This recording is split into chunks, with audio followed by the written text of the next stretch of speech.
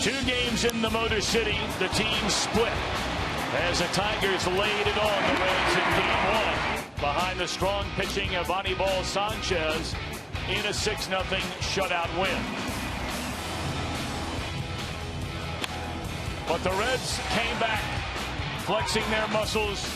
A pair of Todd Frazier home runs, great pitching with Michael Lorenzen, as well as a bullpen finish off by Aroldis Chapman in a 5-2 Reds victory. So now the venue swings south to Cincinnati, straight down 75, and we welcome you to Great American Ballpark. We're hoping to stay away from the rain here tonight. The Tigers taking on the Cincinnati Reds.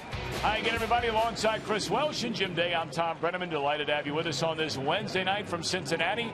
And boy, what a treat we have for you here tonight. A pitching matchup of 2 of the very best in all of baseball. Johnny Cueto versus David Price. Kind of the ball game that really gets me excited. I can tell you about that. The similarities between these 2 guys are uncanny, almost creepy in the way that they are. I mean, you could think that maybe they were separated at birth. Both 29 years old, right around 200 games started. Earned run average is very close to each other. Winning percentage is very close to each other. Of course, one is a big power left-hander. The other is a big power right-hander. And Johnny Cueto has been outstanding. He has been Major League's best pitcher when pitching at home this year. And in this ballpark, that's saying something, because this is the ballpark that gives up a lot of home runs when you get the ball in the air. He keeps it down. He controls the running game. And he is a guy that I guarantee you, he knows he's facing David Price tonight. He'll be on top of his game. David Price, well, short of outstanding is nothing that he knows anything about, because that's all he is year in and year out is outstanding. 6-2 this year. Former Cy Young Award winner. Last 5 starts, he's been nearly unhittable. 2 complete games in a row. So a pitching matchup, well, one you can only dream about. You're going to see it here tonight. Left-hander on the mound, no problem for Jay Bruce. Jim Day has that story. When we return, you're watching Reds baseball on Fox Sports Ohio. USA Regional Tourism Network. Stay close to CincinnatiUSA.com. By Chevy. Check out our award-winning lineup only at your Tri-State Chevy dealer. And by Skyline Chili. Feeling good. It's Skyline time. This could be one for the ages if the weather doesn't mess it up. Cueto against Price? Woohoo! It's going to be a humdinger, and runs could be hard to come by. Scattered thunderstorms in the forecast for the area, down to about 72 degrees as you're headed for home. It's going to be muggy. The only way to win this one is get them on, get them over, get them in. Enjoy the game, everybody, on Fox Sports Ohio. And it rained hard about an hour ago, but we are set for an on-time game. Tigers and Reds here on Fox Sports Ohio. Reds right in the middle of 20 straight games, and Joey Votto is due a day off, and he will get it tonight against a tough left-hander, although he hits lefties well. But Jay Bruce is in there to face David Price, and he is our steel power tool performer, because Jay Bruce indeed can hit lefties as well. In fact, you're looking at video from Tuesday, part of back-to-back jacks where he went deep off a lefty. 53 home runs versus left-handed pitchers since the start of 2010. That is the most in Major League Baseball. Lefty on lefty, no problem for the Beaumont Bomber. They need Jay Bruce tonight. It's Cueto v. Price. Marquee matchup. Up next, Tom Brenneman and Chris Welsh with all the play-by-play action of Reds baseball on your home of the Reds, Fox Sports Ohio. Other number ones or other guys like Cueto, you know, coming into that game that you can't give up cricket numbers. So if you do, you have a pretty good chance to lose, and just take it one pitch at a time. Comments last night from David Price, knowing he would be locked up with another number 1, just like he is. For the Reds, that means right-hander Johnny Cueto, and we are looking forward to this one here tonight. We hope you are as well. The Detroit Tigers at 34 up and 31 down. Their lineup reads as follows. Goes in center. Kinsler at second. Miguel Cabrera at first. Cespedes in left. Martinez in right. Castellanos down at third. James McCann catching. Jose Iglesias a shortstop. And the pitcher bats naturally in a National League ballpark. That's David Price. and the overall season numbers for Johnny Cueto, which are very impressive, except for that win-loss record. Of course, it's very difficult to win when your team doesn't score very many runs, and that has been the case so many games for Johnny. Opponent batting average among the best in baseball at .214. He doesn't walk many. He strikes out a lot. And he's working with a new first baseman over there right now. So that's why he went over to talk to Chris Dominguez. And maybe to talk perhaps about the leadoff hitter, Anthony Gose, and maybe his idea on protecting against a bunt to the right side. Cueto draws a line straight to home plate, and he's ready to go. So here we go. Gose digging in. And it's off the inside corner, ball one. We're underway. Tim Timmons calls the balls and strikes tonight. Todd Tishner down at first base. Tim Wilkie, the crew chief, at second. And Mike Everett is the umpire at third. This same crew made the trip just like both teams did after working the last two games in Detroit.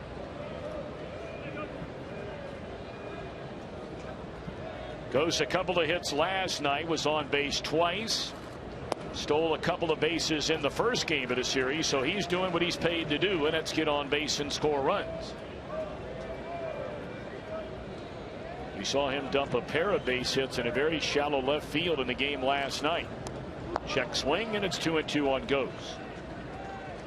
Cueto has never faced the Detroit Tigers. And you look up and down the batting order, there are players he has faced while they were with other teams. Whether it's Kinsler when he was with Texas, J.D. Martinez with Houston, Victor Martinez with Cleveland. He has never faced Miguel Cabrera. Cueto will throw out the speedy Gose. And that's the way we get started tonight at Great American Ballpark. Take a look at the Reds on defense, presented by Ford. And the one significant change Chris pointed out just a moment ago, it is Dominguez down at first base rather than Joey Votto. De Jesus the nod in left.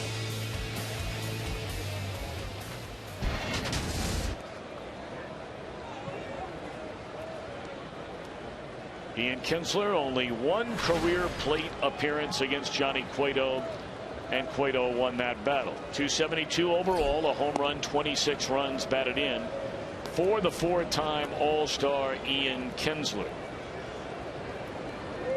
He has scored 2 runs, has 1 hit in the first 2 games of the series, and it's fouled over the screen and out of play, a ball and a strike. As soon as we get started, a very, very light mist begins to fall as some dark clouds are passing, and boy, they are really passing through quickly. There's not a lot of wind, but clearly there is some wind up to the skies a bit because they are racing past from west to east, from first to third, if you will, at Great American Ballpark.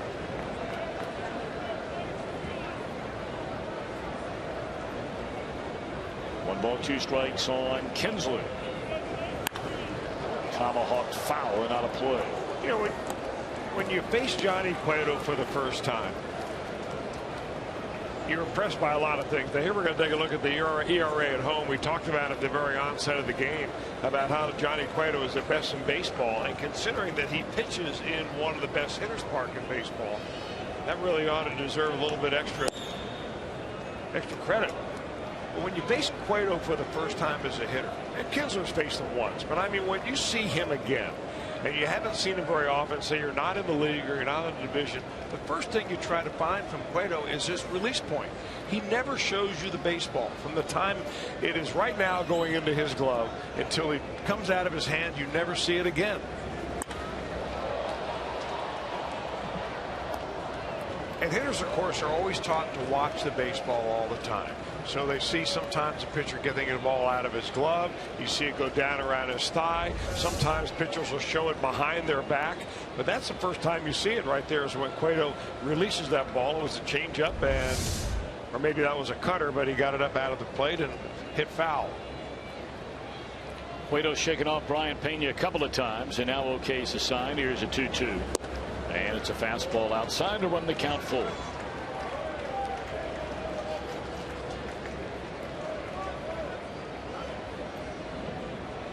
Miguel Cabrera waiting on deck. And a line drive in the deep left center field. And Billy Hamilton unable to get it. Looked like he had it momentarily. Nearly coming up with the spectacular was Billy Hamilton. What an effort to try and go get it.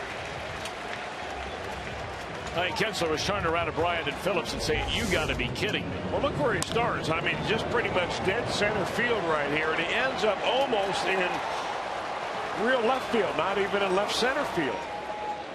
And very much like the ball that we saw last night in Detroit that Ivan De Jesus had, where he had it in his glove, and when he came down and hit the ground, the ball squirted out.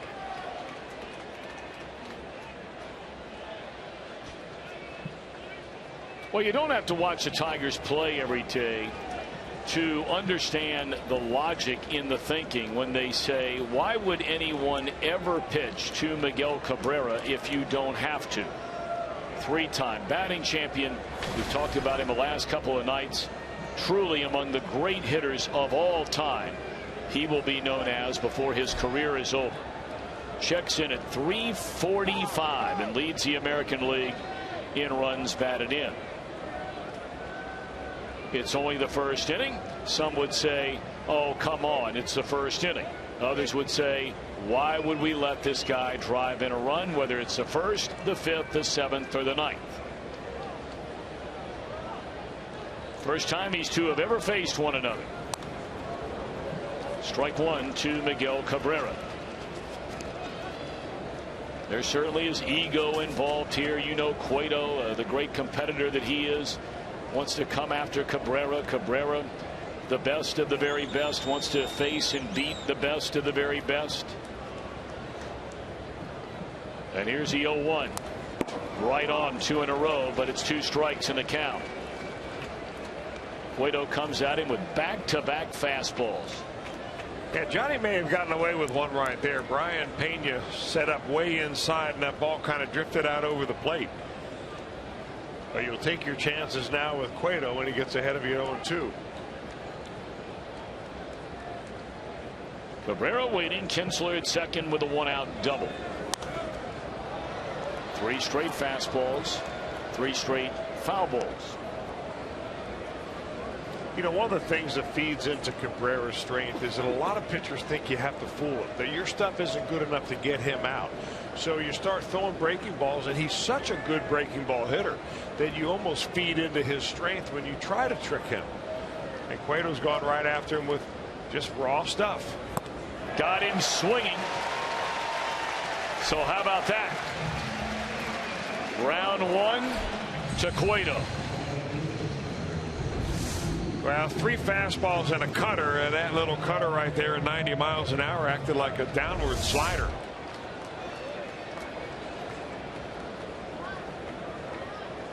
That'll boost the ego a little bit, get you going. Now 1 more out to go to make it a scoreless Tigers opening inning, and no easy out in Cespedes, a .309 batter, 9 home runs, 35 batted in. He had a line drive off the body of Michael Lorenzen to knock in a run in the game last night. Cueto has never faced Cespedes in his career, and he comes in red hot along with a man who bats behind him, J.D. Martinez, both riding the tide of 10-game hit streaks.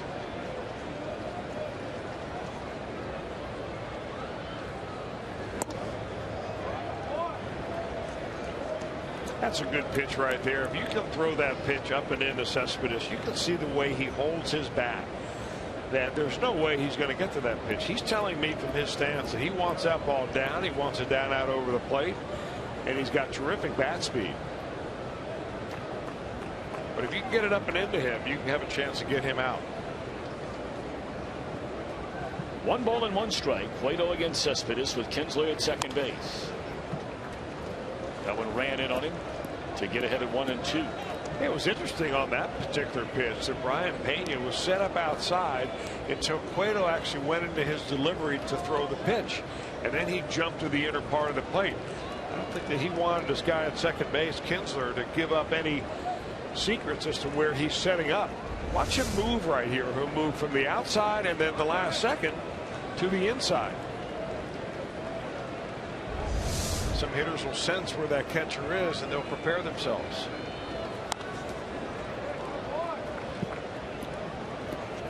Still a ball and 2 strikes on Kinsler. So with Kinsler at second base, a ball and 2 strikes on Cespedes. We were asking some of the Tigers folks, Miguel Cabrera is going to be on the American League All-Star team. We wondered, would he be in the home run derby? Now that's not been decided for sure, but they thought not. That's not Cabrera's kind of thing.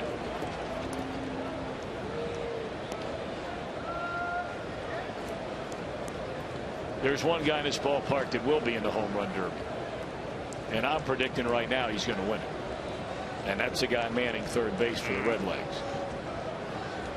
Well, he's been hitting them in bunches lately.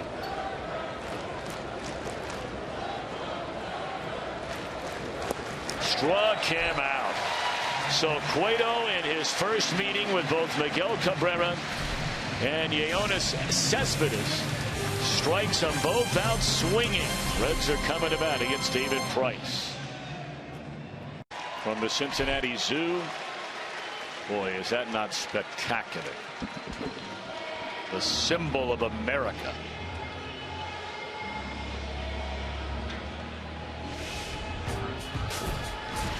The Reds starting lineup presented by Maya has Brandon Phillips, Evande Jesus Jr. and Todd Frazier to start it. Jay Bruce, Brayan Pena, Chris Dominguez in the middle. Suarez, Cueto, Hamilton bats ninth. A native of Tennessee, pitched collegiately at Vanderbilt, still makes his home in Nashville, Tennessee, is left-hander David Price. That would be Murfreesboro, Tennessee. Yes. I think you drive right through that if you stay on I-75. Dominant pitcher in high school, super dominant pitcher in college, drafted twice, eventually signed with the Tampa Bay Rays after being picked in the first round.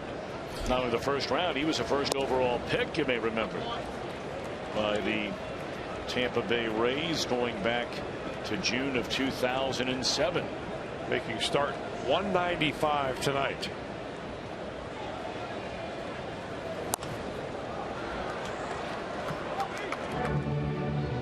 Brandon Phillips had hits in each of his last 2 at-bats last night, went hitless in the series opener. That's when the Reds were shut out on only 2 hits by Sanchez.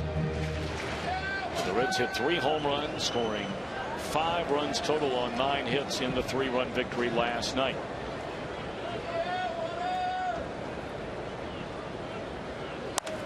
Hard hit ball, but Kinsler is there to glove it. Look at the Tigers on defense, presented by Ford. Cespedes, Gose, and Martinez left, center, and right. Castellanos, Iglesias, Kinsler, Cabrera. I mean, it's a regular group they run out there on a daily basis.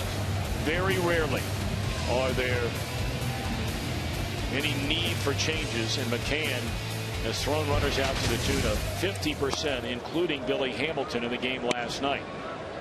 That's a rather unique delivery that David Price has. And it's changed over the years. He never used to do that, but the more innings that he's logged at the big league level, the more efficient his delivery has become. No more a lot of wasted effort like like you see kids coming out of high school, college, early in their minor league careers. There's a lot of stuff that they don't need to really do, but they do out of habit. And he has just eliminated all of it. It's almost like a little dance step. You know, he'll go right foot, left foot, and then the right foot comes right to the plate. Well, the big thing for him is that he stays in good balance. I mean, he gets over that rubber and he stays over the rubber when he lifts that right leg up. I mean, he's staying back there right about now, and then you can see how he kind of gets his weight on his left leg and then straightens out his right leg. And by straightening out your right leg, you stay over the rubber and you can use that back leg to really drive towards the plate. So watch what Chris is talking about here. He'll go right foot. He'll tap twice with his left to get where you're talking about. So it'll start right now. He'll go right, left to left to the plate.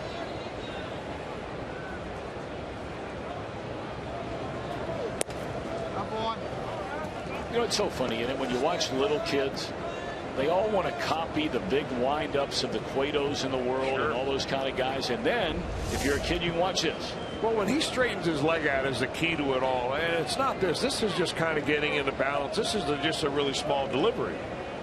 But it's when he straightens it out 2 away in the inning.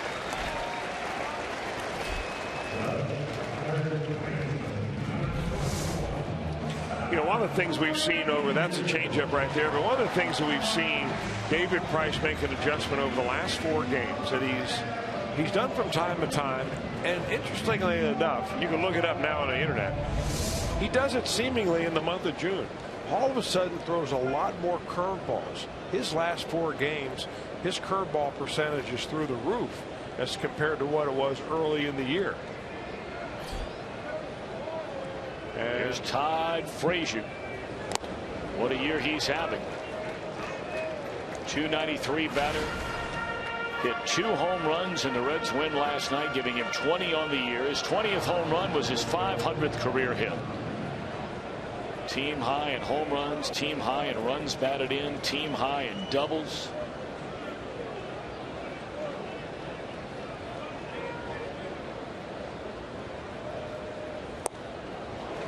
So you go from 94 to 85 to get ahead 0-2. The first home run, it would have been in the second deck in this ballpark. And the second deck, for the first one, a line drive to the deepest part of left center to break a tie leading off the 7th inning. The first home run tied the game. So last night anyway, Frazier not only hit him, he hit him when they really mattered. One to tie a game, the other to give his team a lead for good.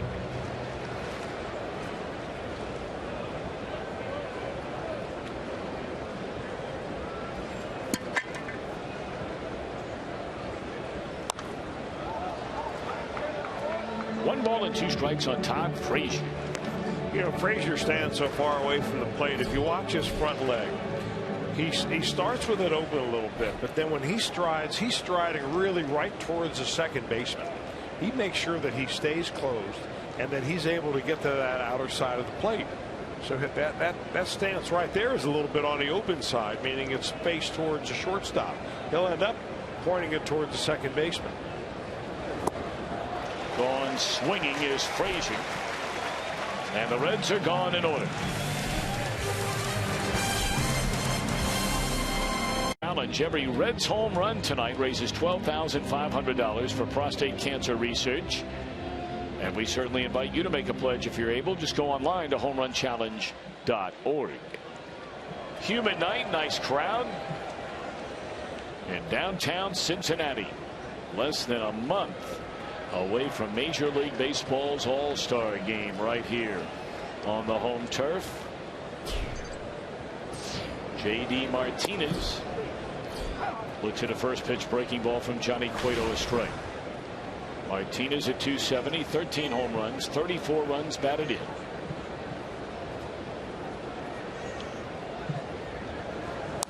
Swung on and fouled on a play. Martinez had 1 hit last night. The night before, he hit a mammoth home run. In this ballpark, that thing probably hits off the batter's eye somewhere out there in the deepest part of right center field. I mean, he just hammered it. Like this. Right center field. Bruce will have room. Hit it high in the air and the other way, but did not lay into it like he did the other night. He has big time opposite field power, but not enough on that swing. Boy, he does have opposite field power. He's got a big swing. He's a big, strong guy that the Tigers originally picked up as a non-roster invitee to spring training a couple of years ago.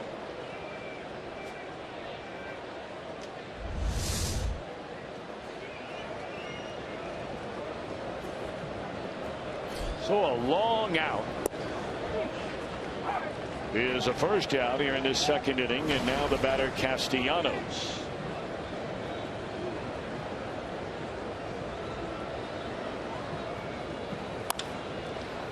Frazier on the short hop, kept it in front of him, picks it cleanly, 2 away.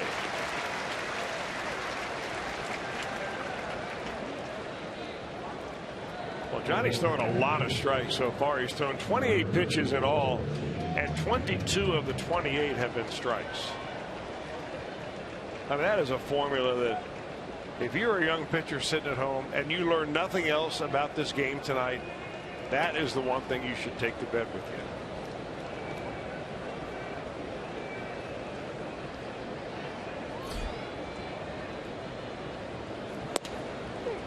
And there's a strike to McCann. And these are strikes that are on the corners and on the knees. I mean, Price is the same way. I mean, it's not hard to see why they are and where they are, why they are where they are at the top of the game.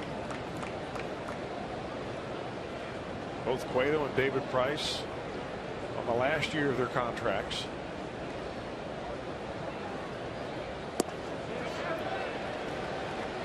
Now the Tigers play in certainly a much larger market than do the Reds. We told you that they're in the top 10 in television markets and overall greater Detroit population, the 11th most populous city in the United States.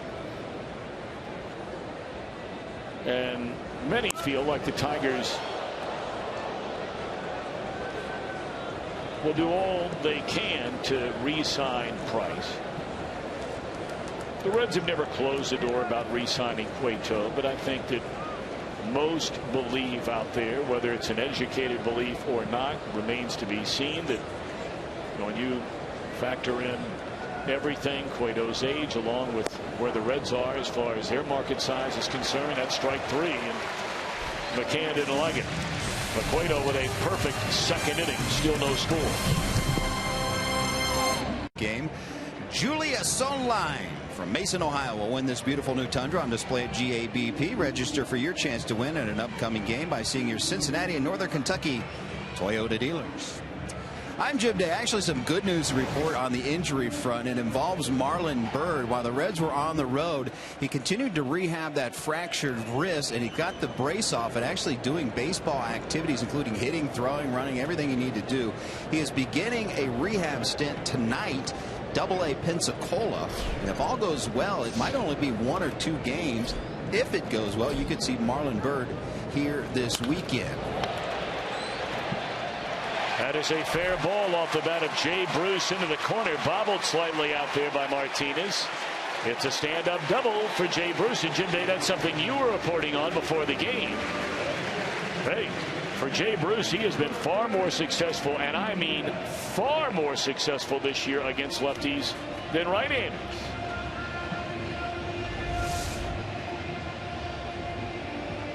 David Price starts him off with what looks like just a 4-seam fastball. Doesn't throw a lot of cutters, but he leaves it on the inner part of the plate, and Bruce stays right there, slightly above the belt, ripped right off the chalk line.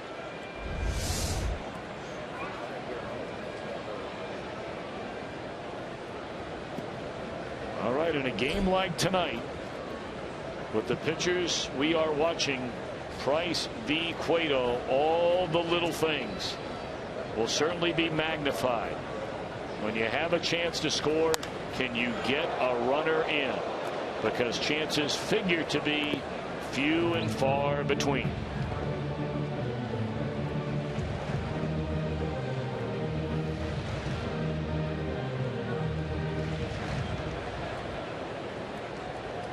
Now Brayan Pena is looking down the right field line into foul territory in the stands where that line drive went. A lot of times you'll see a hitter hit the ball in the stands and then turn away because he doesn't want to see if it hits a fan and the fan is injured. But evidently there's no problem with that one. He's back in the box and ready to go. 0-1 on Brayan Pena. Price a glance back at Bruce and misses. No, caught the inside corner. Tim Timmons. Well, you know, Tom, you talk about driving them in. 1 run may mean the difference and so on when you have a battle of pitchers like you have tonight. But sometimes before you drive them in, you've got to get them over to the right base. And that's what I meant is the little things and being able to advance into third and get him in. Doesn't have to be a hit, but just get a run. The hard thing here for Pena is to try to hit the ball to the right side when he's seeing that fastball in on his hands.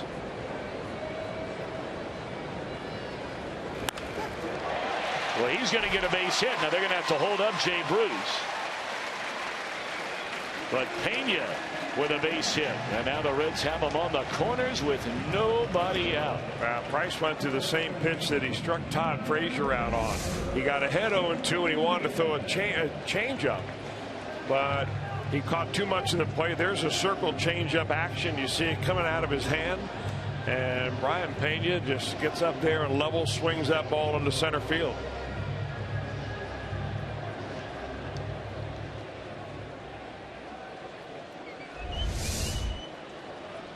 Chris Dominguez getting the start in place of Joey Votto, a rare off day so far this year for the Reds first baseman, and now Dominguez with a chance to get the Reds on the board first. Runners on the corners, nobody out. Dominguez 3 hits and 12 at bats, has a home run.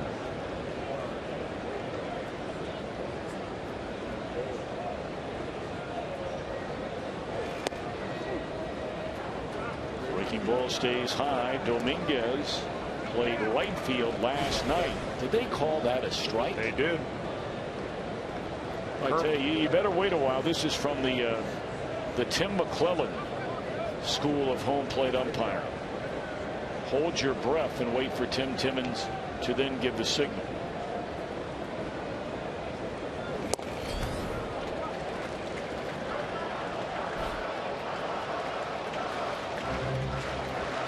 Well, the Tigers are playing back. They're willing to give up a run right here if they can get a ground ball out of Chris Dominguez. But Dominguez here really anything but a strikeout. And an infield pop-up. Shorten your approach right here. Put the bat on the ball.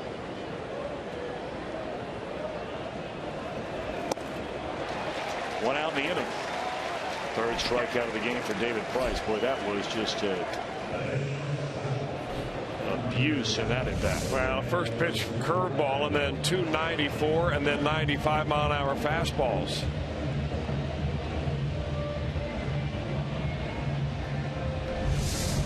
All right, one away. Runner still on the corners. And the former Tiger came over in the Alfredo Simon deal during the offseason. Eugenio Suarez, the batter. 3 hits in his first 19 at bats as a Red.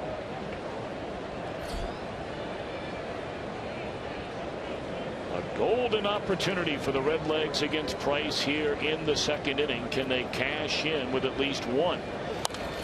Big swing and a foul ball out of play.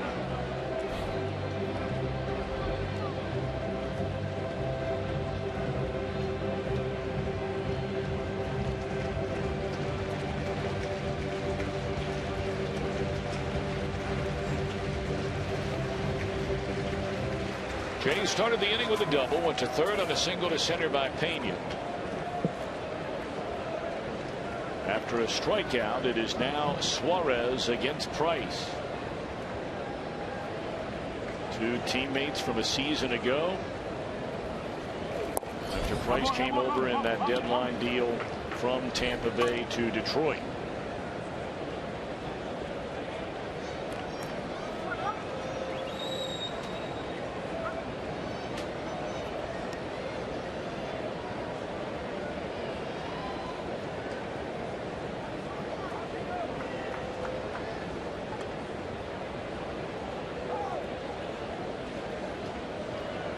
The Tigers, with their loss coupled with a Kansas City win, begin the night 4 games behind the front-running Royals, with Kansas City wedged between the two, a half game better than Brad Osma's team.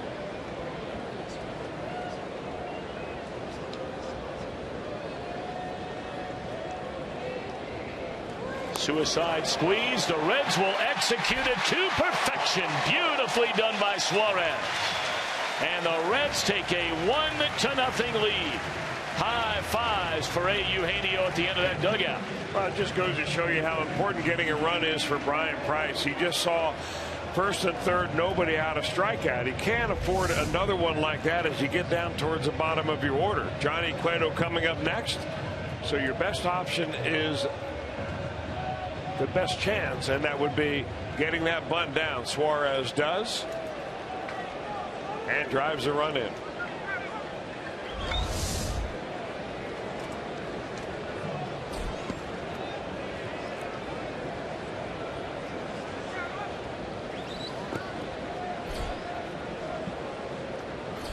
The runner at second base, Johnny the batter, has 5 hits and 21 at bats.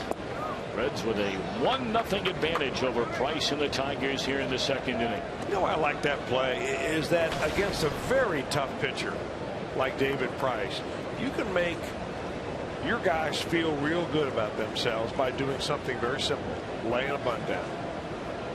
Runner gets a break at the right time. Batter lays a bunt down. He picks up an RBI. The runner scores a run. You go ahead. The pitcher feels better about it. I'm meaning Johnny Cueto. The whole dugout is uplifted a little bit. I mean, just think about how depressing it may be had David Price been able to retire Yoenis Suarez, you know, without getting a run in, and then he strikes out Johnny Cueto or gets Cueto out of the inning and he pitches out of a first and third, nobody out jam, and now your whole team feels like, uh-oh, here we go again.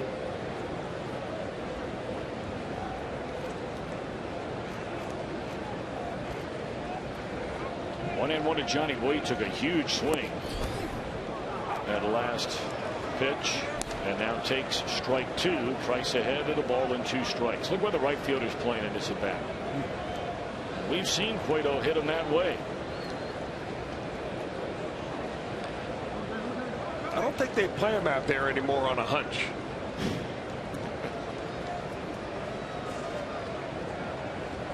The hunch comes out of the computer. Yeah, that's right. 1 ball and 2 strikes on Cueto with Pena a big lead out at second base and a bouncing ball to Kinsler. And that will end the inning. But a leadoff double by Bruce, a hit by Pena, then the squeeze executed by Suarez. 1-0 Reds. Express and on board today, a very special group. In fact, they're our team, Fox Sports Ohio's team, the Madisonville Braves, as part of the Young Fans Week initiative. They're taking care of transportation and tickets for these youngsters right here. Now, the Young Fans Week initiative is taking kids, about 1,000 kids all over the country to Major League Baseball game. It's creating ways to engage young fans in the game. And the Madisonville Braves are a Fox Sports Ohio sponsored team. And indeed, they were the same ones that rode in the opening day parade with one Chris Welsh. So he got very familiar with the Madisonville Braves. Oh, we had a good time that day. Today, it's some good players over there in Madisonville. Our not old team plays them every single year. I get some players. You guys have the playoffs coming up this week, right? Starting tomorrow night. Good. Good luck to you. Thank you.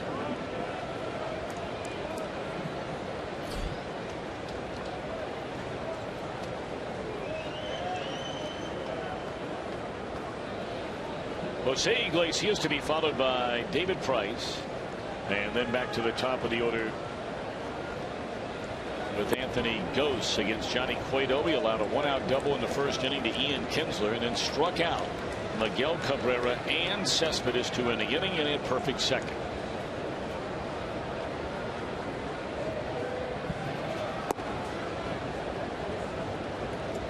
You made the comment last night, Tom, that Iglesias, you know, he was bad with a DH in the lineup. He's the 9th hitter in the lineup. His on base percentage is up around .390 for a number 9 hitter, which is kind of like what you'd love to have, another hitter with a high on base percentage hitting in front of Miguel Cabrera. So instead of having just your number 1 hitter Gose and then Kinsler, you got another guy that gets on base, which means if Cabrera can get up, you got a chance to have the big man driving him in. So the number 9 spot anymore, especially in the American League, is no longer the equivalent of being the last guy picked. 2-2 to count on Iglesias. Very deliberate wind up that time by Cueto, even slower than normal. I think Johnny's getting the feel that how effective changing that delivery speed can be. As long as he stays over the rubber as long as he can and gets a good drive towards home plate. The only time he gets in trouble when he rushes through that big turn. 2-2 on the way. And a bouncing ball to the glove side for the shortstop Suarez. He throws out his counterpart. And that is now 6 in a row retired by Johnny Cueto, since the only base runner for the Tigers, Kinsler, in the first inning.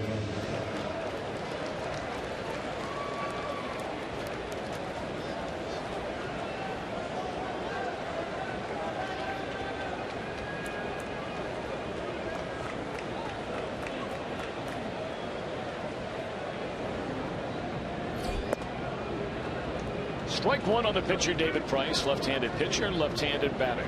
2 for 31 lifetime.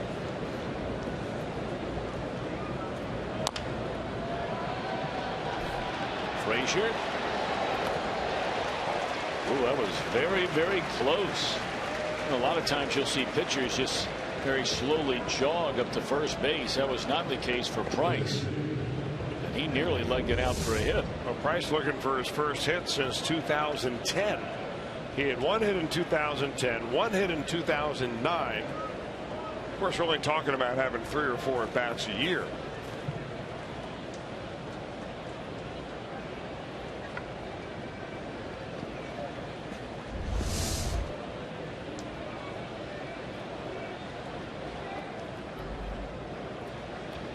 So they're going to give David all the time he needs to get back into that dugout, towel off. A little bit humid, although the temperatures are certainly very mild compared to what you would expect on a midsummer night, early summer night. Temperatures in the 70s rather than the 90s. There's a fly ball to center, and it's a 1-2-3 inning for the second straight frame for Johnny Cueto. Hamilton to lead it off. The Reds lead 1-0.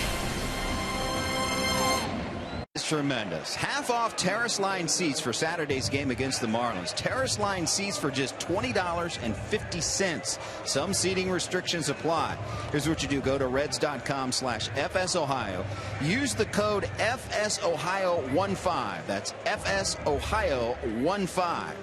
When tonight's game is over, the offer is over. So get your tickets quickly and get them now. This is an all-star summer. And the Futures game they announced today, this is very, very cool. On that Sunday before the All-Star game here, Great American Ballpark, 3 o'clock. The managers for the game will be none other than Doggy Tony Perez and Ken Griffey Sr. Tony Perez will manage the World team. Ken Griffey Sr. will manage the U.S. team, both back in Cincinnati, and that is ultra cool. That is really, really cool.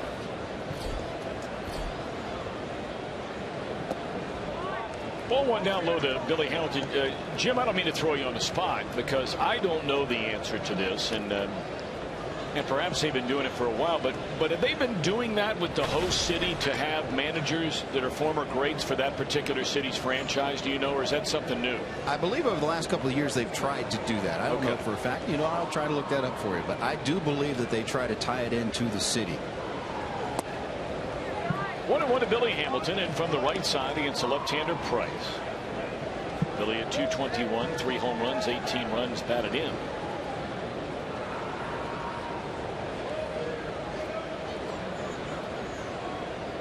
Billy knocked in a run with a bloop single in the game last night.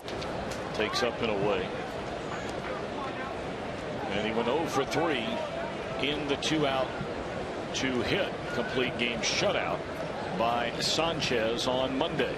Reds and Tigers will wrap up these 4 games tomorrow night before the Miami Marlins come to town over the weekend. Tickets are available Friday, Saturday nights, and Sunday afternoon. By the way, many of you probably have a schedule that says the start time for Saturday's game against the Marlins is 4 o'clock. It is a 7 o'clock game.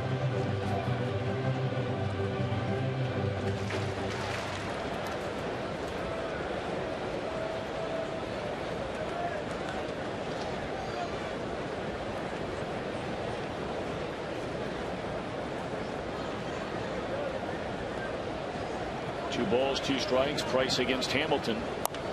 And we'll do it once more.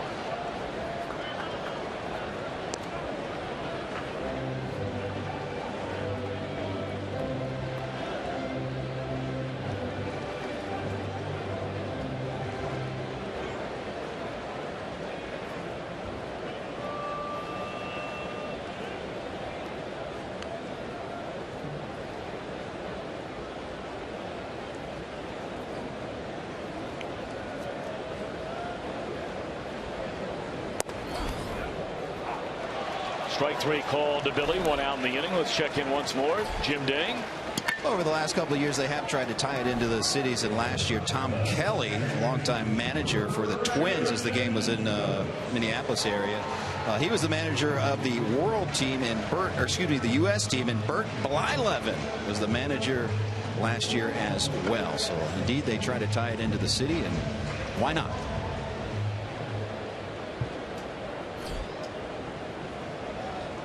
Well, James, thank you for jumping all over that story.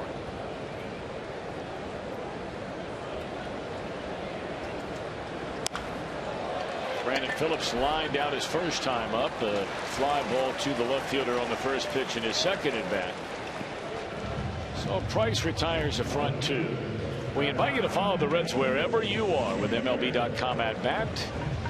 Get up to the moment at any moment. Get MLB.com at bat for your smartphone or tablet tonight.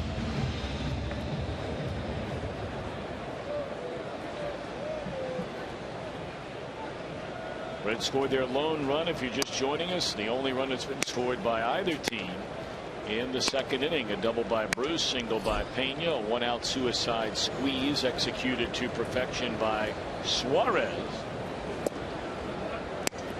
Cueto's allowed one hit, no runs through the first 3 innings.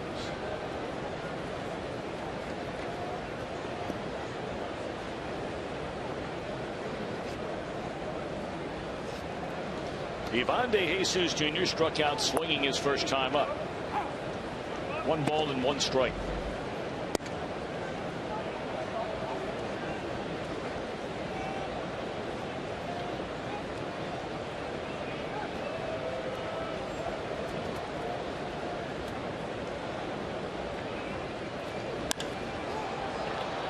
In the air, short center field. Ghost is there, and Price has a perfect third. We move to the 4th. Reds 1, Tigers nothing. Elk and Elk interleague play since the 2010 season. The Tigers have been dynamite. 8th best record, .561 winning percentage. Not so much for the Reds. And if you're wondering, the Reds are 9-11 all time, so that's a much better winning percentage than their overall interleague numbers when they play these Detroit Tigers. Should be noted that 4 of those wins occurred in the 19.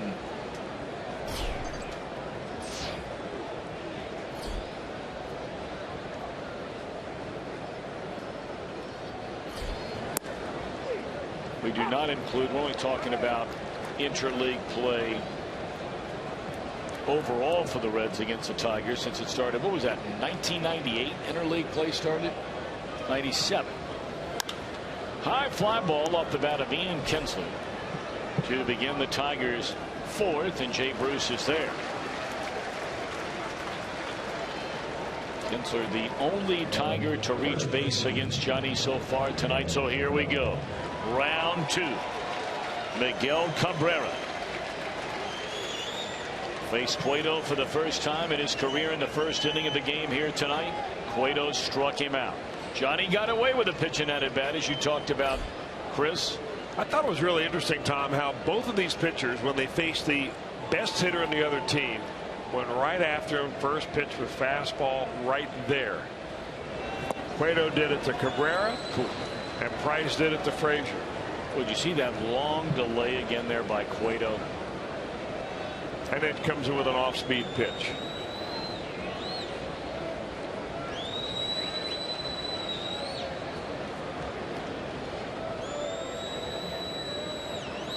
Now he quick pitches him the second pitch of the at-bat. And does it with a fastball. So first was a slow at 87. The next one was a quick at 93. What Johnny Cueto does, what very few right-handers do, Justin Verlander does it. He throws a lot of right-on-right changeups, down and in. This might be a spot right here they'll throw that pitch. Now they're going to go outside with a fastball. And just miss off the plate at 94. But I mean, that was close enough that the hitter's got to think about it momentarily. And a lot of guys would chase that pitch. Not Cabrera.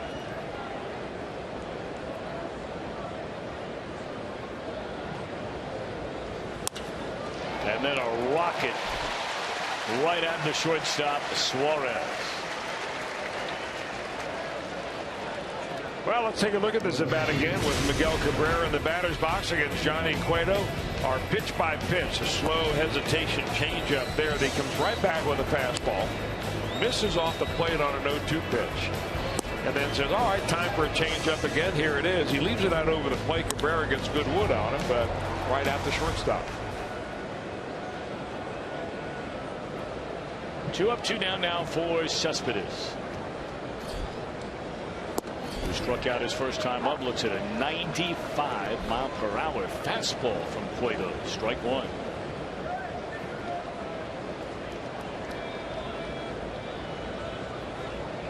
These Tigers have won 4 consecutive American League Central Division championships.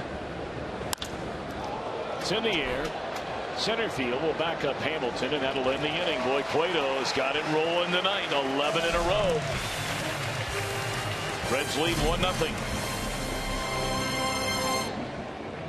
You know, not only Cincinnati, but the world can see a little bit that that I am deserving. You got to be confident in yourself, and right now, votes are a little tough, but at the same time, I do think I deserve to be there.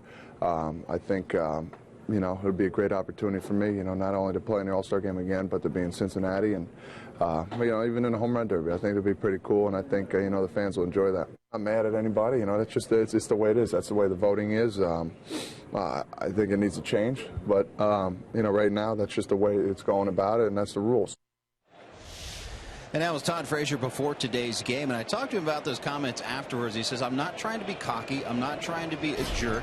You just stack up my numbers against any other third baseman in the National League, and I think I'm deserving to be the all-star starter at third base. And as he said, you need to be confident in yourself. He's not trying to slight anyone, and again, not trying to be pompous, but he's confident and thinks he deserves to be there. Cincinnati, call to action. Get online, start voting. Todd takes down low, 2 balls and no strikes. There's an old saying that goes, it ain't bragging if you're telling the truth. Or if you can back it up. And when you stack up the numbers, Matt Carpenter at last check was the leading vote getter of the Cardinals down at third base, having an excellent year. There's no question about that. But there's also no question that Frazier's having a better year.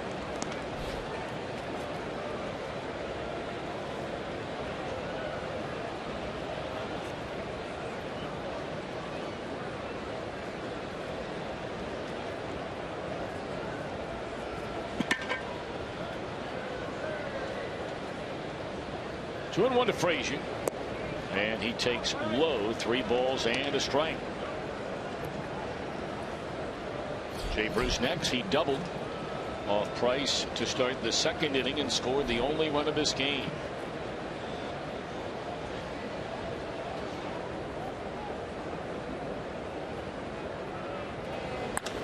High drive, deep right center field. Frazier, long ball.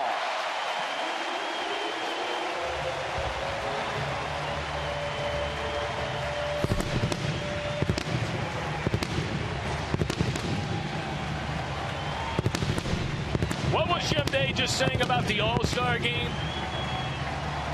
And what were you just saying? It ain't bragging if you can back it up.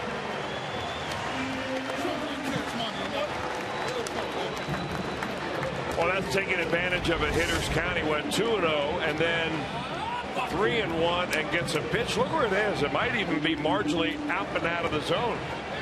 But always looking that way. Todd Frazier, incredibly strong hands and wrists.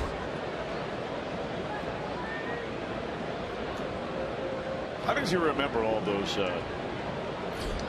different little celebration handshakes he has with each individual player? Jim, do you have any idea the answer to that question? How do you remember all that? I have asked him about that, and he has one individually for most guys on the team. Right. And before the game, if you ever are here at Great American Ballpark and see these guys right before the game, he goes up and down the line with numerous, if not everyone, in the dugout and has a particular way to get ready. Call it a handshake or whatever, however you want to label it. He's got one. I don't know how he remembers it. Well, I think that it's easier for Todd to remember those handshakes because he's given them a lot more than some of those other guys. Well said. Now look at this. All right, now a couple of them. Even Suarez just got here, right? Some other high fives, and then we'll pick that back up here in a second. Once he started getting down the line a little bit, as the smoke from the fireworks going off. Now here come the rest of the guys. Got the there's some with Negron. Okay, now here comes the salute with Iglesias, and now he's got the Lorenzen and Billy Hamilton thing going on there. And you saw when we went to the live shot, he even had the one for the Cincinnati policeman sitting down there at the end of the dugout. Well, that ought to be a salute too, for sure.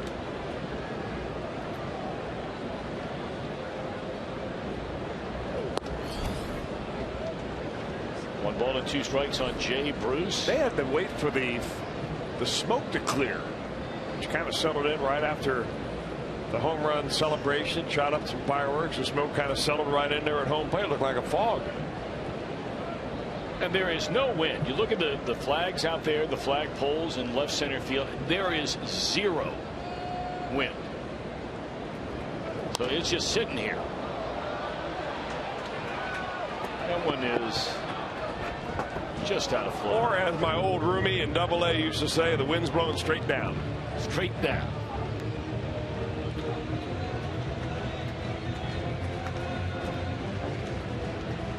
This is never an issue like we're seeing right now. I mean, not that it's an issue, but it never is like this. That's how still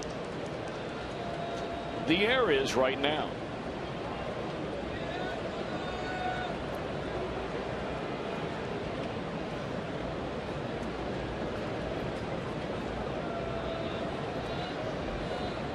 So the Reds a 2-0 lead. It's 1-2 to Jay Bruce.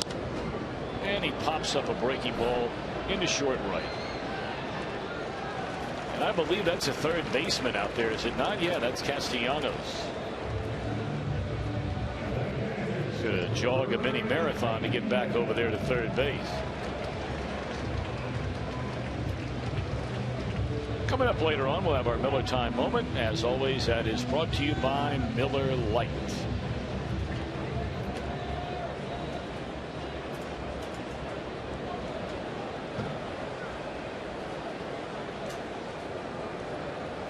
Pena had a big base hit his first time up.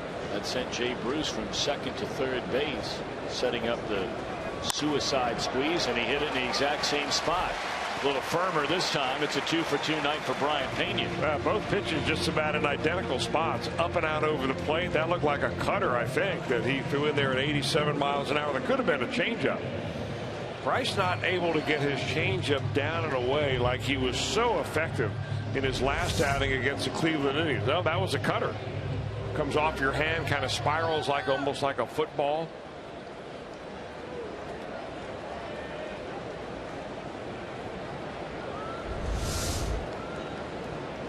He's had plenty of chances to have an ongoing conversation with Cabrera.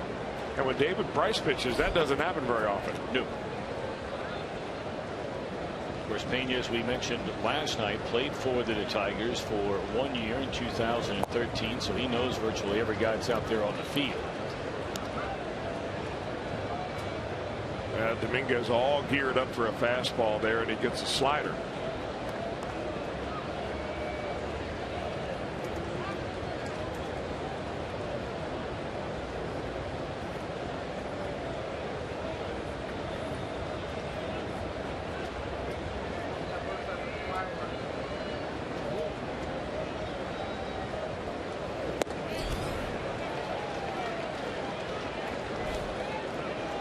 Price does one thing. He does a lot of things great, but one thing he does that is very difficult for a lot of pitchers to do, which is a pitch effectively down in the zone and then pitch effectively up in the zone. A lot of times when you get your eyesight set in one or the other, then you get out of there, it's hard to get back.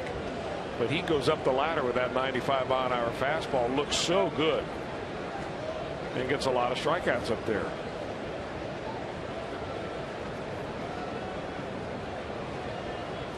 To the count, and a fastball sails up and away. Dominguez struck out on a high fastball his first time up.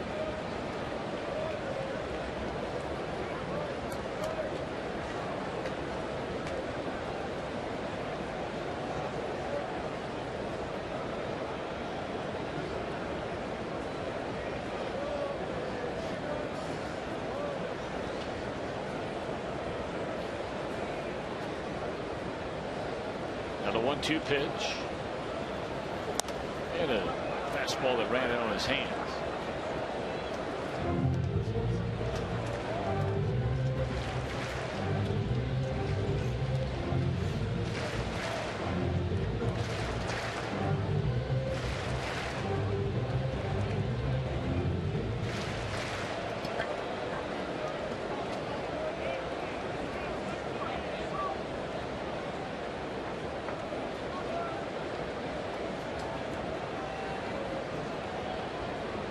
One and two on Dominguez. 1 run in, 1 on, 1 out. We're in the bottom of the 4th inning, and the Reds with a 2-0 lead. And Dominguez out on strikes. That one foul tipped into the mitt of McCann, and that'll bring up Suarez with 2 away and Pena at first base. 5th strikeout of the game for David Price.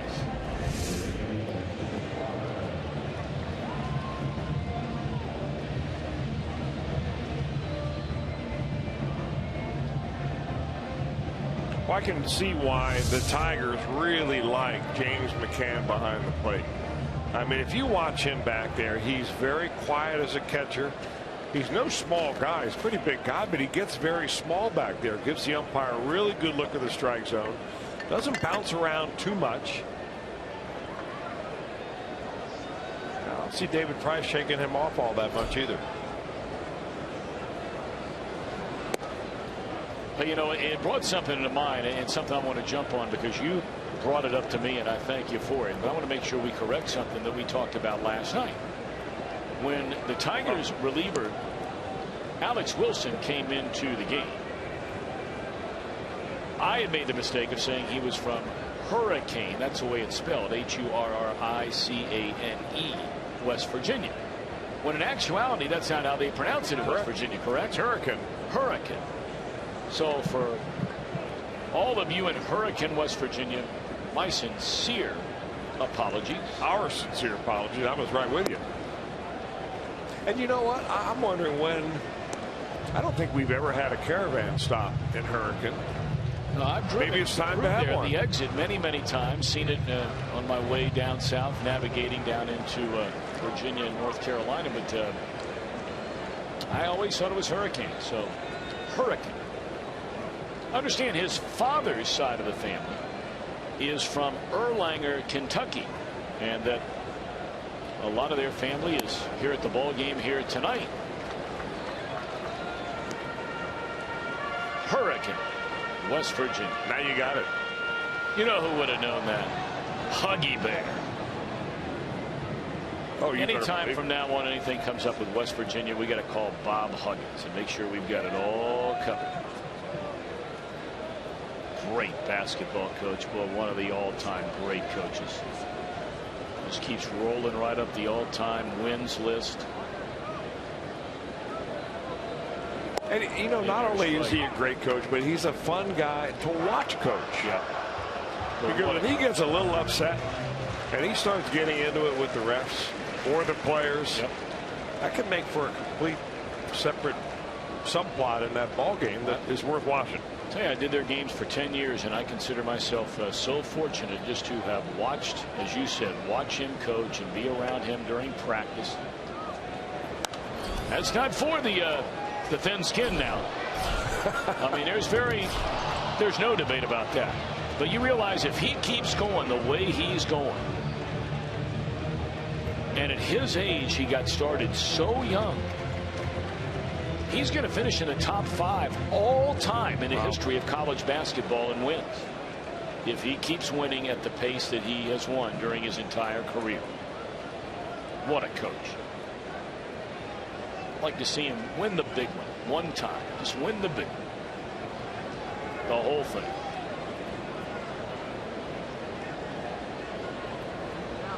Brayan 2 on Suarez. And ball 4. So Johnny Cueto will bat with 2 out and 2 on here in the 4th inning. That's why this is a good at bat by Suarez, because he works a walk and gets Cueto to the plate in this inning rather than have Cueto come back and have to lead the inning off when the Reds come back in the 5th. Well, it's just this constant parade of former teammates down there for Miguel Cabrera. Yeah, that's right. Whole parade of stars over there. Maybe Johnny Cueto would like to meet Miguel Cabrera. Knock a little base hit right here.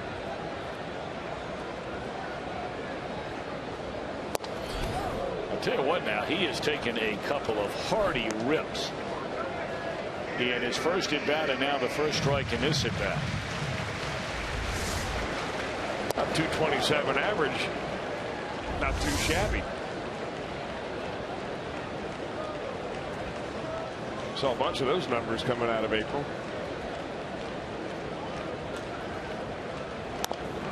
Johnny trying to surprise him and bunt his way off.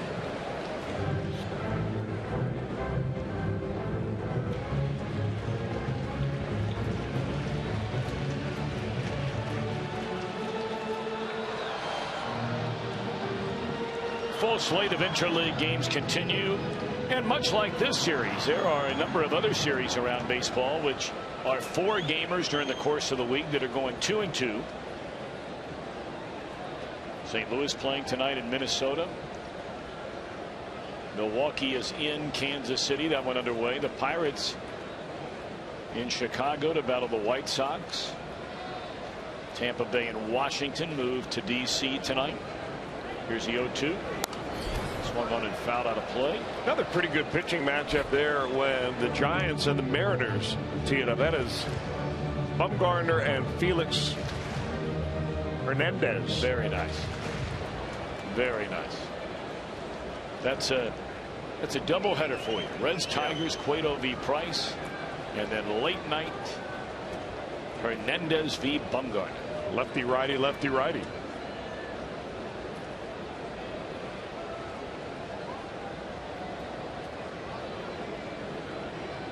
0-2 pitch. And a bouncer to Cabrera. And that will end the inning. But the Reds get the home run ball from Frazier, number 21 on the year. It gives the Reds a 2-0 lead at the end of 4. Brought to you by your local Ford dealer. Ford, go further. By Meyer, find more for a healthier you at Meyer. And by Cincinnati Children's, ranking 3rd in the country on the U.S. News and World Report's best children's hospitals in America. You know, talking with some of the folks who came in with a Tigers traveling party and talking about everything going on in downtown Cincinnati, you know, over the last number of years, certainly since they have been here, and having a chance to check out the banks. The last time they were here, none of that was here. Yeah. And I think there are going to be many, many others that come in from out of town. Everything going up in Vine Street, and of course Mount Adams still spectacular, but they just couldn't believe it. And obviously that is the goal. They have a long way to go. We know that. They know that. But they're hoping that their downtown can have the sort of renaissance and reinvent itself like downtown Cincinnati has over the last number of years, and getting stronger by the day.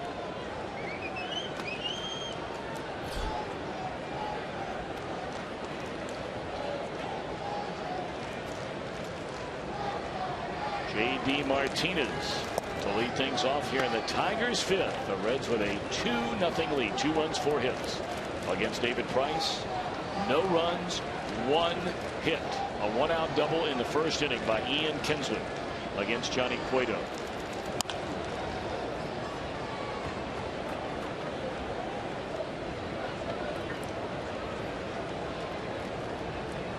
Now that first pitch that Johnny Cueto threw in this about the J.D. Martinez.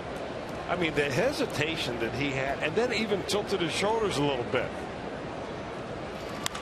Now he comes back and quick pitches Martinez on a 1-1 count. 1 away.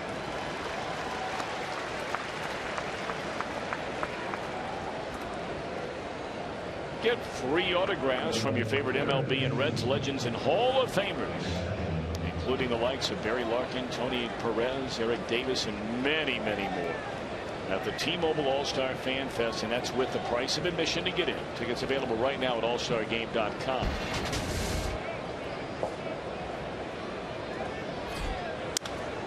Jam shot. Boy, this is just domination through 4 2/3.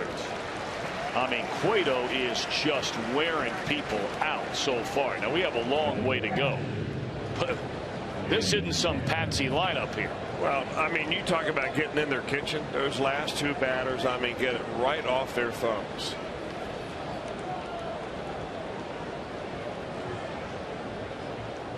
And it's a nice time to have a very quick inning, because on the other side, David Price had his toughest inning. He took a lot of time between pitches, even later in that inning, even with the out eventually to John Cueto.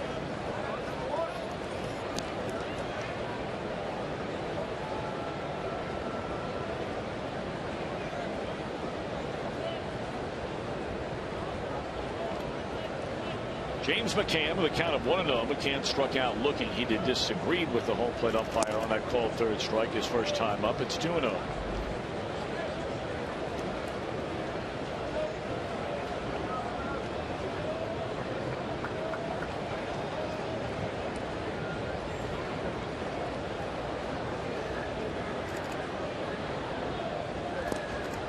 There's that hesitation again, and it's 3 balls and no strikes. Yeah, and I think he lost his concentration a little bit on that. First 2 pitches barely missed, but that time on a 2-0 count.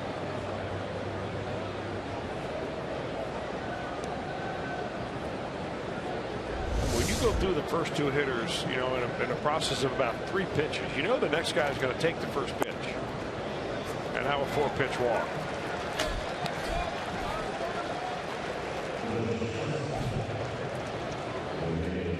You know, watching Johnny change his delivery like that, fast, slow, big turn, no turn, kind of reminds me of the way that we saw Bronson Arroyo for years change his arm angle. From the full windup, he always had that big, high, straight leg kick. But you never knew whether it was coming out sidearm, overhand, slow curve, four-seamer. Cueto's kind of doing the same type of mix-up, but with his turn rather than his arm slot. As they're talking about Arroyo, you bring him up as Cueto's now thrown 5 in a row out of the strike zone after retiring 13 straight rather easily. Only 1 hard hit ball since that double by Kinsler, and that was a line out by Miguel Cabrera. 1-0 the count, and there's a strike. You know, they were talking about Arroyo in spring training with a target at the beginning of August following Tommy John surgery. He was far more optimistic than that. So hopefully it won't be too far down the road when Bronson Arroyo is able to get back there on the mound out for the Arizona Diamondbacks. Really root for him to come back and pitch well again.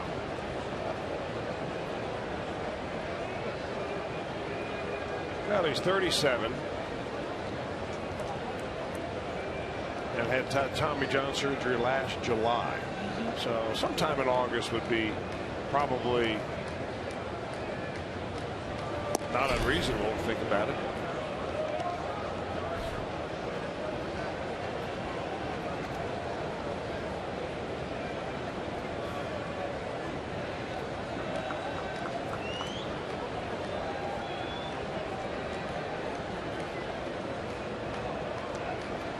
Two and 2 on Iglesias, and it's fouled back to the screen.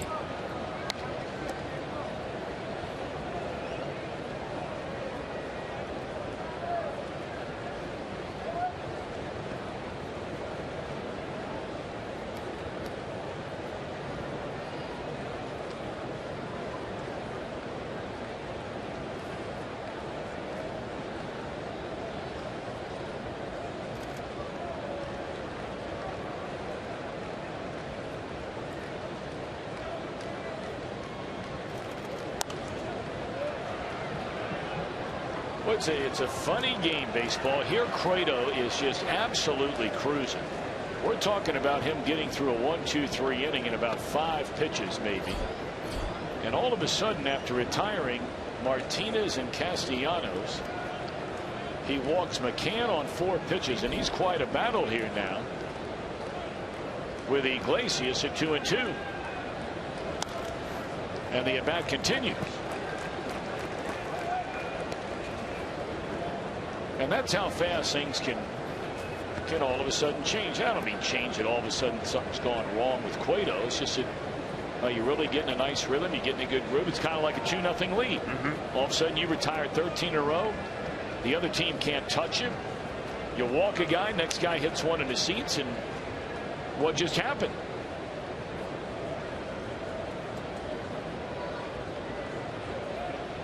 Cueto trying to put him away, and still can't do it. Well, the one saving grace you have if you're Johnny Cueto, there's no need to feel like you have to throw a strike here and miss in the middle of the zone and have this guy hurt you, because he can hurt you. You've got the pitcher in the on-deck circle who only gets about 4 at-bats a year, hasn't had a hit in 5 years. So Cueto had a chance to finish this inning, even with, say, a 4 or 5 pitch at bat to the third hitter in the inning, with right around 55 pitches. But now all of a sudden he's knocking on the door of 68, and this is going to be the 10th pitch of this at bat. And you might be saying, well, big deal. Well, come the 7th or 8th inning, it might be a big deal. And it could be that 12 pitch swing. That 12 pitch swing could mean one fewer inning that he can pitch, and then he has to give it to somebody in the bullpen other than Aroldis Chapman if the Reds have the lead.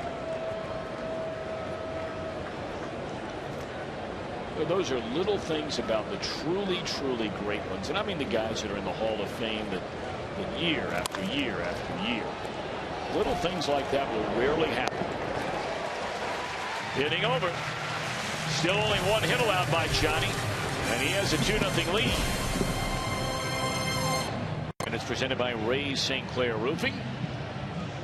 Tomorrow we'll get underway once more at 6:30 with Reds Live. Our T-Mobile game changer, of course, the late great, dear friend, Sparky Anderson. Look at that winning percentage with the Reds in 9 seasons.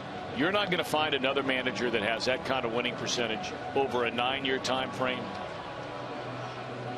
for a long time for most teams.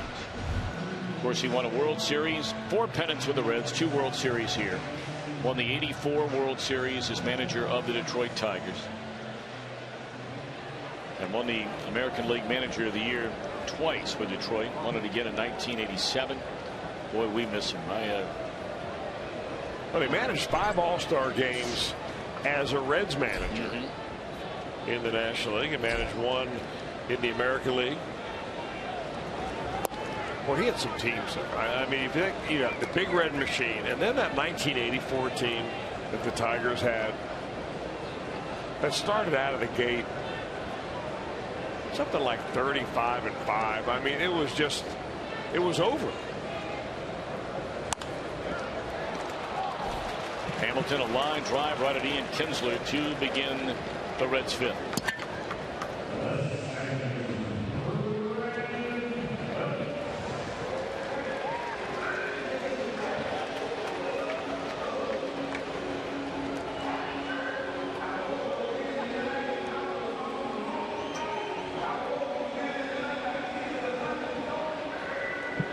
Chris, I know you agree with this. I think the easiest thing in the world sometimes for a lot of us, and we're all guilty of it, but you know, whether you're talking about fans or the media about how, well, you know, if I had those guys, anybody could have won the World Series. Well,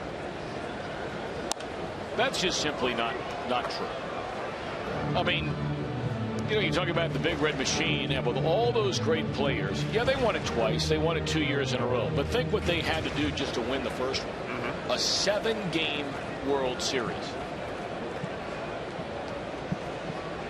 What, 4 of those games decided by a run, you know, hit here, bloop there, pitch there. No, the Yankees, they overwhelmed. They dominated in 1976. But when Sparky took over, they lost in 70 to Baltimore. They lost in 72 to Oakland. Win it in 75 and 76. They had the same cast of characters the next year, and they added Tom Seaver. So. And they still had to get by the Pittsburgh Pirates many of those years, too. And the Phillies. May have been the Big Red Machine had the Reds not beaten them in the playoffs. Exactly. I mean, they were a really good team.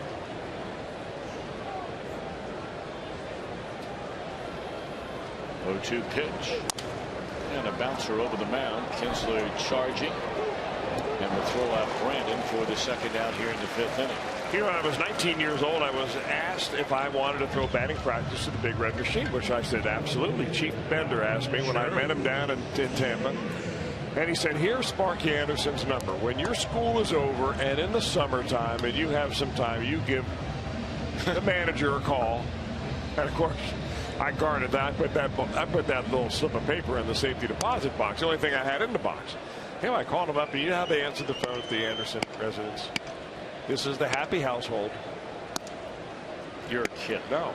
And I said, well, I'd like to speak with Mr. Anderson, please. Mr. Happy. Yeah, it was him. But that's the way he answered the phone there. How about that? Well, that's a great story. That is a great story. Jim, you have something to add to that, and you're looking up at me. I thought, were you giving that the thumbs up? I was just giving it the thumbs up like you. I love to hear Sparky Anderson stories, and that is an all-timer right there. I mean, what a true treasure. Mm-hmm. You know, one of the great blessings growing up as a kid around baseball when your dad's working inside the game, and for me it was more than anything else. Kids weren't allowed in the press box at Riverfront Stadium when I was growing up as a kid, for a lot of it anyway. Not until much later into college did that rule change. So when I was a kid, rarely could I ever sit in the booth with my dad while he was broadcasting baseball games. But the irony was, I was allowed to go in the clubhouse. Which today, I mean, that's almost blasphemous to consider that could happen. Sure. Don't want to bother anybody. And in those days, I mean, I'd go in there and sit in Sparky Anderson's office every day when my dad was doing the manager show. Wow. And what a wonderful, wonderful guy he was.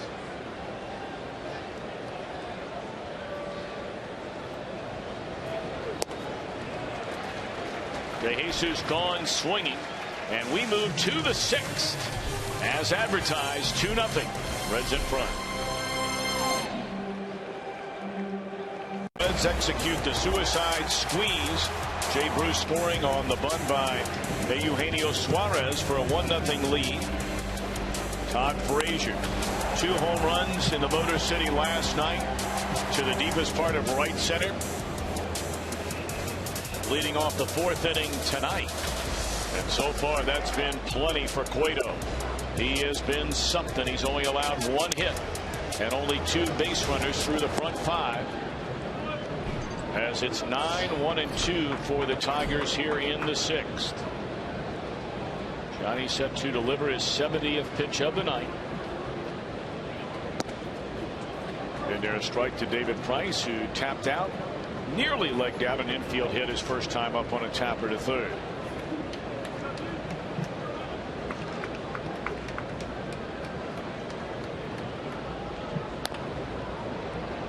Well, look at the clouds rolling through here. You got to look at it at home. The different colors, shades of gray and nearly black, and a little bit of blue sneaking in there.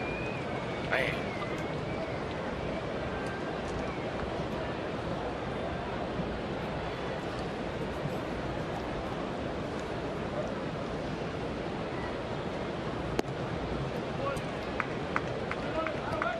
Two and 2 on Price.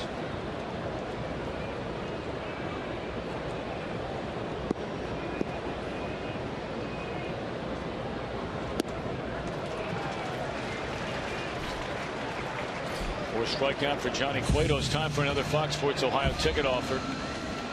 Half off terrace line seats for Saturday's game against the Marlins. You get them for $20.50. Now, some seating restrictions apply.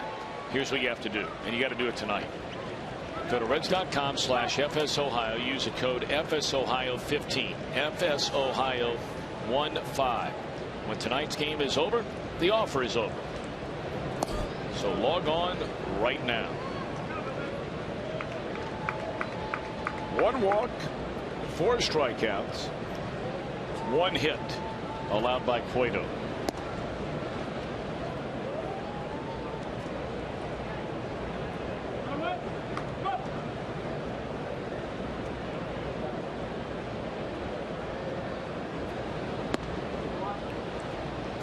Pitch misses up and in. Ghost is bounced out to Cueto and flying out to shallow center.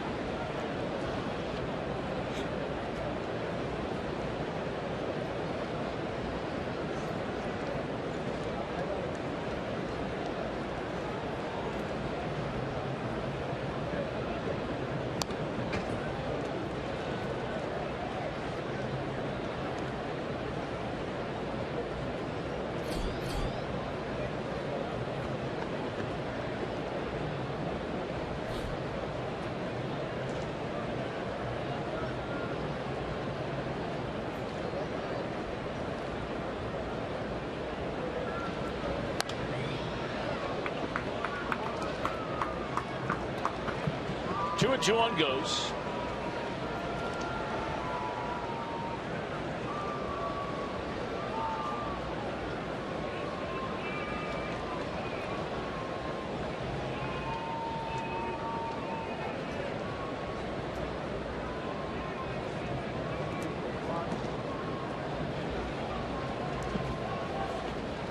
This is now 4 at-bats in a row where Cueto is actually having to start to work a little bit. He had the 4-pitch walk after retiring 13 in a row.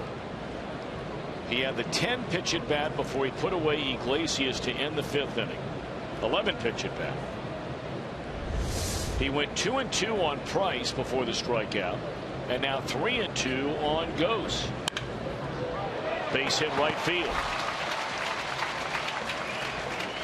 And really one of the most solidly hit balls all night.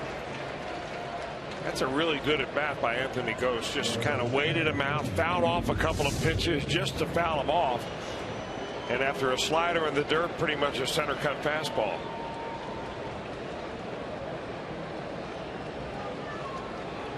It's only be the 4th batter all night where Cueto's had to pitch out of the stretch. He allowed the 1-out double to Kinsler. In the 1st inning, struck out Cabrera and Cespedes.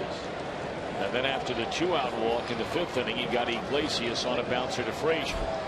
We're getting to the heart of the order now. It's a big inning for Cueto. It's only a 2-0 game. You've got Kinsler now, and you've got the big fellow on deck.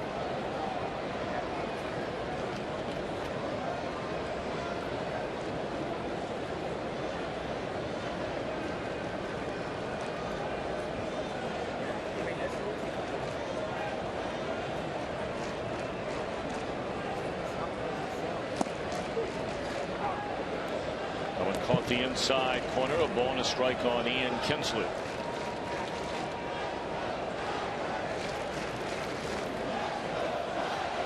Well, there are a lot of Reds fans in Detroit the first 2 games of this series, and there are a pile of Tiger fans in Cincinnati tonight.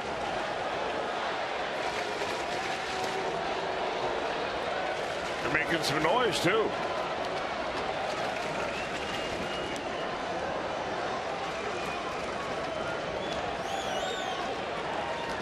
Well, look at those faces.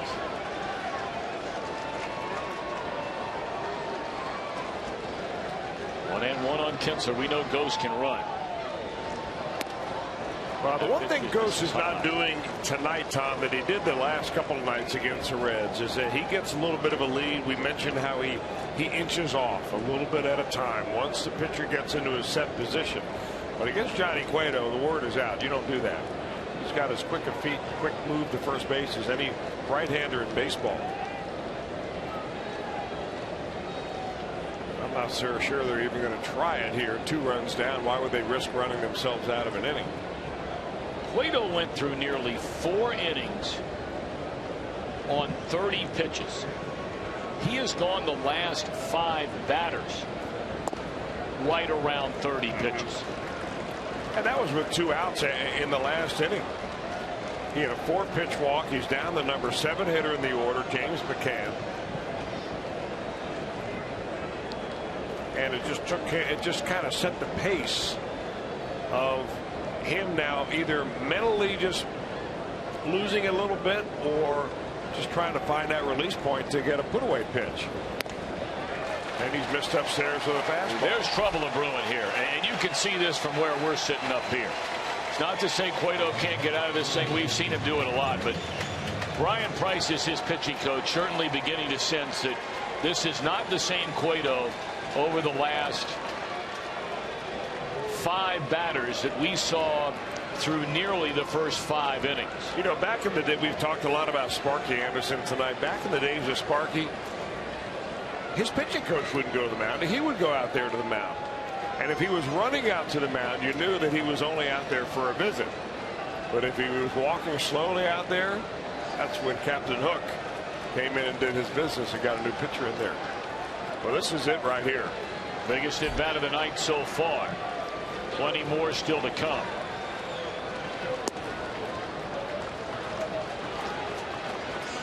Cueto struck out Miguel Cabrera in the first inning, the first time the two had ever faced one another. Cueto got ahead of ball and 2 strikes on Cabrera in the 4th inning, and Cabrera hit a laser right at the shortstop for an out. Yeah, got ahead on fastballs. The changeup was laced right at the shortstop.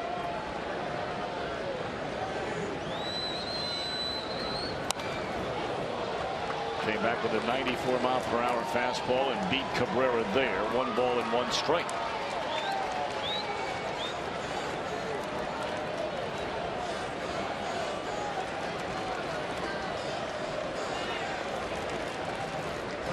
A 1-out single by Ghost. He's a runner at second, followed by a walk to Kinsler in front of Miguel Cabrera.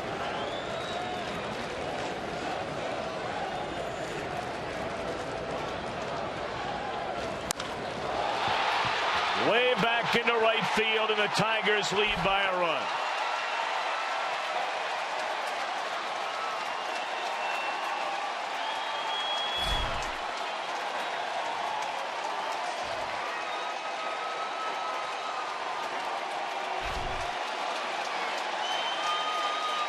This guy is on a different planet from everybody playing the game today. This guy is something. Well, there's only so many times you can go to the well and throw a fastball on the outer part of the plate. Brayan Pena moved inside. That's where he wants it. Sometimes you miss your spot in a good spot. Sometimes you miss it out over the center of the plate. And he loses that ball for you. And just like that, the heavens open up. And here comes the rain. And Johnny Cueto so emotional on the mound when he saw the grounds crew being summoned to get the tarp.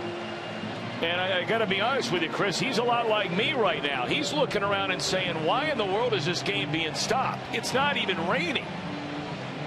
Well, they must have known that there's something coming that is going to dump a lot of rain in a hurry. And sometimes, you know, when these storms comes through here, if you don't get it down before the wind picks up, you don't get that tarp down at all.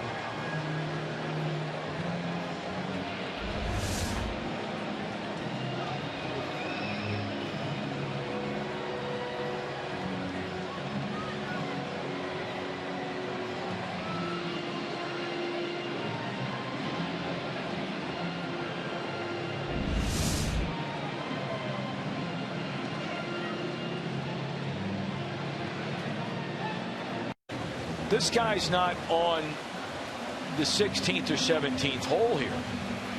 This guy looks like, you know, he might be on the 10th or 11th hole. He's got a lot of baseball left in him. And he's already eclipsed 400 home runs, 450, boat racing his way to 500 plus, maybe 600 before his career's over. Closing in on 1,500 runs batted in. We talked about it the other night that Alex Rodriguez became just a 2nd player in Major League history to join Hank Aaron with over 2,000 runs batted in. And of course, Cabrera, correct me if I'm wrong, he's never been linked to the HGS generation.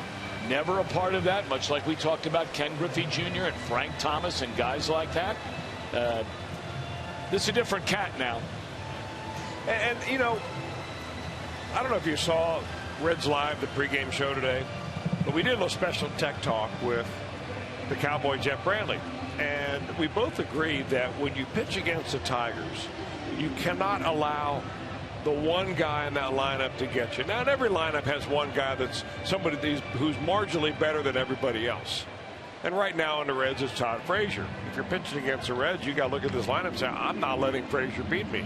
But you say that maybe in lowercase. With Cabrera, it should be in bold caps. I will not let this guy beat me, period. And that's why we always say that as a pitcher, sometimes it's more important where you miss your pitch rather than where you throw your pitch and hit the target. Because if you miss out over the plate to Cabrera, he hits a home run. You miss out over the plate to somebody else, he may pop it up or hit a ground ball double play. So that's how good. That's how you need to recognize the superstars and pitch to them accordingly. I'm curious now. We don't get to see players play all the time, and you and I don't talk about this kind of thing very much. We talk about a lot of things in baseball, but you know, is there anybody that you can say right now that you would rather have on your team as an offensive player than this guy in the game? There are strengths to other players. I'm not saying there aren't other great players. But if you had to have one guy right now, is there anybody that's even in the same breath as this guy? You know, and a lot of Detroit people came in here and they said, wow. Now, they didn't take batting practice today because it was, you know, there was rain coming through. The grounds crew never got the field able to be prepared for batting practice. But people who have been here and then spent a lot of time in Detroit, they look at this ballpark and they would say that Cabrera is going to hit 40 to 50 a year at least. I mean, the records may be shattered here because the balls that he hit in Detroit, and he hits them to the warning track all the time there. The one last night, you and I thought was 20 rows deep. Oh, yeah. When it left the bat. Absolutely. And it barely got out. No, that was the one that was caught. Oh, the one that was caught in right center field. That would have hit the Toyota sign here. I know it. They'd have been giving away that truck on that ball. And it was an out in Detroit. So, yeah, I think that I agree with you. He's the guy. He's definitely the guy. He is. All right, all the years you've been in baseball. And I know I'm throwing you on the spot here, and it's easy to forget, guys. But you go back to when you were pitching in the big leagues in the 80s. You've basically watched baseball at a professional level, whether it was a player or as a broadcaster, almost on a daily basis going back to the decade of the 1980s. Yeah. Is there any player that you say I would rather face less or yes than Miguel Cabrera? The only guy really would be Barry Bonds. I mean, Bonds, now whether he had help or not, you know, is a discussion for another day. Right. But he was the one guy in my book who had the swing perfected. He took away this. He made the plate smaller, his strike zone smaller than everybody else's, because he got right up on the plate and he took away the inside pitching lane entirely. Because you never could come in there without hitting him with essentially a strike. And so he had a very narrow plate with which to work, about a 12-inch plate instead of a 17-inch wide plate. And he never missed. I mean, he was as quick to the ball as anybody, quicker than Cabrera to the ball, and had the kind of power that was just Cabrera's type of power. Now, Cabrera's a bigger guy, 6'4", 240 pounds.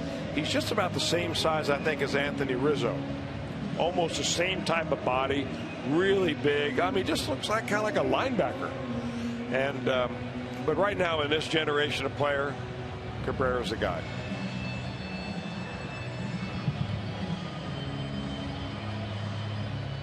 Well, still raining. Came down hard momentarily, and that's what Chris was thinking, that the grounds crew is well aware, making the umpires well aware that you know, hard stuff was coming, and I'm not sure it's raining anymore. In fact, you look down there on the puddles that are already forming on the tarp, and they don't appear to be, you know, moving at all. No, but they do have the Doppler radar up on the scoreboard here, and you're seeing some weather coming by, and I guess we had one of the it doesn't look like there's a lot of rain in the area, and you mentioned early on how fast it was coming through, and it looks like there might be a little bit behind this, and then we'll be back to playing ball very shortly. All right, well, we once again want to tell you it's only good for tonight. The Fox Sports Ohio ticket offer You get half off terrace line seats for Saturday's game. That's this Saturday against the Marlins. And again, a reminder, your schedule says 4 o'clock, games at 7. And you can get them for $20.50. Go to Reds.com/FSOhio. Use the code FSOhio15. FSOhio15. And when the game's over, the ticket office for this particular offer is over and closed. So log on right now. Johnny Cueto cruising through the front 5 innings tonight, having allowed 1 hit. At one point he retired 13 in a row before he issued his first walk. That came with 2 away in the 5th. But then here in the 6th inning, a 1-out single by Gose, a walk to Kinsler, and Miguel Cabrera homers for the 15th time on this season. And Cabrera now with a league-leading 51 runs batted in. We're going to take a timeout. Jeff Piccoro and company standing by in the Fox Sports Ohio condominium. When we come back, Tigers lead 3-2. Double, a Brayan Pena single, a Eugenio Suarez suicide squeeze plates the game's first run. That came in the Reds' 2nd inning. Todd Frazier led off the 4th and hammered his 21st home run of this season. Johnny Cueto was on cruise control at a 2-0 lead, retired at 1.13 in a row. I mean, he was just dominant. But then a walk in the 5th inning. He got the final out in that inning. Retired the first batter in the 6th. And then Gose with a single to right. A walk to Ian Kinsler in front of the game's most extraordinary hitter. And Miguel Cabrera launched one way back to the seats in right field. A 3-run home run. And no sooner had that ball fallen from the sky into the stands, the rain began to fall from the sky into the playing field. And the game was halted. So the night is over for Johnny Cueto. He goes 5 1/3 innings. He allows a total of 3 hits and 3 runs, all earned. He walked 2 and fanned 4. And now taking over on the mound. Rather peculiar move here, considering that Manny Parra is the only left-handed reliever in the Reds bullpen outside of course, Aroldis Chapman. And we're only in the 6th inning. You have nothing but right-handed batters coming up. And with 1 out and nobody on, Parra is brought on from the bullpen. Well, it's been a trying week for the bullpen and Brian Price, and I think he's trying to piece together now just inning by inning, maybe batter by batter, to get to the end of this ball game. Of course, that is if his ball club can come back and score a run or 2, either to tie or take the lead. Now, it doesn't matter whether Manny Parra, since coming back from the disabled list, is fading right-handed batters or left-handed batters. Since he came off the disabled list, he has faced 19 hitters and has recorded 19 outs. That is doing it. Ball 1 to Cespedes as we're back in action. 1 hour and 14 minutes we waited during the rain delay. The Tigers with a 3-2 lead and a long way to go. We're only in the top half of the 6th, and there's a high fly ball to right. Should be the 2nd out of the inning, and Bruce is there. It is. Well, he has good swings on pitches down in the zone. Cespedes does. Really explodes on the ball down there.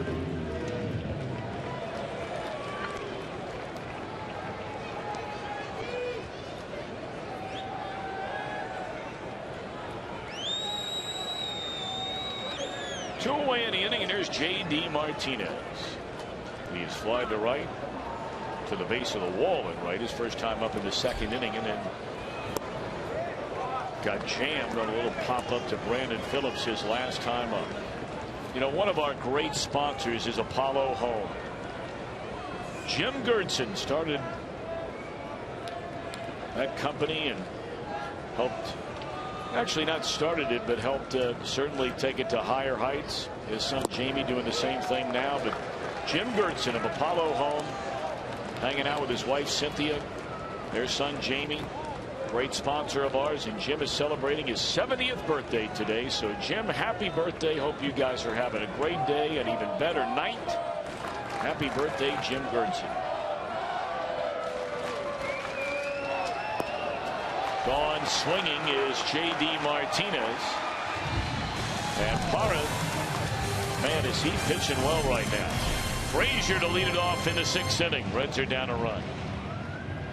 IGS breaking the energy. Take a look, really almost on a weekly basis, not quite exactly a week, but take a look at where Frazier's numbers have gone. Was batting .215 the first week of May. .331 since then. And the Tigers must be saying, Frazier leading off an inning is the last thing in the world I want to see. He led off the 5th inning last night, hit a home run. Led off the 7th inning last night, hit a home run. Led off the 4th inning tonight, hit a home run. And now he leads off the 6th. Got tied up there as the Tigers go to their bullpen. Went to Hurricane, West Virginia High School. Did Alex Wilson. Still makes his home. Say it, Chris. In Hurricane, even though somehow in between he made his way to Texas A&M. He's got a good fastball, averages 92, 93 on the fastball. Lots of sliders and cutters.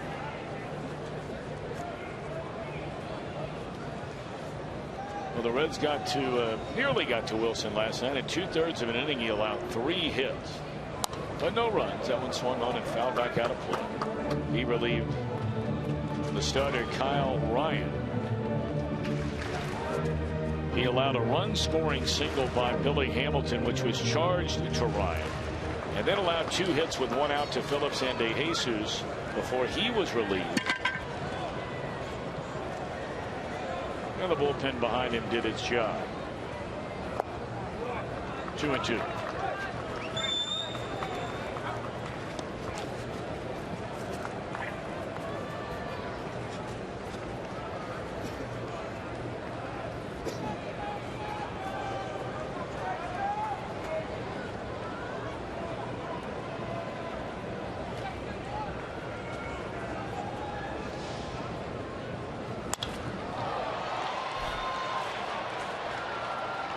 In the air to straightaway center field, and goes there, and that'll take care of Frazier to start the Reds' 6th inning. Kroger and the Reds are once again proud to team up to offer you a great value this season. It's called the Kroger Meal Deal. You can check concession stands around the ballpark. For $9, you get a hot dog, a bag of chips, a 16-ounce Coke, and during this homestand, which has 4 more games left on it, David sunflower seeds. All that for $9. Get your Kroger Meal Deal next time you come to Great American Ballpark. And we hope that's sooner rather than later. Jay Bruce a double, a run scored, and a pop-up.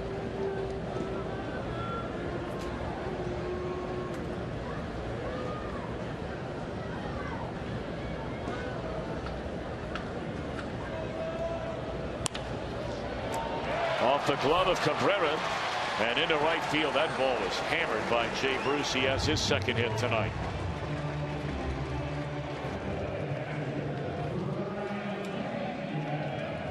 Well, he hit a double his first time up that went right on the chalk line down the right field line. That time Cabrera, who made some very nice plays the other day up in Detroit with the glove, was unable to backhand that ball. David Price goes 5, allows 4 hits, 2 runs earned, walked a batter, struck out 6. Brayan Pena had 2 of those 4 hits against David Price. Batting, of course, from the right side, and now he'll spin around to hit left-handed against the righty Wilson.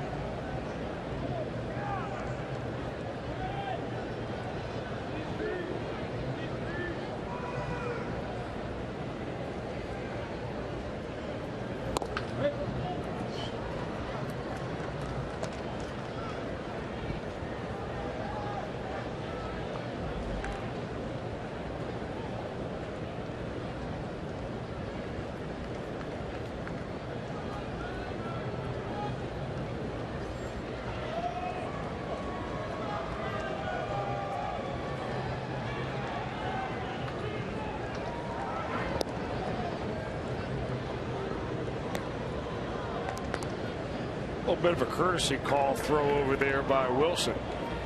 I'm not so sure that this is a combination whether you're going to try to steal a base off one of the best catchers in all of Major League Baseball throwing runners out. Little broken bat pop up. Kinsler lets it fall, and he will get the out at second base. Smart play right there. Really is a smart play. He knew the ball wasn't going to hit, spin, and roll anywhere, so he was going to be able to field it. He doesn't intentionally drop it. He just intentionally doesn't catch it. So the umpires can't call anything. It's a forced play at second, so you get a little speedier runner off the bases, and you replace him by putting Brayan Pena in there. Of course, that is one of those plays. It better work.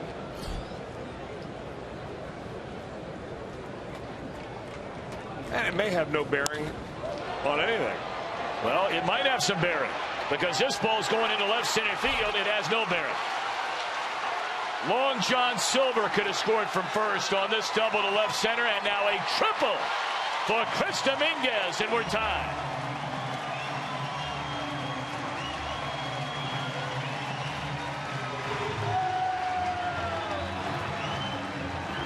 Great effort out there by Goes.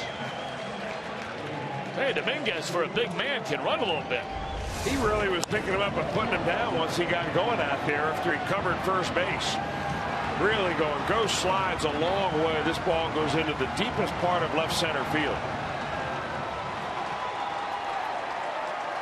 And Brayan Pena all the way from first base coming around to score.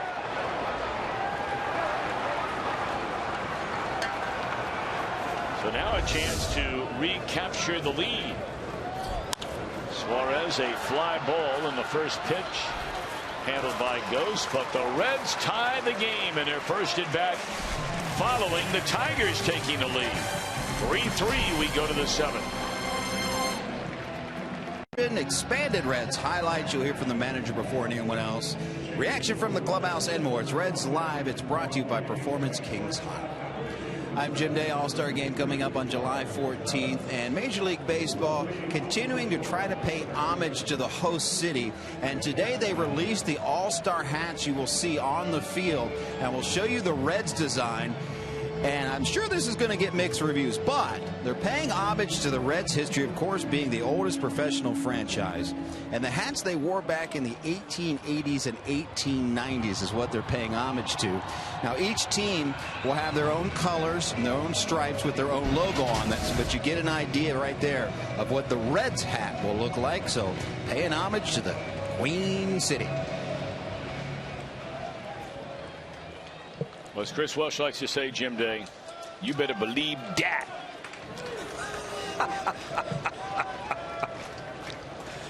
Christopher Negron takes over at shortstop. So a double switch taking over on the mound is right-hander Carlos Contreras, just went back up from the minor leagues. So it was Parra just to come in to get out of the inning in the sixth. 2 outs, nobody on, and now Contreras.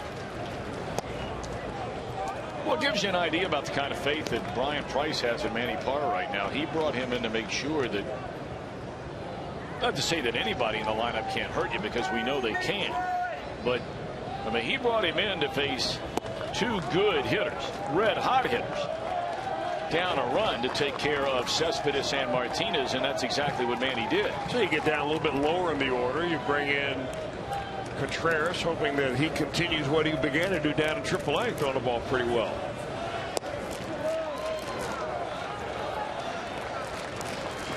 Castellanos with a count of 2 balls and a strike.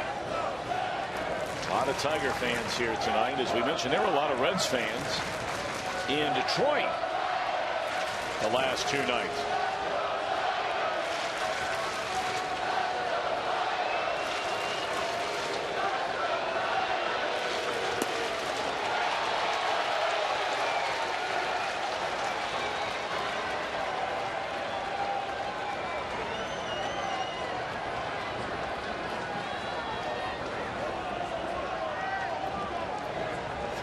Two on Castellanos, followed by McCann and Iglesias in the pitcher spot.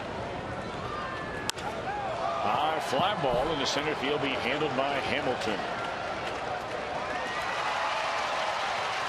And the fans really giving it back and forth to one another. Even routine fly balls to center field will bring cheers from the Reds fans after hearing it from the Tigers, and they're revving it back up. Now it's their turn. Well, considering it was a rain delay of nearly an hour and 15 minutes, a lot of people stayed around. There was a good crowd before the rains came down.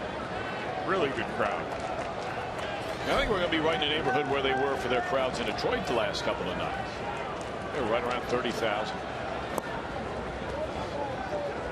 A little better than that last night. They had 33,000. Under 30,000 on Monday night, but not all often.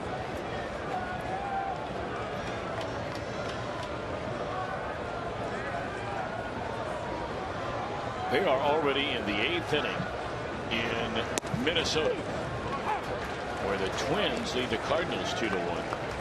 Well, but you talk about, it looks like the Chicago Bears went in to shut out the Cleveland Browns. 17-0. That's right. 17-0. Now the big story in that game, Chris, Middletown High School alum Kyle Schwarber made his first big league start tonight. He was a designated hitter for the Cubs. And man, you talk about making an impact in your first major league game. Schwarber, who played catcher at Indiana and has only been in professional baseball a year and a half, got his first major league hit, a triple. That would be the first of 4 hits in 5 at bats. He knocked in 2 and scored 3. So congratulations to Kyle Schwarber. You were looking up some of these guys' minor league numbers. Oh, he was a heck of a player, obviously, coming out of Indiana. 1st round pick, 4th taken overall last year. Left-handed hitter, a catcher, and a big guy, 6 feet 235 pounds. His minor league numbers, I mean, every year he batted, the lowest he ever batted in the minor leagues was 300. And that was last year when he finished up at high A in Daytona. This year he went to Double A, and the Cubs pulled him right out of Double A. But correct me if I'm wrong here now. Didn't he go like 3 levels last year alone? He did, yeah. 3 teams overall. He batted 344. 344. 18 home runs his first year of pro ball as a 21-year-old. And they brought him all the way up, as you mentioned, from Double A, where, what, in 60-something games he had almost knocked in a run per game. Right. Not exactly that. Well, in 58 games he had 39 runs batted in. This year down in Tennessee for the Smokies. Tell you what now, those Smokies fans have had, I believe they're in Knoxville. They are. They are in Knoxville. Their last 2 seasons. Now think about the guys they've seen the last 2 years. Last year at the break, Chris Bryant had almost 30 home runs in the first half of the season. Then they moved him up to AAA. And they had already decided they weren't going to see him at the major league level last year. And now here this year, Schwarber brought straight to the major leagues from Double A. Nice work by Contreras. Say 1, 2, 3, 7. 3-3 game. Reds are coming up. The Blind Pig on West 3rd Street in downtown Cincinnati. That's West 3rd. Your chance to win great prizes. Be a part of the energy on game day. It's underway at 5 o'clock tomorrow at the Blind Pig on West 3rd. 3-3 ball game. Reds come to bat here in the last of the 7th inning. It's still Wilson on the mound. Christopher Negron just took over at short a moment ago. He'll lead off, followed by Hamilton and Brandon. First pitch swinging Negron, and that's an easy out.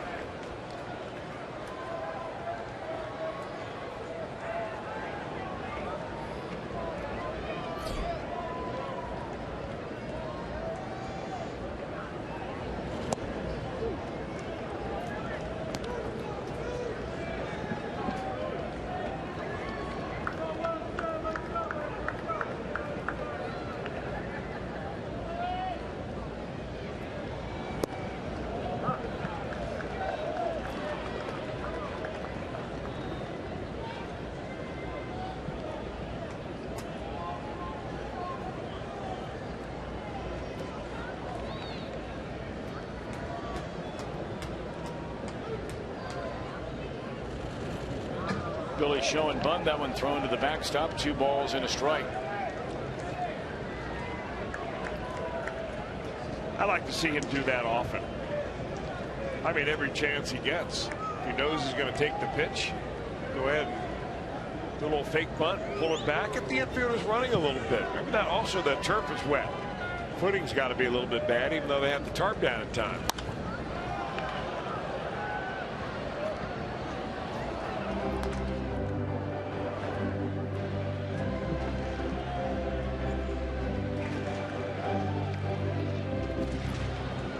Billy trying to get on and make something happen right here and right now in this 3-3 game in the bottom of the 7th inning. 2 balls and 2 strikes. Wilson the pause and the pitch. And that's off of Hamilton's foot.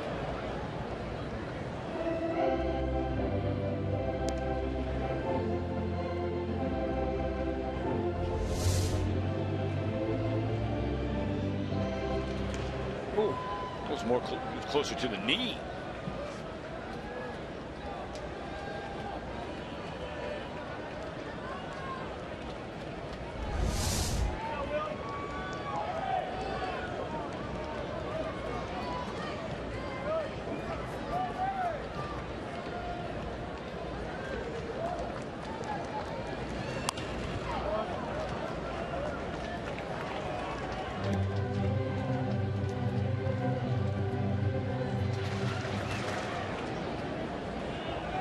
It looks like he gets a lot of turn with his upper body hitting from the left side that he doesn't get quite as much from the right side. Just watch his torso, his shoulders really close up on him.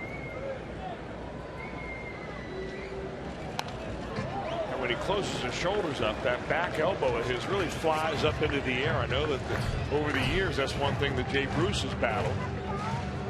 Trying to keep that elbow down. Remember what Joe Morgan used to do? Watch the elbow here of Hamilton. You really can't see it from that shot, but that's one reason why Joe Morgan used to do that little chicken wing thing, so he could keep that elbow down.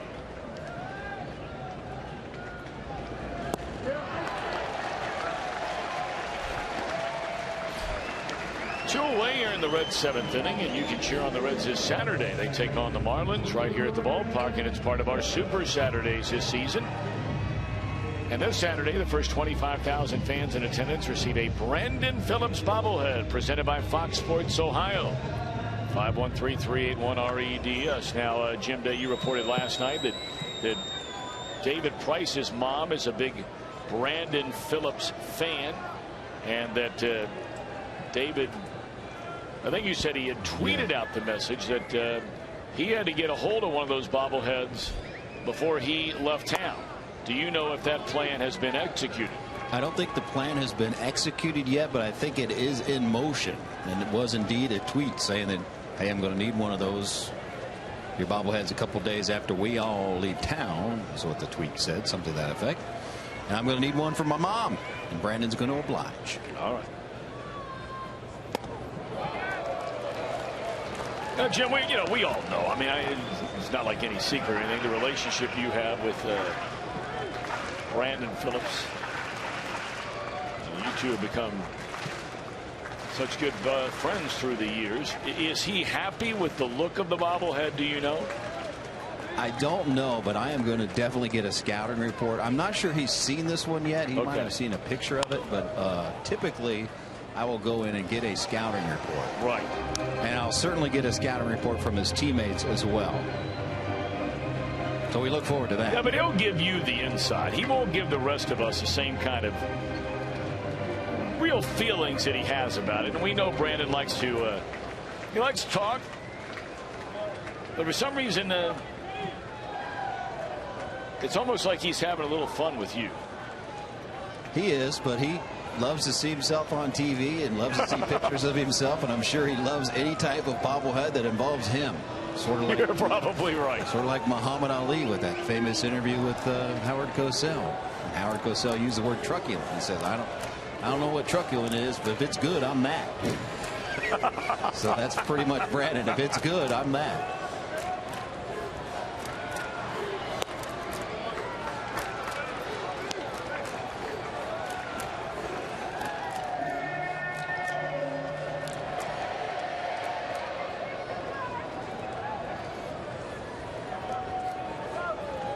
2-2 on Brandon Phillips.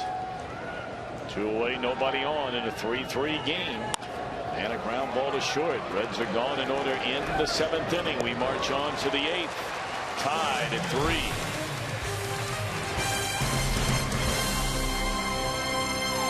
Transmitted in any form, and the accounts and descriptions of this game may not be disseminated without the express written consent of the Cincinnati Reds. 3-3 game here at GABP. We told you that Marlon Byrd began a rehab stint, AA Pensacola tonight, and going pretty well. 1 for 4 with that one hit. A 3-run bomb. If you're just joining us, Marlon Byrd's rehab going well, and if things go well at Pensacola, Brian Price said before today's game that it might only be a 2-game stint. You could see him here this weekend. We'll keep you updated. All right, Jim Day, thank you very much. That's good news. Reds could certainly use Marlon Byrd's bat back in this lineup. For that matter, his defense. His defense has been terrific this year. Contreras does his job, puts together a 1-2-3 7th inning, and now in the 8th, the Reds will bring on the right-hander Ryan Matthews. Well, Brian Price trying to piece it together as best he can, and he's going to bring in a guy who's been used a lot. He pitched last night, did have the 15th off, but he pitched 2 days before that. 2 innings in Chicago, followed by a 1/3 of an inning on the 14th. Both of those Reds losses, walk-off losses. Tyler Collins, a fly ball in the right field that'll reach the seats on Matthews' first pitch. And the Tigers have a lead at 4-3.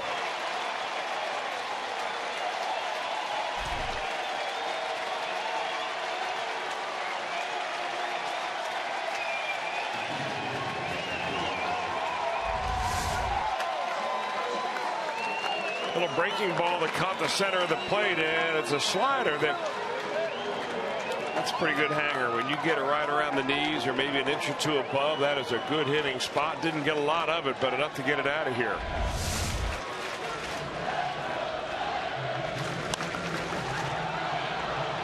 First pitch swinging is Ghost, and that's a fly ball into left field for the first out. Here in the Tigers' 8th.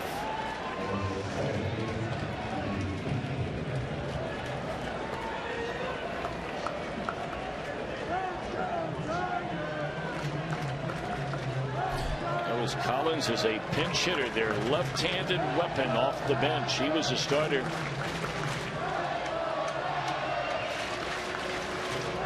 As a designated hitter in the game last night. And Collins went 0 for 3, but he breaks a 3-3 tie here in the 8th inning.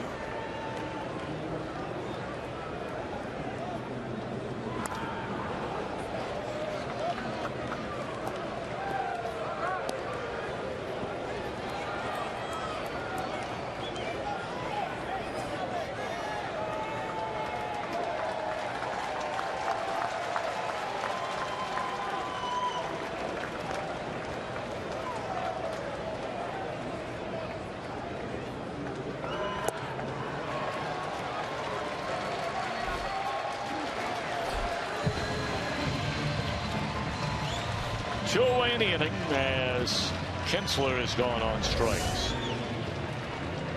Ryan Matthews fires a fastball in the low 90s. He got a little sinking action, and that is our Cholula flamethrower, brought to you by Cholula Hot Sauce. Gets a strikeout from Kinsler.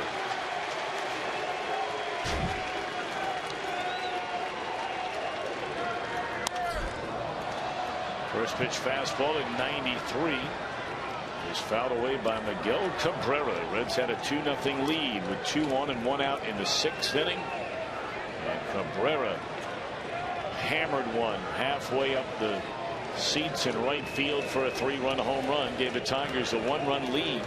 Reds would tie it after an hour and 14-minute rain delay in the bottom of the 6th inning. And it stayed that way until this Tiger 8th when Tyler Collins, a pinch hitter, a home run on the first pitch delivered by Ryan Matthews. Reds have 2 more cracks at him. Down a run. I'm wondering if maybe Cabrera strained something right there. He asked the umpire for some extra time, and Tim Timmons is going to go out and brush off the play, give him a little bit of a breather. He was kind of shaking his left hand after he took a awkward swing at that low pitch.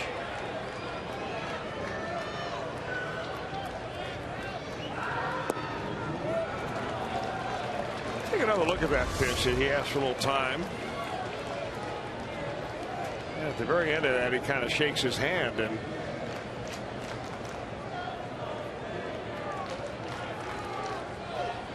one-handed, this guy might be better than most two-handed. Shattered bat that goes into the outfield grass. But damage done. Pinch hit home run by Collins gives Detroit a 1-run lead. In the driver's seat. Presented by Kia, putting the Tigers in the driver's seat. Breaking a 3-3 tie with a home run to right field.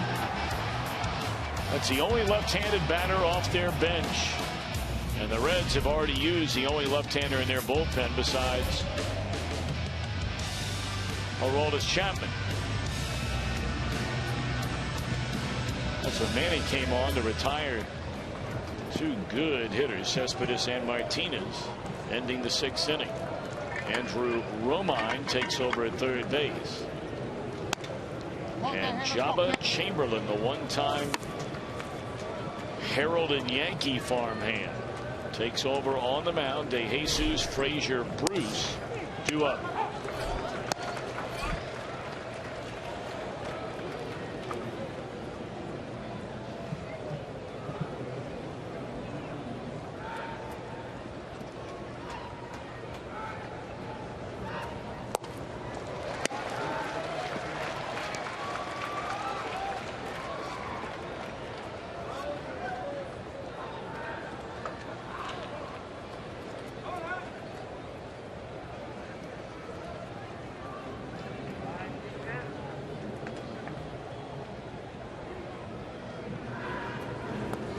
And that pitch is in the dirt.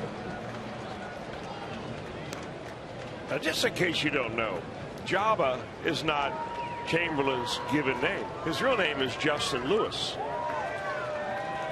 When he was a kid growing up, one of the siblings around heard him, the sibling, try to pronounce Jabba's cousin Joshua's name correctly and couldn't say it. So it came out as Jabba. And Jabba's father liked the sound of that nickname and gave it to his son. And there you have Justin Lewis morph into Jabba. I like that. Jabba.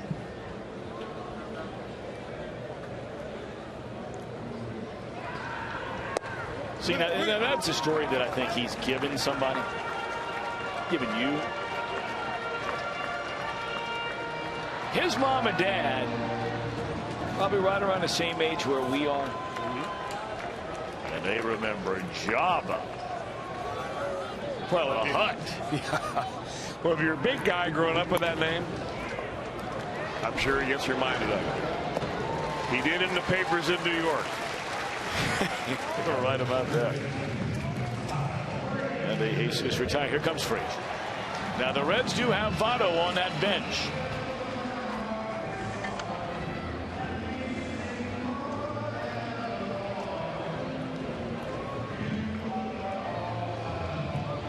And down in the Tiger bullpen, all is quiet right now. I only bring that up because, you know, you're not going to hit for Frazier, you're not going to hit for Bruce. And the way Pena's swinging the bat from the right side right now, you're not going to hit for him. But they don't have a left-hander getting loose in the bullpen, and that's, I'm sure, precisely why Brad Ausmus does not have a left-hander warming up, figuring the Reds are not going to hit for any of these guys coming up anyway.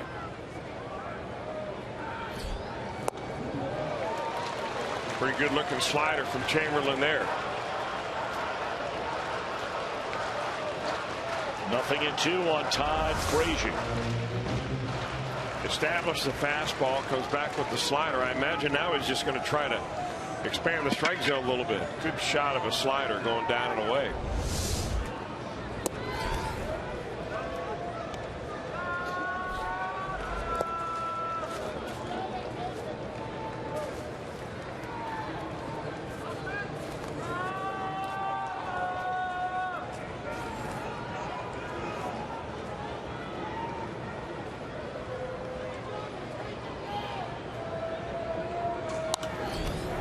Came with a 95-mile-per-hour fastball to Chamberlain there. Todd Frazier, through 65 games, has the second most extra base hits of any player in Reds franchise history. 3 behind Johnny Lee in his MVP season of 1970.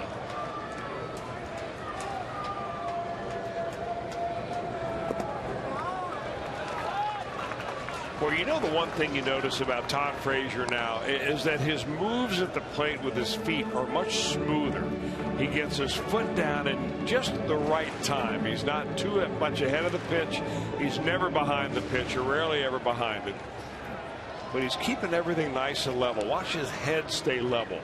When he's going bad, you see that head kind of leaning out over the plate a little bit, moving up and down. Just locked in. 2-2 to count. Chamberlain to Frazier. Ground ball is short. 2 away.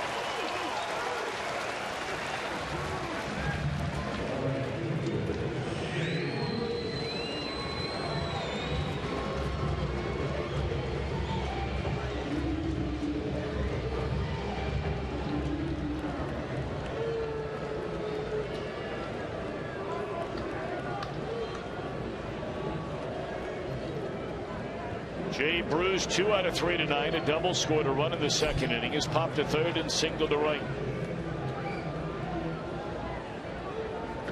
Reds down a run with 2 away here in the 8th inning, and that breaking ball just got away from Chamberlain.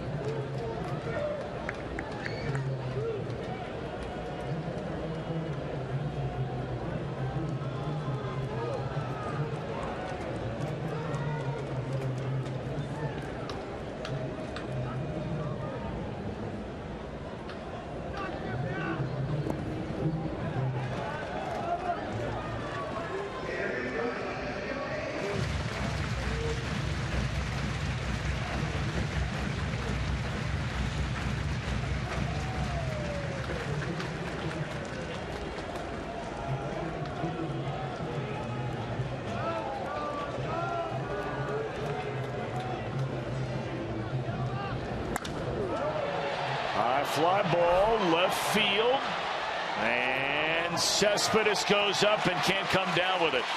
And Jay Bruce has his 3rd hit, his 2nd double of the game.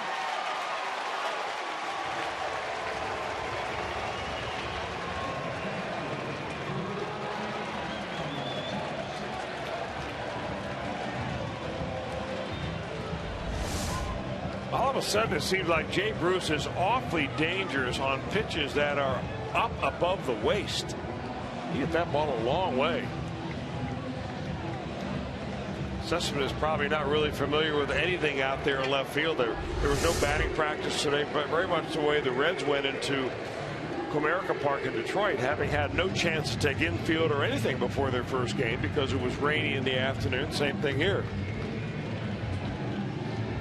Now, it'd be interesting how they attack Pena. Because Brad Ausmus knows you look over that on-deck circle, it's Chris Dominguez. And the Reds have Votto waiting in the wings.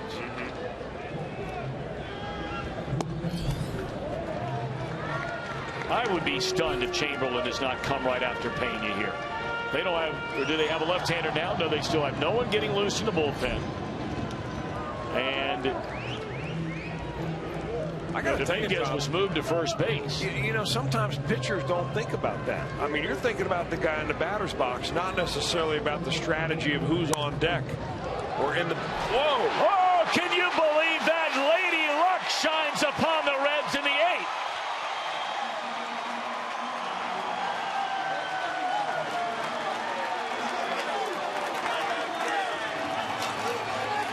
And we are tied. A 3-hit night from Brayan Pena.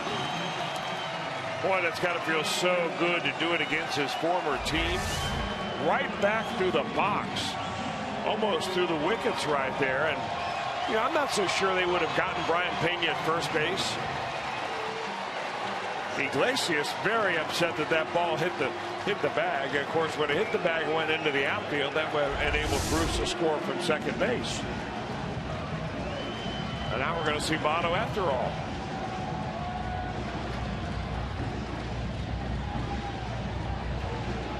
Starting to rain again as well.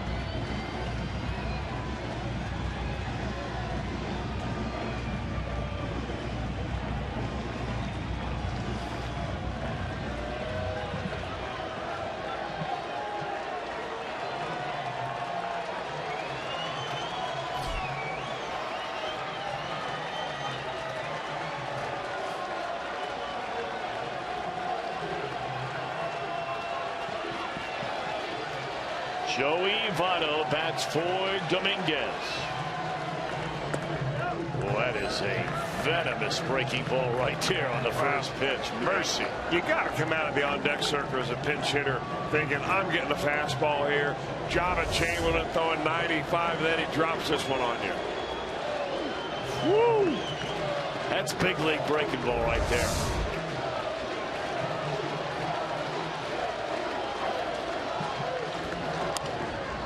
Foul. Votto in his career infrequent to pinch hit. He has 5 hits and 18 career pinch hit at bats, including a home run. Reds fell behind in the 6th, tied it in the 6th, fell behind in the 8th, tie it in the 8th. On the Pena 2-out hit. Now Votto in a 0-2 hole as the rain comes down a little harder. Fastball away.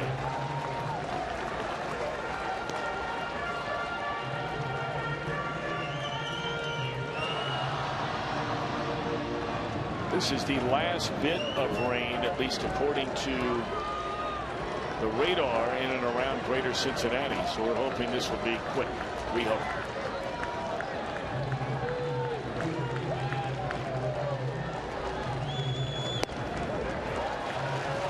Fastball up high. 2-2 to Joey Votto.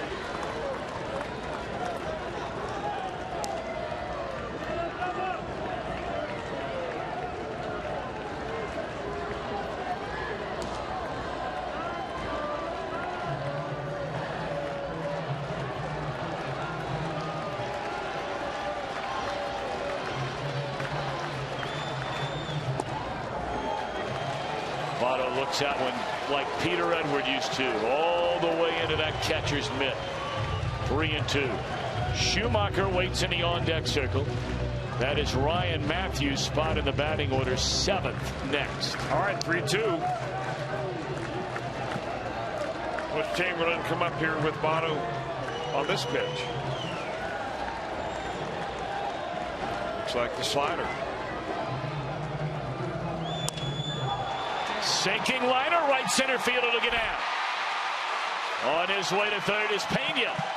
Votto a pinch hit.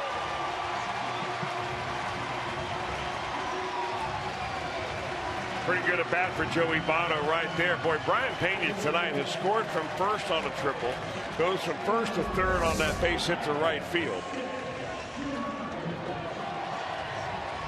He's been running all over the place, and this is the base hit that sends him to third.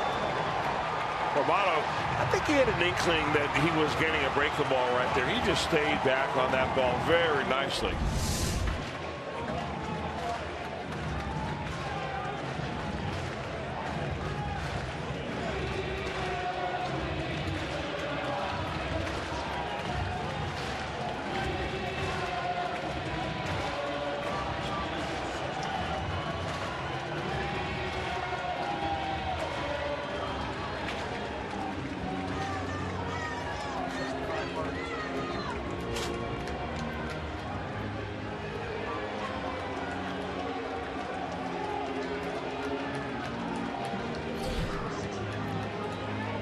Gives Schumacher with a chance to give his team a lead. We told you the Tigers bring on the left-hander from the bullpen. It's Blaine Hardy.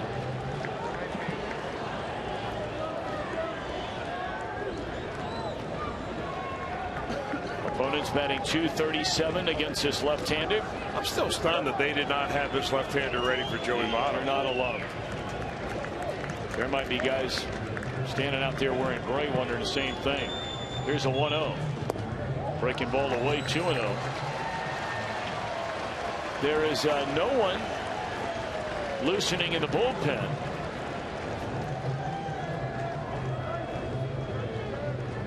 And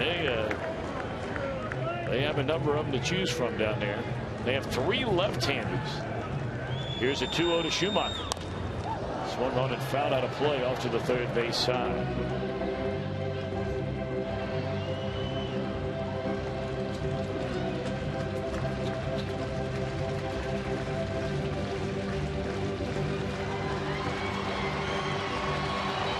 Excellent pinch hitting numbers this season for Skip.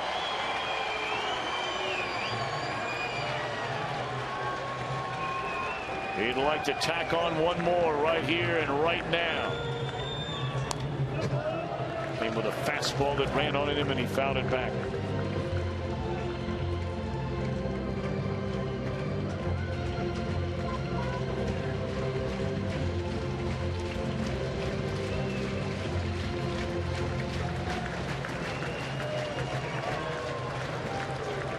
Go-ahead run is Pena at third. Reds also have Votto, I beg your pardon, over at first base.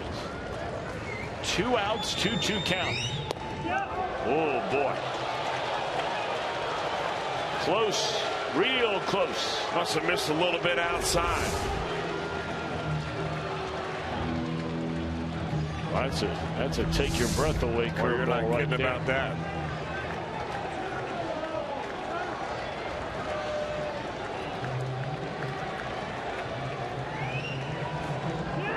Started to, did he go? And the umpire says yes, he went. Skip Schumacher doesn't like that call a little bit by the third base umpire, Mike Everett. Now you be the judge.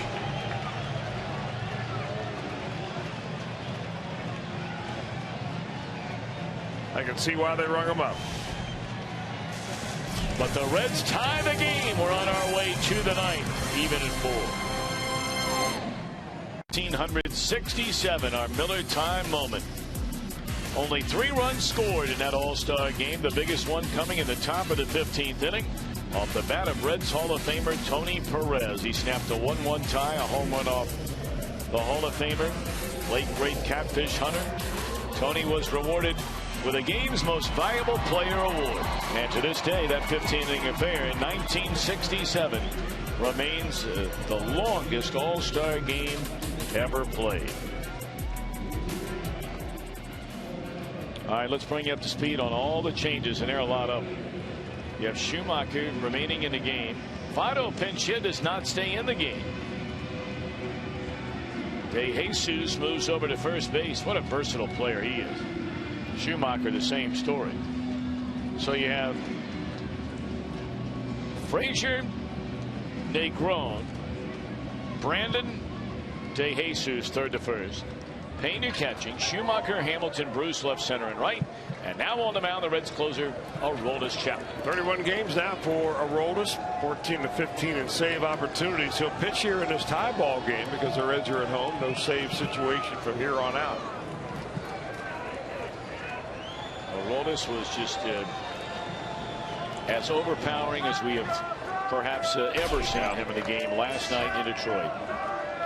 Throwing upwards of 103 miles per hour.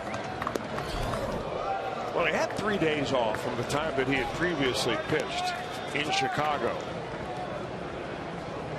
And he came out and finished the game off with back-to-back pitches at 103. And I mean, it was something to behold. He gave up 1 hit, and that was on a hanging changeup. He's facing at 90 miles an hour. Yes. There are kids, college-age kids out there doing exercises, weighted ball programs, pushing football sleds so they can get their fastball to 90 miles an hour. And he's got a 13-mile-an-hour separation between his fastball and changeup. That's an even 100, and Cespedes a big swing and a miss. Well, you live up there in Cespedes, you're in probably pretty good shape. You talked about it earlier, though, Chris, down in that zone. Yeah. And we know this guy can hit him as far as anybody in the game. I think these guys know each other.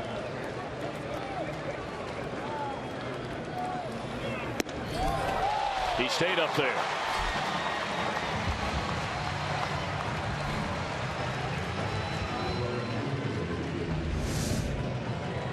Every one of those pitches really was up. And number 4 at 100 miles an hour looks awfully good, but it just seems like it continues to accelerate.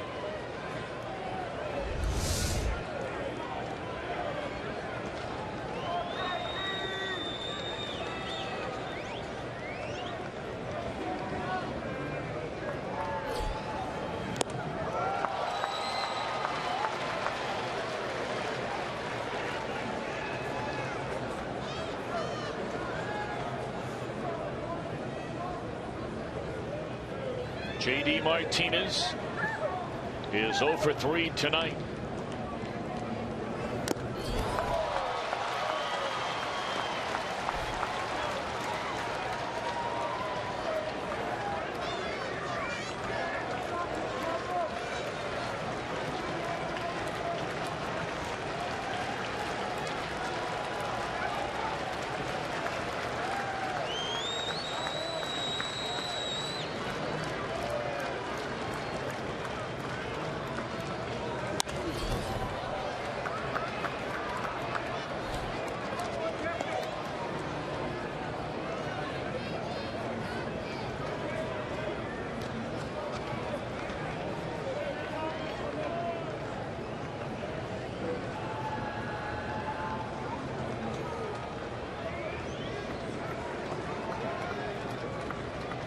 Shook off the slider to go with the fastball. Or the changeup. Goodness gracious. Wow. Chapman looked back in there and did a double take after this one was called strike 3. Take a look here. He'll turn and then, well, look back in there.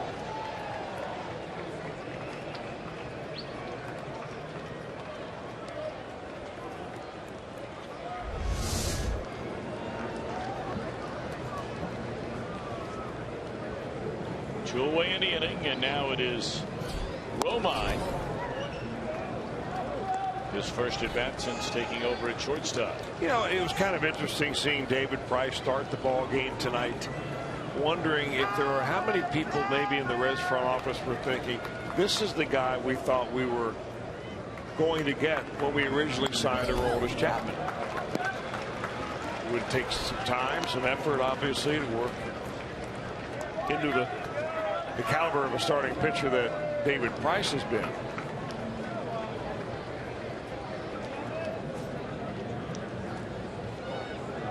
Price might be a couple of inches taller at 6'6", Chapman listed at 6'4", but certainly not as dominating, especially with that fastball. Yeah, and the build on the two is, even though he might be a little taller, Chapman is a far more powerfully built man. He is built, though not as tall. He's, you know, the guy that I brought up yesterday. He's built much more like a Randy Johnson, thicker but broad-shouldered, thin in the waist.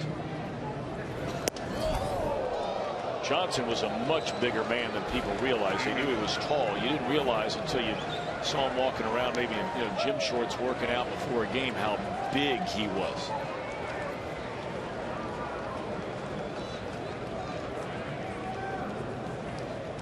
Of course, Randy Johnson will be inducted into baseball's Hall of Fame this summer. 3-1 to Romine. Boy, that pitch right there. Probably lucky he didn't make contact. Yeah. It would have broke his back. Maybe jammed his wrist for the next 2 weeks.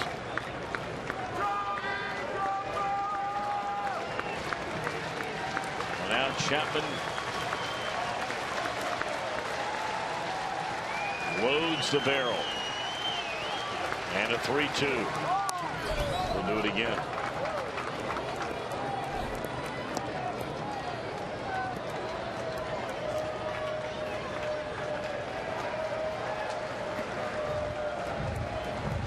Chapman struck out 3, allowed the 1 hit in his lone inning to get the save for Michael Lorenzen last night. He is a strike away from fanning the side in order here in the 9th inning tonight. Reds will have Negron, Hamilton, Phillips in the bottom of the 9th inning.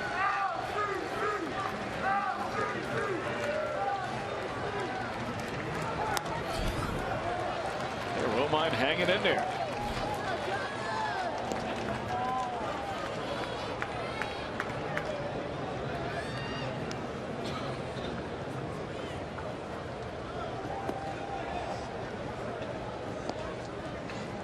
This kid is a youngster, man.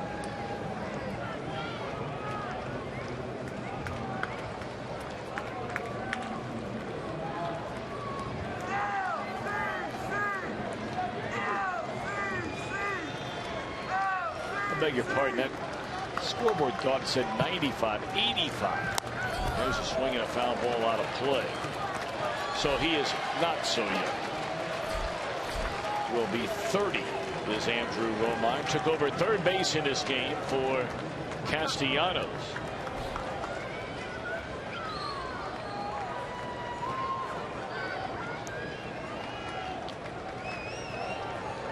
Romine in his second year with the Tigers. Spent parts of 4 seasons in Anaheim.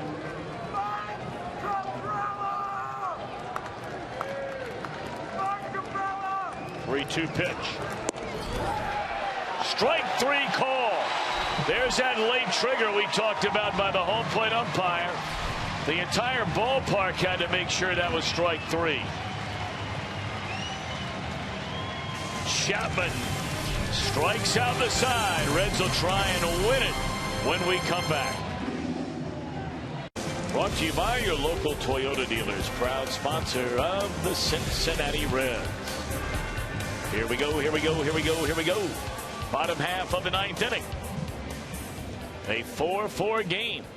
Hardy still on the mound.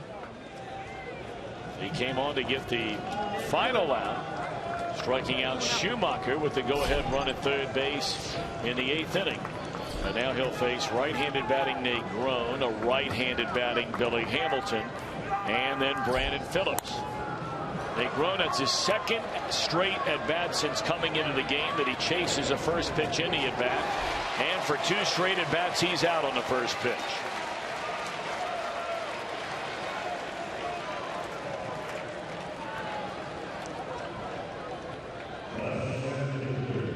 Well, I think Negron likes to hit the fastball, and more often than not, you're going to get a first pitch fastball.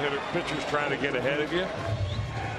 It looks bad when it doesn't work, but I think he would much rather chase a fastball than have to go deep in the count and look at a breaking ball.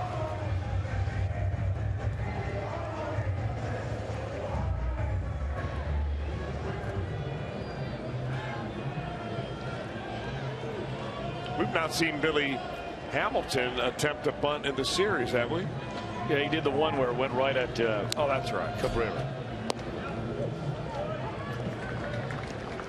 Right down the first base line last year, right down the line. Yeah.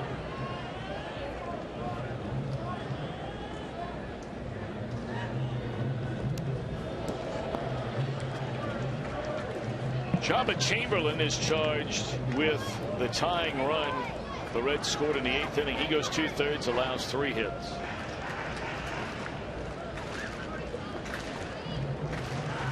Here Hardy, 2/3 of an inning behind him. Really trying to hit one out of here with that swing.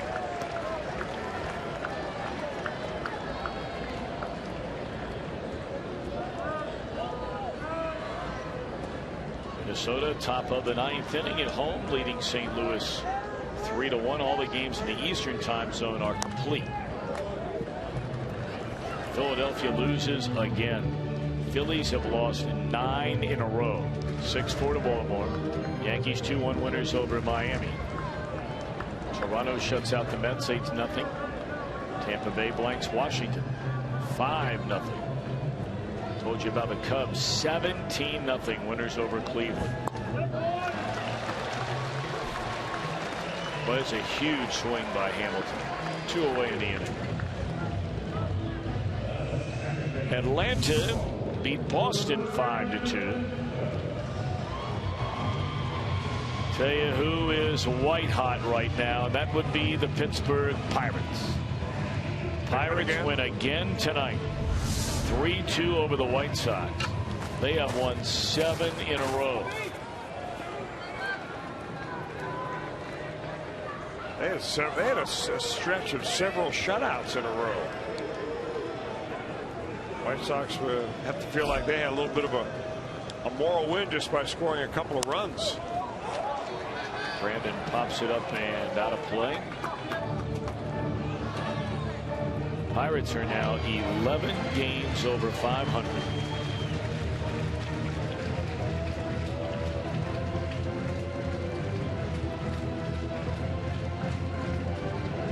If the season ended right now, both wildcard teams would come out of the National League Central again. That was done, you may remember, 2 years ago when the Pirates beat the Reds in that 1-game playoff.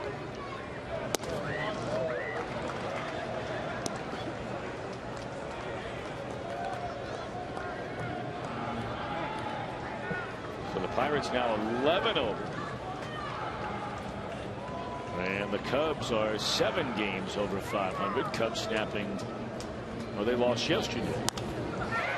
We're on our way tonight to little overtime. Extra innings at Great American Ballpark. Tigers are 3-2 in extra inning games. Reds are 2-5.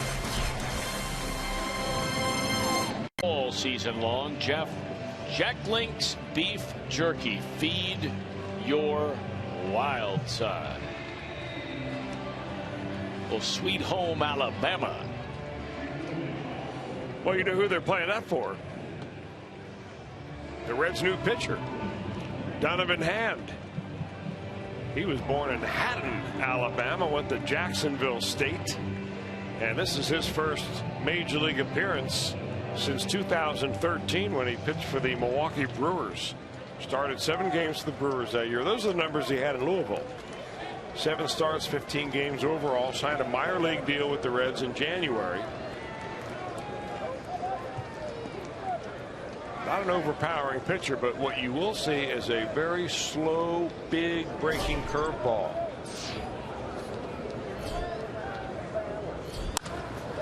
First pitch swinging. James McCann. That's a nice way to make your Reds debut. 1 pitch, 1 out. And have the ball hit to the surest guy in the infield. Yeah. That's smart, too.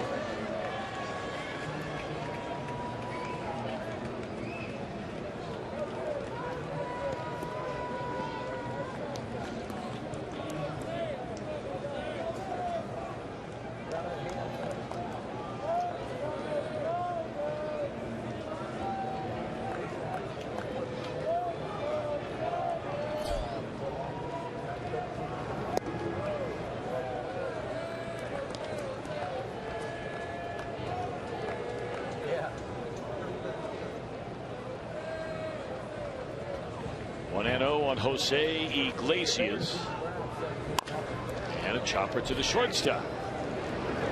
2 up, 2 down on 3 pitches for Hand.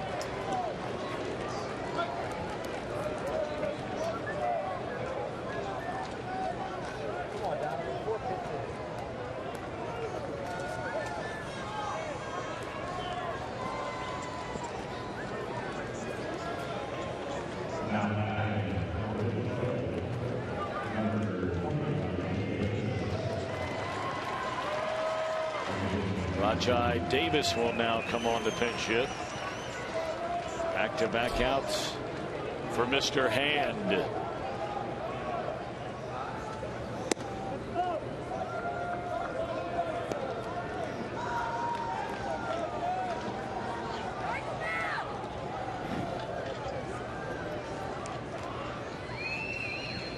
Here's a 1-0 delivery.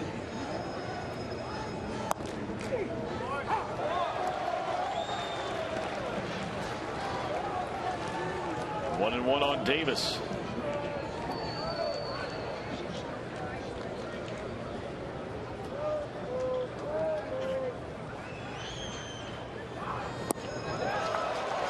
Swing and a miss. There's the hook. You know, is it me or does this guy remind you a little bit of Sam LeCure? I mean, his delivery, even his pitch repertoire. Yep. Sam had that slow curveball.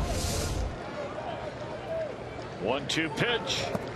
Started to, was able to check his swing.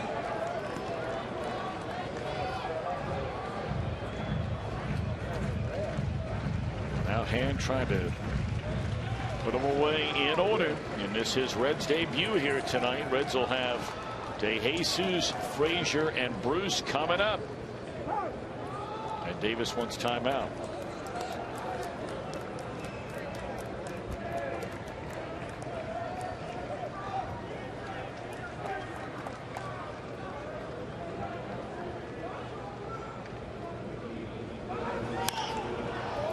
We'll do it again at 2-2.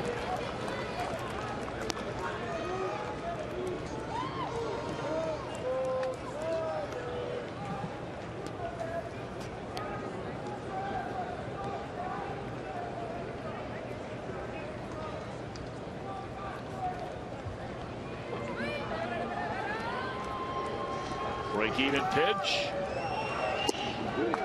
Ooh, my. You got to wait. With Tim Timmons back there, you have to wait.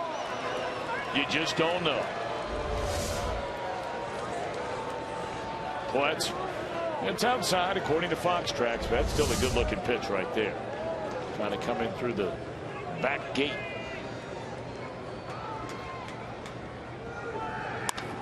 Line into left center field. That'll be a base hit for Davis. Hamilton over to cut it off. Davis digging in for second base, and he is in standing up with a 2-out double.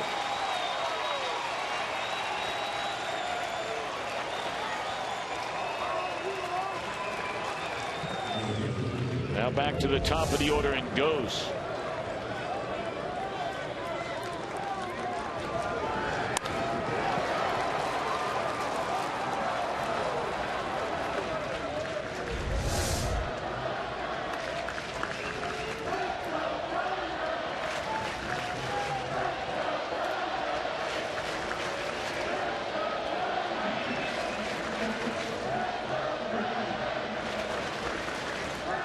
A big contingent of Tiger fans making a trip into Cincinnati tonight.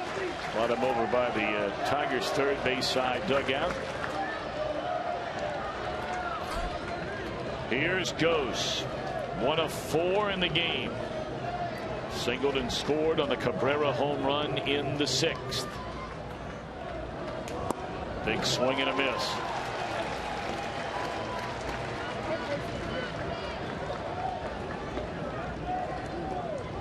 You know, Gose hit a ball between the first and second baseman when he had that base hit against Cueto in the 6th inning. We've really seen him hit the ball all over the field the last 3 days. A couple little dunkers into left field last night. Slow breaking ball. You know what else he's done is that he's fouled off a number of pitches that when he gets 2 strikes on him, he knows his game, which is put the ball in play, use his legs, and kind of cuts the swing down with at his approach with 2 strikes.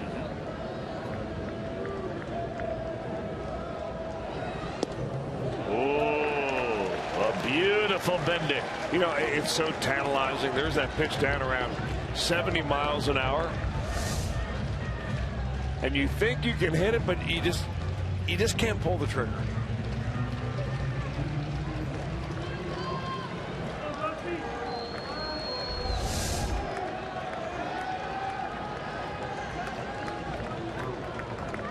1-ball, 2-strike pitch. And he comes back with it again at 70 miles per hour once more. You know, the other thing about a really slow curveball like that you do not see too many of those. See a lot more guys coming out of the bullpen throwing hard with a hard slider.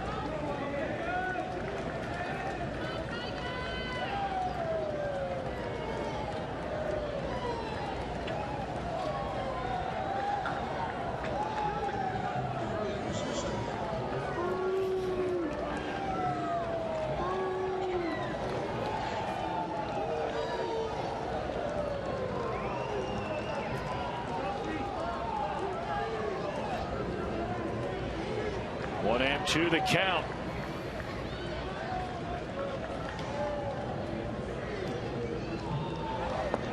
Just off the outside corner.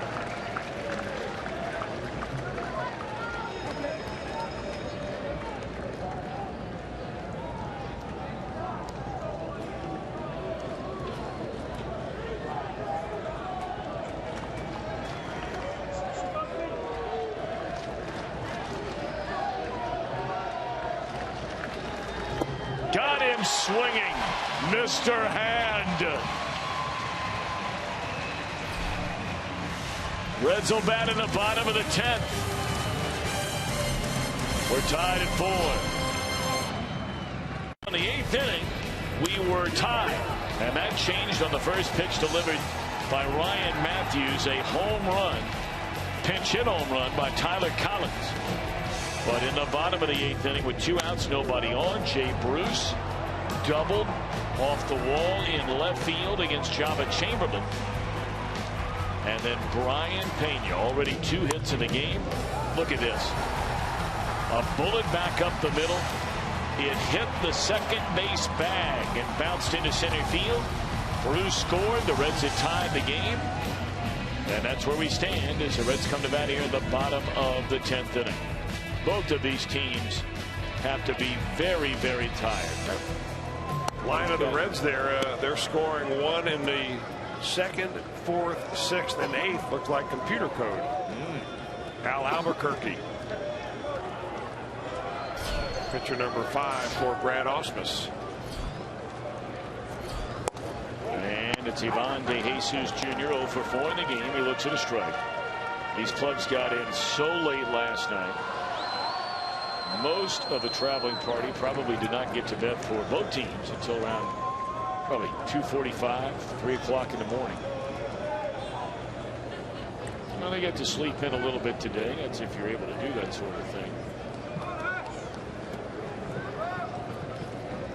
And here we are in the bottom of the 10th inning tonight. Pitch taken up and in. These last 2 games between these teams have been good ball games. Yeah, they have. You know, the first night was all Anibal Sanchez, a 2-hit complete game shutout. The last 2 have been good ones. Nice pickup over there by the third baseman Romine, 1 away. Well, here comes Frazier. We saw Albuquerque for 2/3 of an inning last night. He came in to face Todd Frazier and he struck him out.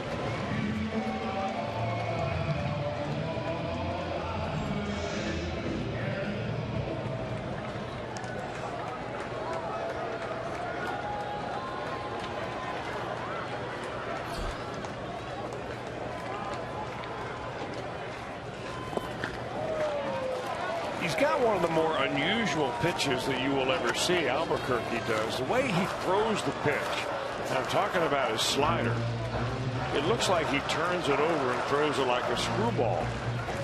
But it actually is a slider, but it goes straight down.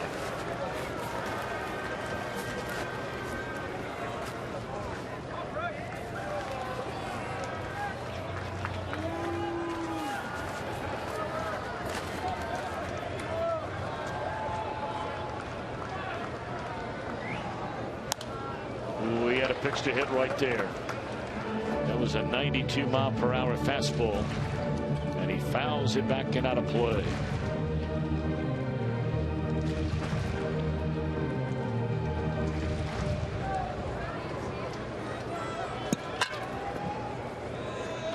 So Albuquerque in front of Frazier at 0-2. Now a ball and 2 strikes. Try to get him to chase that pitch down and away. Kansas City just levels Milwaukee tonight. 10-2. Royals win it. They're in the 4th inning in Arizona. Surprising Diamondbacks leading the Angels. There's a foul ball out of play. Say surprising. Most thought Arizona was among the worst teams in all the National League. Based on their season a year ago, they interplay tonight. Just 2 games under 500, only 5.5 behind the Dodgers, who trail at home in the 2nd inning, 1-0 to Texas.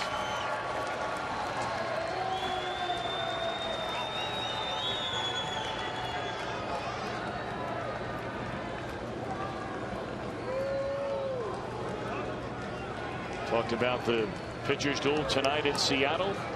King Felix against Madison Bumgarner. Goose eggs in the 4th.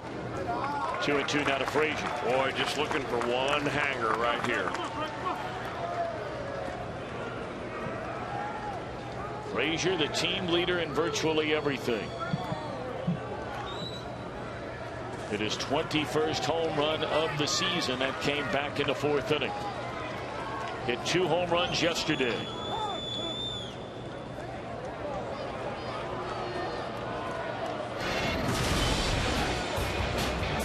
This was in the 4th inning. The deepest part of right center field for Frazier.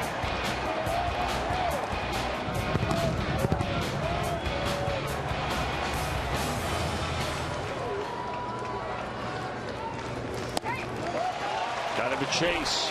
2nd straight night Albuquerque has fanned Todd Frazier. 2 are out.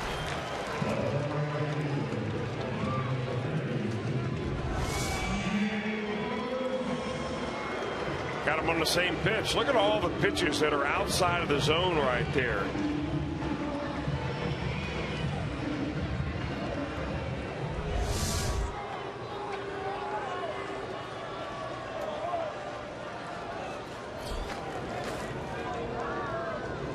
Now Jay Bruce takes high ball 1, but a good night for Jay Bruce. A pair of doubles, a single, and 2 runs scored. He got the big 2-out double when the Reds were down a run in the 8th inning and scored the tying run on the hit by Pena.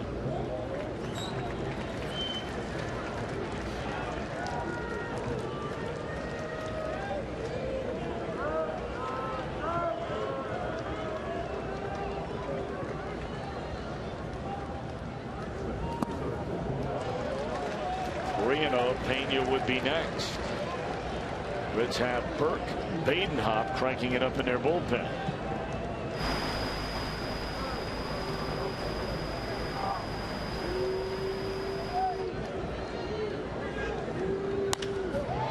A 4-hit night for Jay Bruce. On a 3-0 pitch, a base hit to left field. My goodness. That's 2 balls that he's hit very sharply to left field. Hit a ball off the wall for a double in the 8th.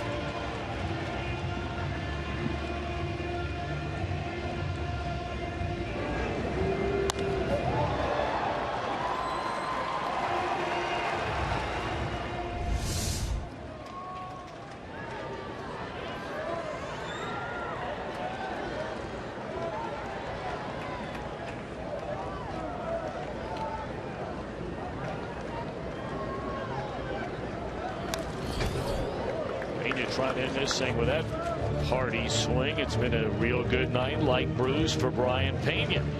He has 3 hits, 3 singles, has knocked in a run, and that run he knocked in the 8th inning tied the game at 4.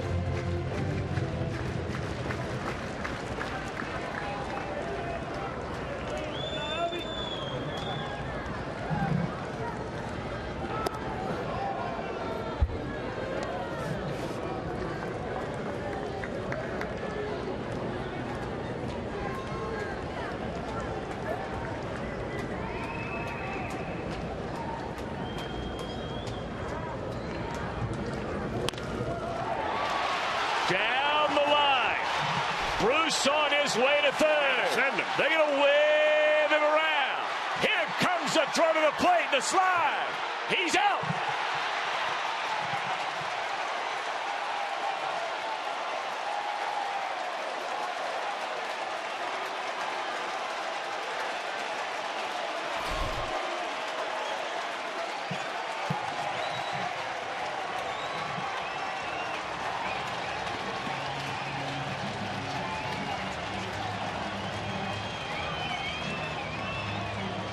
The relay season long Jack Link's beef jerky.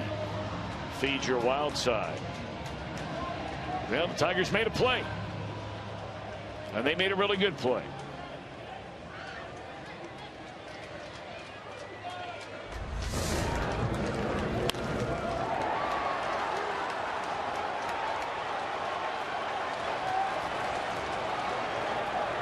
There was no hesitation at all by Jim Riggleman at third base.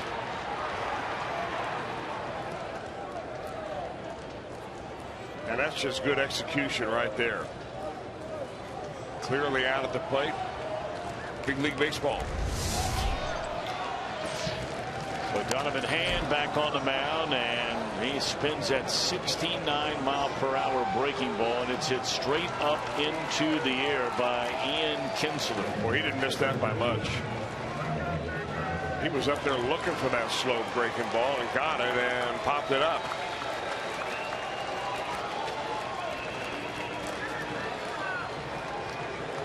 Here comes Miguel Cabrera. 1 for 4 in the game, but the one a big one. A 3-run home run to the seats in right field off Johnny Cueto, which erased a Reds 2-0 lead in that 6th inning and gave the Tigers a 1-run lead before an hour and 14-minute rain delay hit. And once we returned, the Reds scored in the bottom of the next half inning. Tigers would take the lead in the 8th. Reds would tie in the bottom of the 8th. Reds nearly walked off on the Pena double. But the throw in Martinez to Kinsler to McCann to erase a winning run from scoring. 1-1 on Miguel Cabrera.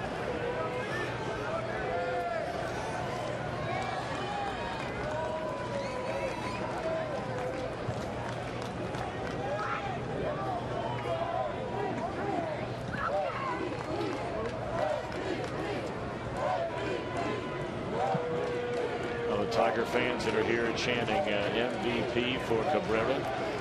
Of course, he won it in back-to-back seasons in 12 and 13.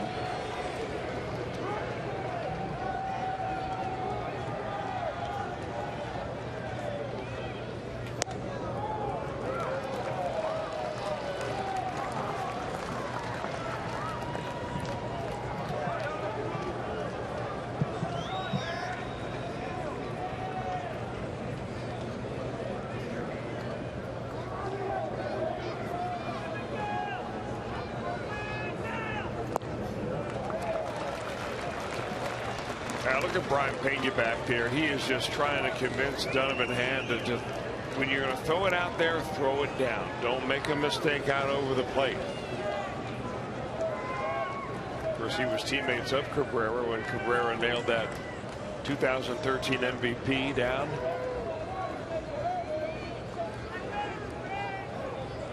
Here comes a slow hook. Ball 4.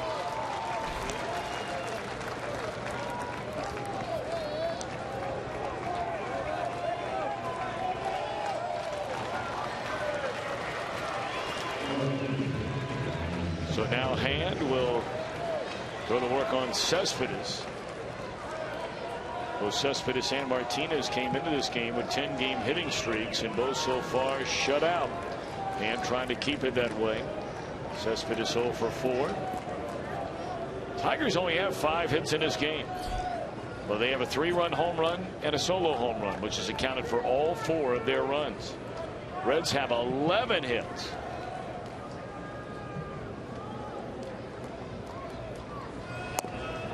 First pitch fastball, and there's strike 1.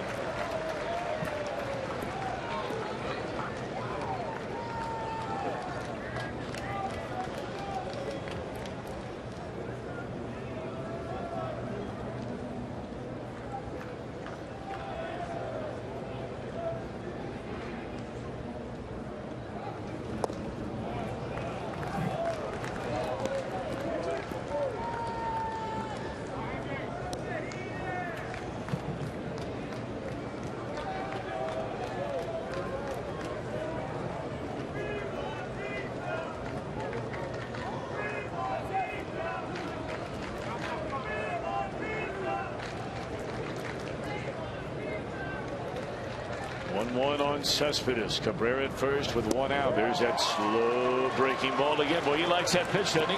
Well, he does like the pitch, and he gets a lot of bad swings on it. He went back to back right there to Cespedes to throw it. Cespedes, look at him winding up. He's all geared up for a fastball, and he's flailing wide open by the time that pitch finally gets there. I mean, he just learned that pitch not too long ago.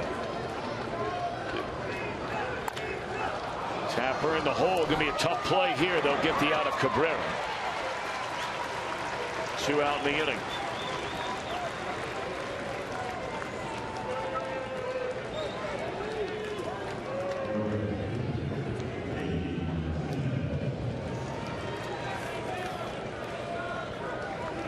Both of these teams have plenty of bullpen left. Reds have Badenhop, Nate Adcock, Pedro Villarreal, and JJ.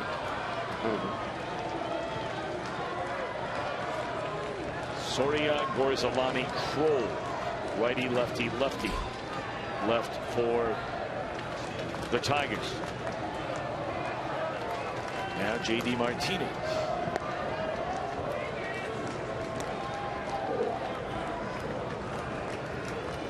Cespedes every now and again will take off, but you don't figure that to happen here. Martinez is a guy who can give you a lead one crack of the bat. Well, he really has that pitch working so far tonight. Well, you know, when you throw it at 70 miles an hour, you get a really good look at it, and you think that you can hit it because you see it so well.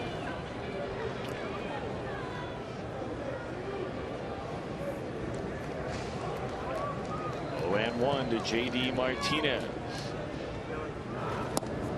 Spins it up there again, this time at 69 miles per hour.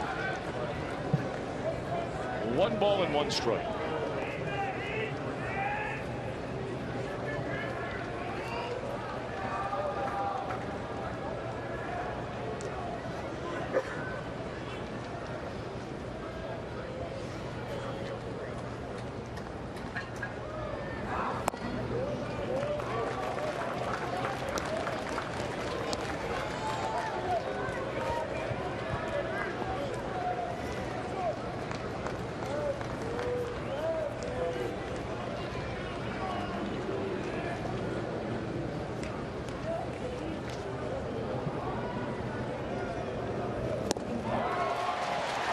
Goes back to it again and evens the count at 2 balls and 2 strikes.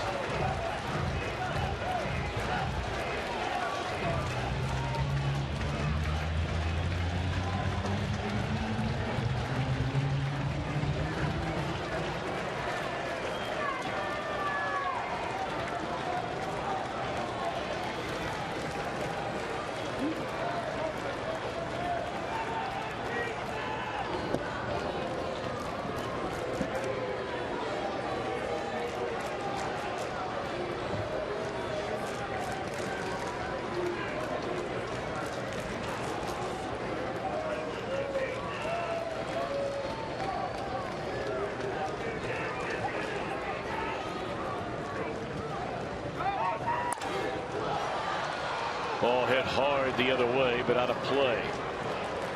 Runner on a 2-2 pitch got started that time.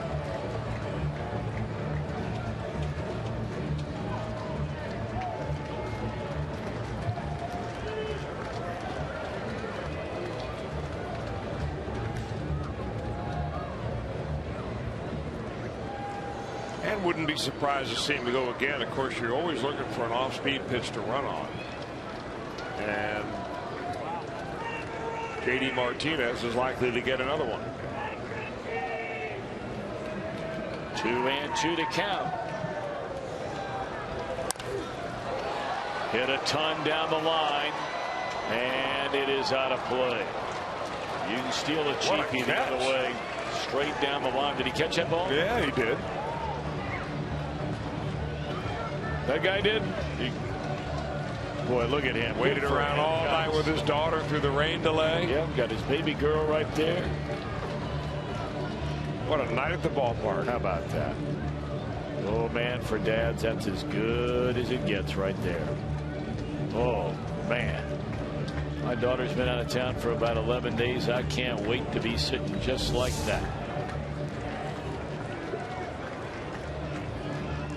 That was in traffic, too. Took it away from a Tigers fan. Yeah. It's a real man.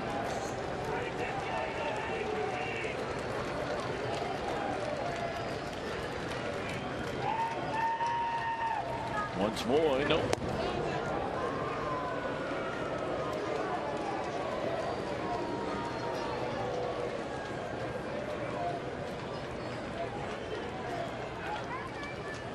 Two and two on J.D. Martinez. Runner at first is Cespedes. 2 outs. We are in the 11th inning of a 4-4 game. Donovan Hand. The pause in the pitch. And he hits him in the side of the back.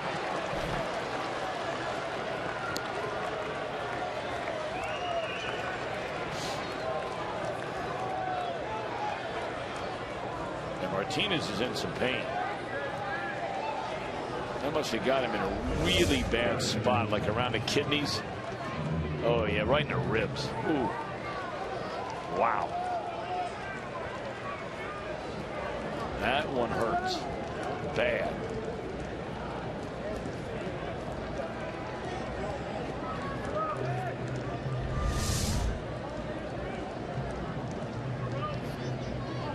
But he's still feeling it.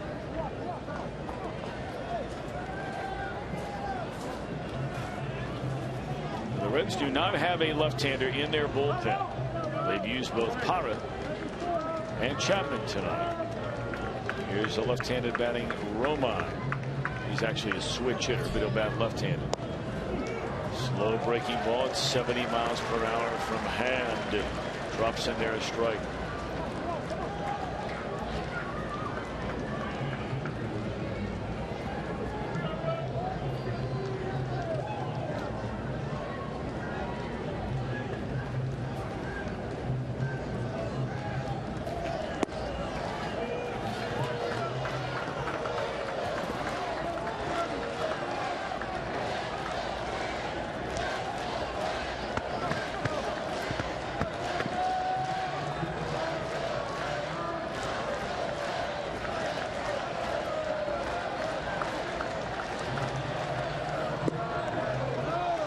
Didn't miss by much. But ball 2, says Tim Timmons, the home plate umpire.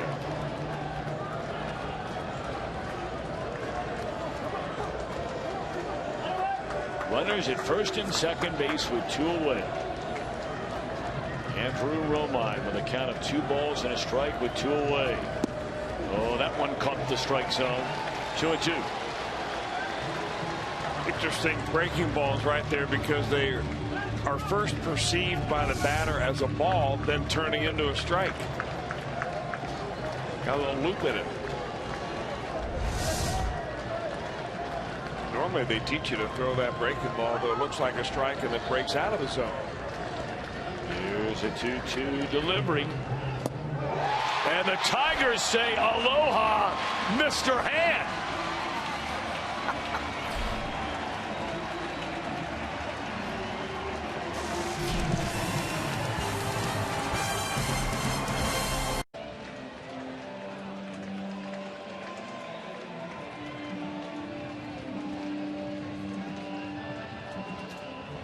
The pitcher spot is coming up for the Reds. And the only player left on their bench is the backup catcher, Tucker Barnhart.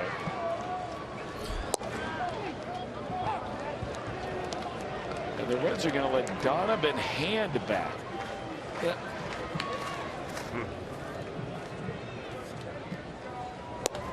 You know, perhaps there's something going on with some of the pitchers in the Reds bullpen. You know, Villarreal gave him an extended effort just 2 nights ago when he went 3 1/3 innings. Hand hits a line drive at the shortstop. That was also after Villarreal had 1 day off between that and pitching a few innings down for Louisville. A couple innings, right? So he's probably pretty beat up. Well, Adcock pitched a long 2 innings in that game. He gave up 5 runs, you may remember. And you had Badenhop that pitched 2 innings in that game. And those are the only 3 pitchers, along with one additional pitcher. That would be J.J. Hoover.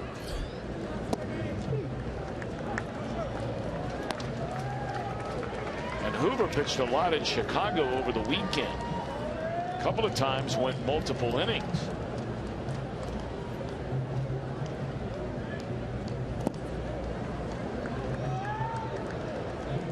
There is not a soul getting loose in the Reds bullpen.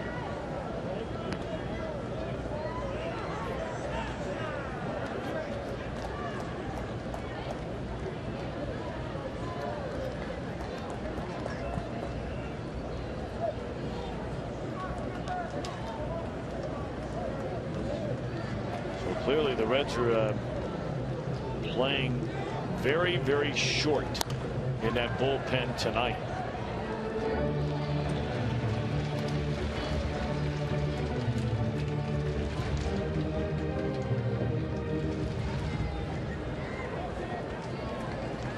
In 3 days, the Tigers have seen every pitcher in the Reds bullpen. They've seen every one of them. Parra, Chapman, Badenhop, Matthews, Hand tonight, Contreras tonight, Adcock, Hoover, Villarreal. The Tigers have 2 pitchers the Reds have not seen at all. Not seen their closer, and not seen the veteran left-hander Tom Gorzolani. Those guys got the rally caps going. They've had those on for a while. Schumacher takes outside. 3 balls and 2 strikes. Well, for a guy who's been waiting a couple of years to get back into major leagues, it sure would be nice to get Hand to win tonight. Threw the ball very, very well, and technically he's still in the game, and he's going to stay in the game. He's gone 2 innings, so he allowed 1 hit, struck out 2, hit a batter, walked a batter.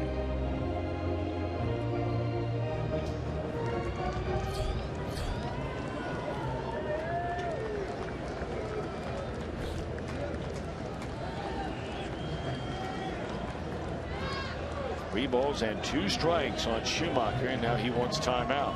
Al Albuquerque allowed a 2-out single to Bruce, and then a double down the line by Pena, but Jay thrown out trying to score the winning run.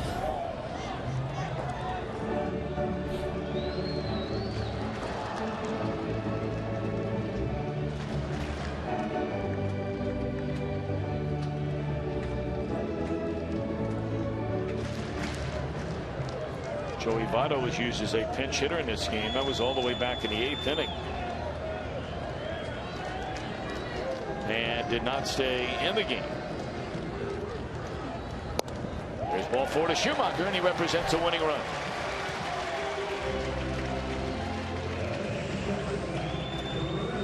First walk issued by this Tiger right-hander.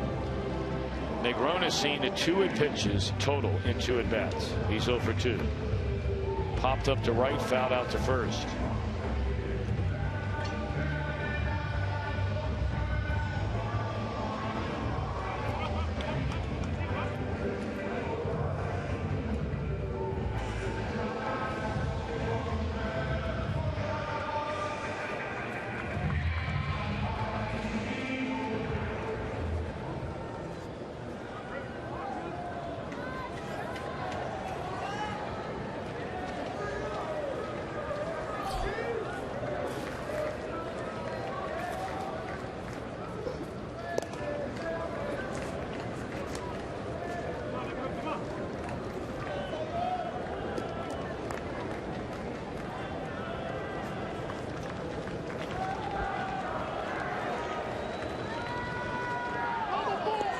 Well, that was a balk. Yep. There they got him. That'll send the winning run into scoring position.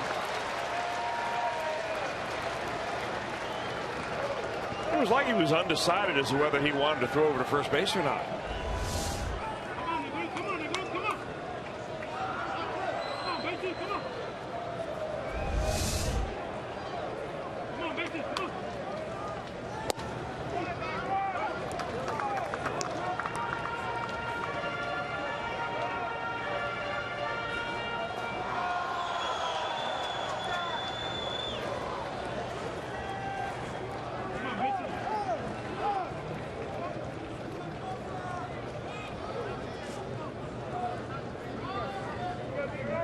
Alberto Jose Albuquerque from the Dominican Republic.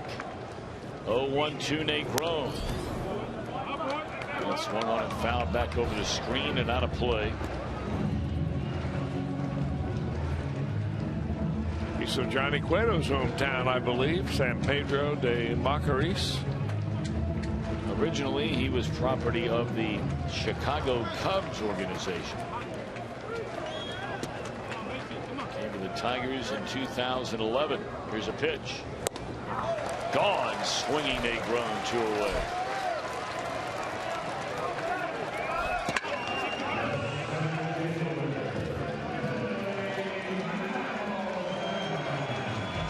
Second strikeout for Mr. Albuquerque. As that slider.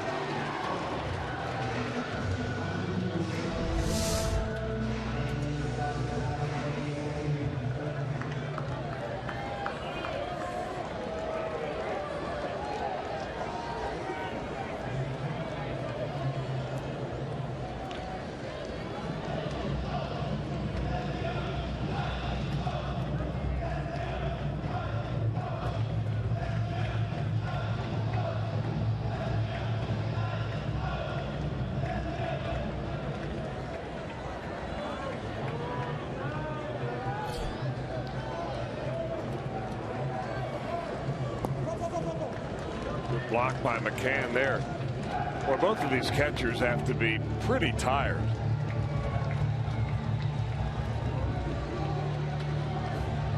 Well, both of them played the entire game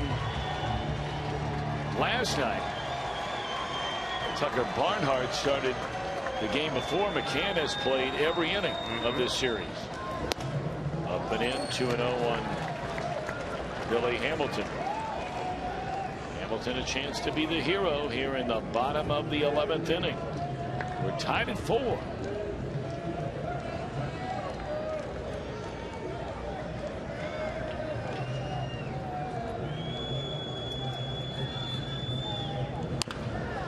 Pulled foul on a 2-0 pitch. Schumacher, certainly a better than average runner out there at second base. And to be able to get a big jump, obviously, with 2 outs. I mean, hit into the outfield is going to score. Nobody there to hold him close. Infielders are thinking about knocking it down if it happens to be within their reach. Or Billy is just taking bigger and bigger swings all the time. And the more he rotates his upper half, the worse that swing gets.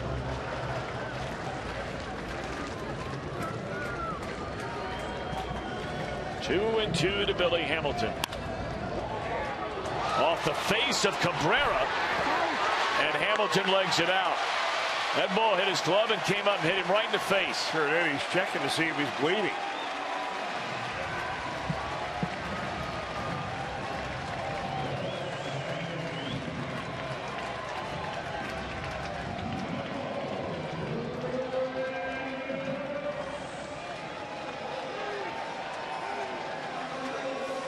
Ball was hit very sharply by Hamilton. I don't know if it got him in the eye or the bridge of his nose. They're looking at his nose right now.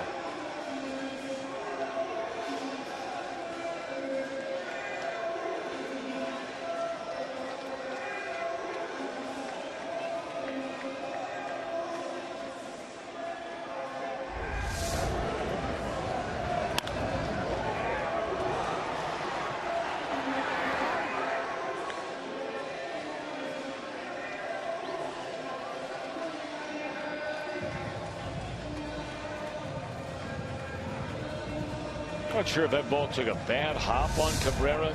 It's not like it was far away from him. I think he just chose to backhand it for some reason. And it just went off the back of his glove and went right up into his face.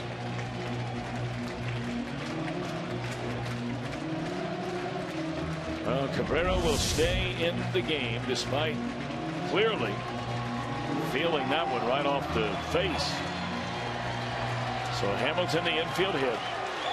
And now a chance to win it for the Reds. Here comes Brandon Phillips. Brandon 0 for 5 tonight.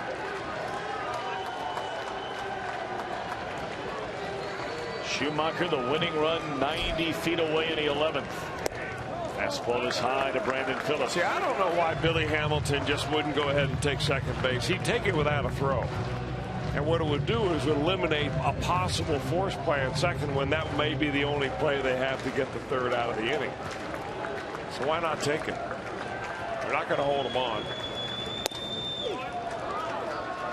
My only question would be, Chris, if you did that, and I think everybody understands where you're coming from on that, but if you do that, you're the Tigers, wouldn't you rather face a guy on deck? Well, if you're going to do that, why don't you walk him out? Would make a difference. You can do that. Yeah. I mean, the only reason you would not walk Brandon now is you load the bases and you force Albuquerque to throw strikes to this guy. I mean, to Jesus coming up. Well, it's 3-0. And you can bet the ranch Brandon has a green light 3-0 here. Well, 2-1, I beg your pardon.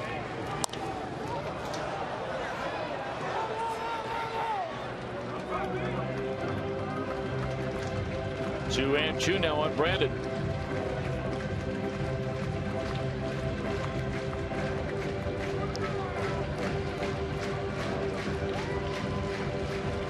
That is a winning run.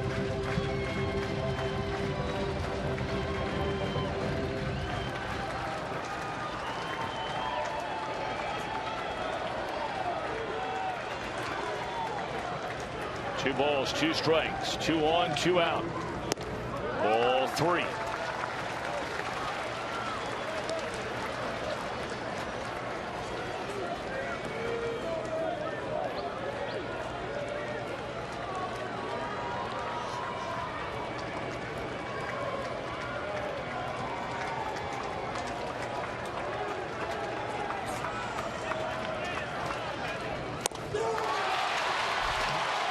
Well, look at Albuquerque out there. Boy, he has spit the bullet or spit the bed a couple of times. He had a runner thrown out the plate to end last inning, and he strikes out Brandon Phillips with the winning run on third in this inning. We're on our way to the 12th inning. We're tied at 4. 12th inning. Donovan Hand has been very, very good in this his Reds debut tonight. He's worked 2 innings, allowed 1 hit, struck out 2, walked about it, hit about it.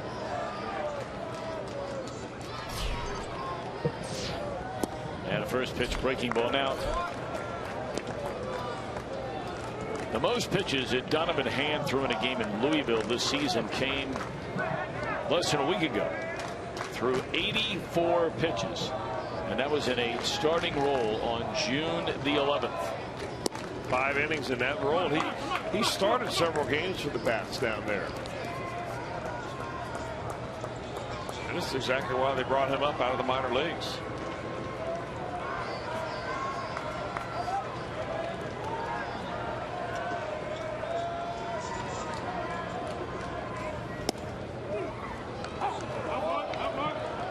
Two and 1 to count on James McCann. McCann to be followed by Iglesias. And then the pitcher spot.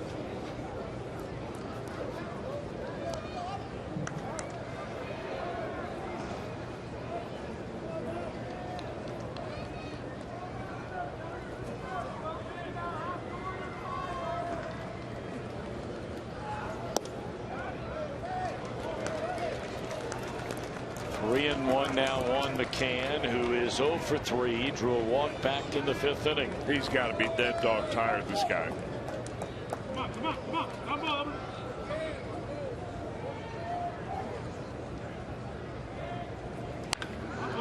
double foul on a 3-1 fastball that ran on his hands.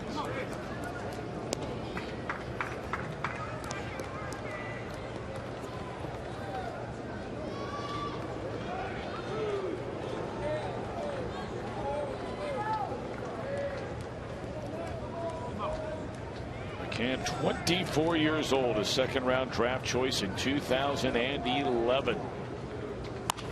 Ground ball to short. Tell you what, he's busting it up the first base line, though, is McCann. Sure is.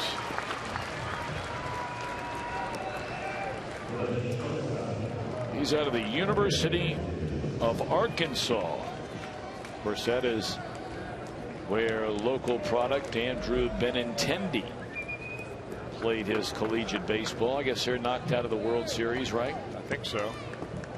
And he was first round draft choice, top 10 draft choice, first pick taken by the Boston Red Sox.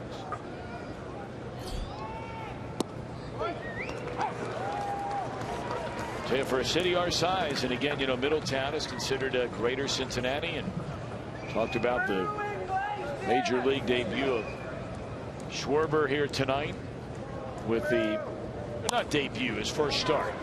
Made his debut as a catcher last night. Young man out of Middletown High School and Indiana University, and his first career start tonight for the Cubs in Cleveland as a DH. As a DH, he had 4 hits in 5 at bats.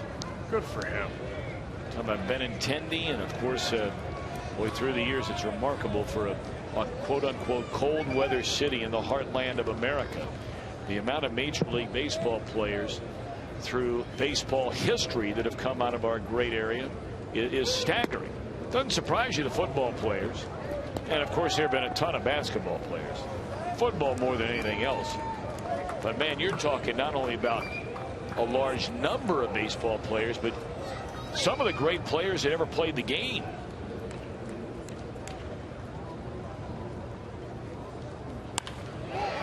Line into center field, Iglesias for the base hit.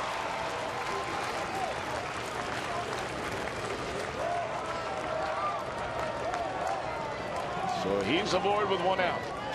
He just kind of waited back on this, thinking he's going to get something slow, and got his foot down and was able to negotiate that ball out into the outfield. You know, the harder you swing off of a guy like Hand, the more you play into his strength. You got to figure there's way more baseball players in this area than football players, though. What's that? Aren't there more baseball players gone on to the major leagues than football players in this area gone on to the NFL? Oh, I would think so, yeah. Yeah.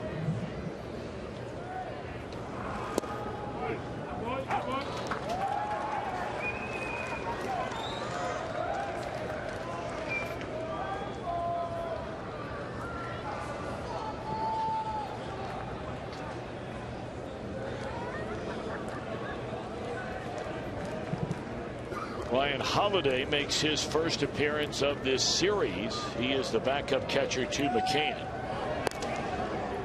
And he is batting for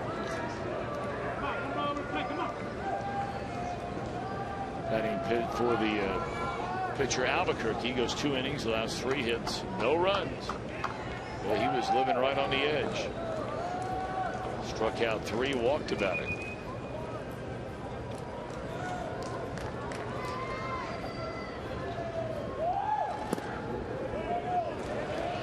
That was Dave Clark. We saw a pretty good shot. He had passed the hitter of the third base coach down there, flashing all the signs. He's looking now into Ausmus. He's still going at it, Dave Clark is.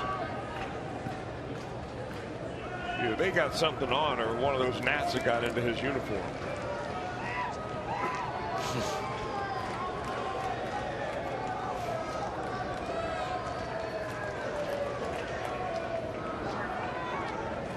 Back-to-back pitch outs. You don't see that very often. Clark is selling it. Iglesias has 8 stolen bases. He's been thrown out 5 times. And you got to figure this is an ideal setup to steal a base. You got a guy throwing a breaking ball in there, you know, 70 miles an hour.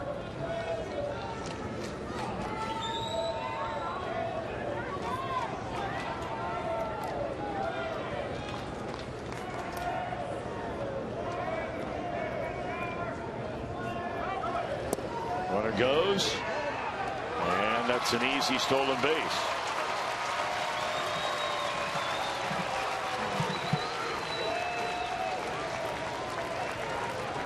9 out of 14 now is Iglesias in stolen bases. He's not known as a base stealer in any form nor fashion.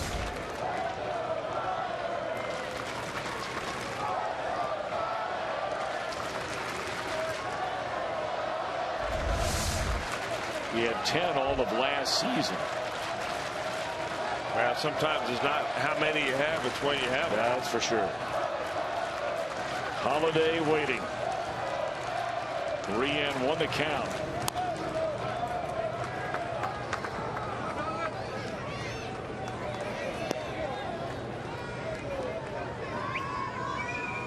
And has laid it on the line here tonight.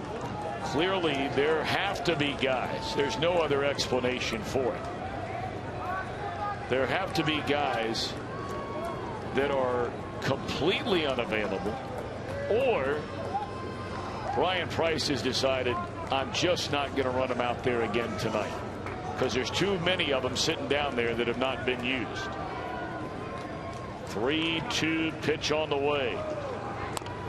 Ground and foul. When you consider the Reds have 4 pitchers sitting down in that bullpen that have not even gotten up to get loose, and you have a pitcher in the game just brought up from the minor leagues, pitching for the first time in the big leagues in a couple of years, and he was allowed to bat in extra innings leading off an inning in the 11th. This will be his 55th pitch since coming on, and he strikes out Holiday. Well, he has made some very good pitches under pressure.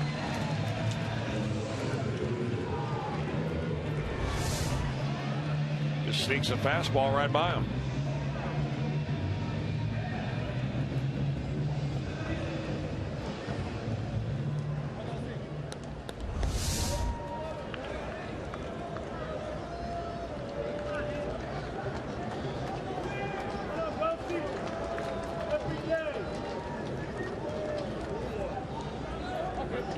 Now the left-handed batting goes. Ghost has 1 hit and 5 at bats tonight. Singleton scored on the Cabrera home run in the 6th inning. Strike 1.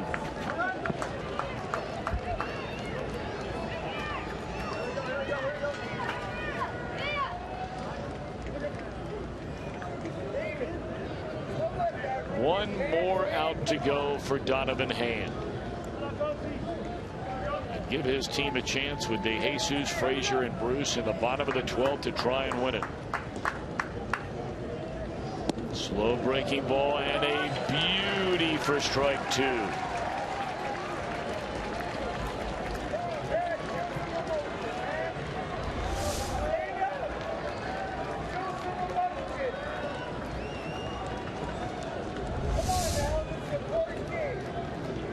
Donovan Hand, 1 pitch, 1 strike away, and it's fouled off and out of play.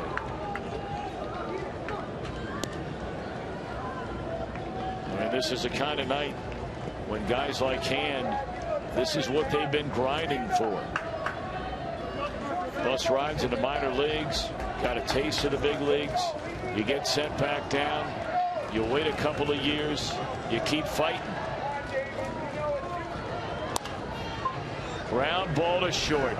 Donovan Hand. Give him a hand. That is well done, young man. 3 innings of shutout baseball in his Reds debut. You betcha, give him a hug. 12th inning. And we are tied at 4. And now we get a look at we still haven't seen Tom Gorzolani. No. We've seen him plenty over the years. Yeah. Second time we've seen Kroll. We saw Ian Kroll in the game last night. He faced 1 batter, and that was Joey Votto, and he walked him. So Albuquerque, boy, how he did it. Well, you may have seen it. He allowed a double with a runner at first. 2 outs in the 10th inning, and the runner at first was Jay Bruce. He was thrown out at the plate, sending us to the 11th inning. He issued a walk, gave up what was scored an infield hit, but struck out Brandon Phillips, sending us to this 12th inning.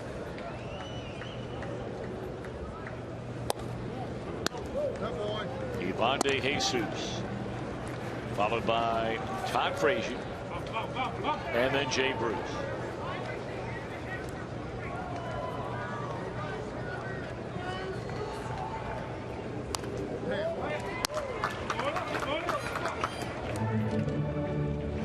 Ivan is 0 for 5 in the game.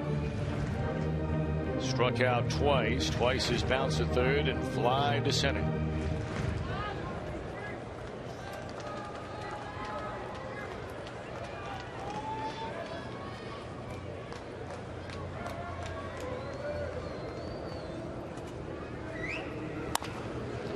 Covered by the mound. Kinsler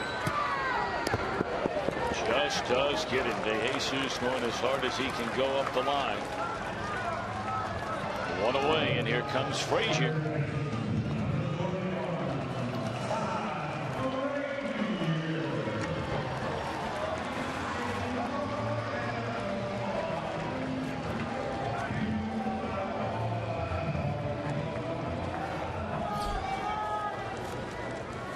It was right around this time last night, a little bit later.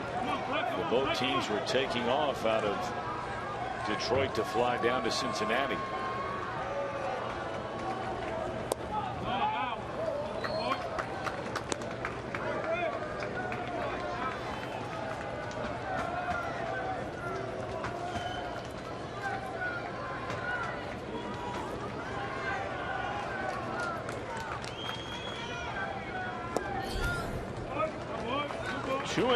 Frazier. He has done significant damage over the last 2 nights. Frazier with 3 home runs, 3 solo home runs. That'd be just fine with the Reds right now. 2-1 on Frazier.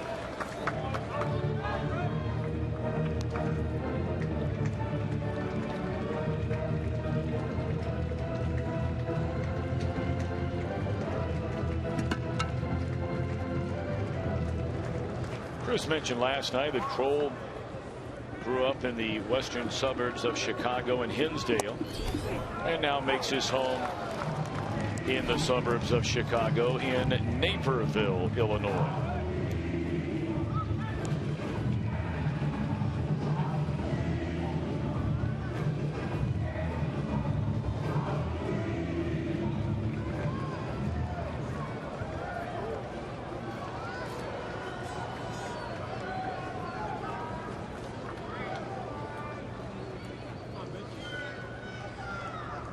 Two to Frazier. Full count.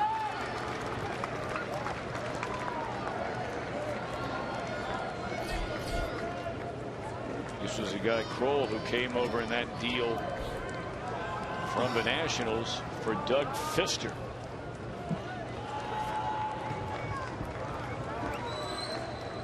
Three-two pitch. We'll do it again.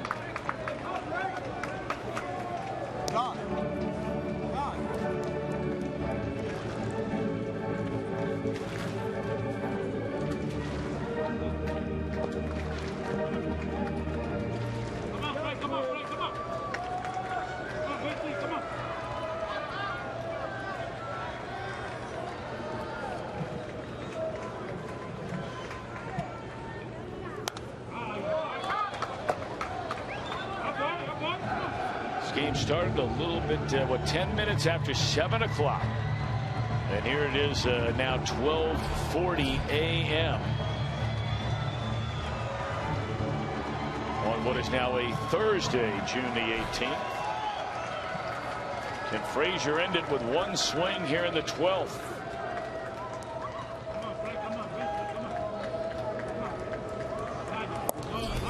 Well, he'll get aboard and try to score that winning run.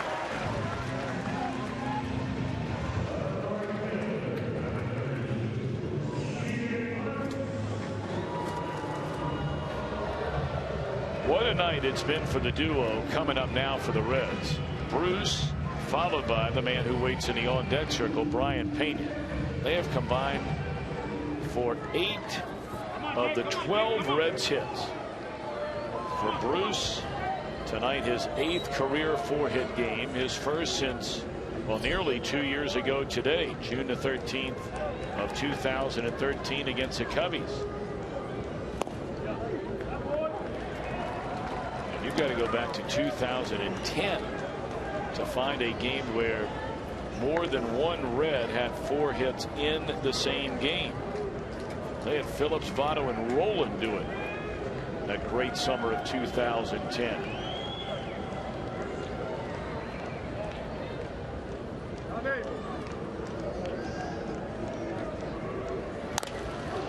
Base hit left field. It's a 5-hit game for Jay Bruce. And here comes the runner to third, Frazier. Boy, how about that? Nice base running there by Frazier.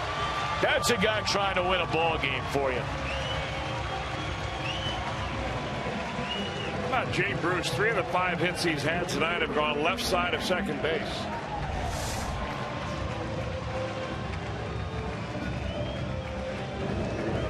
A 5-hit night for Jay Bruce. And 3 of them going to the left side. Man, oh man, that is impressive.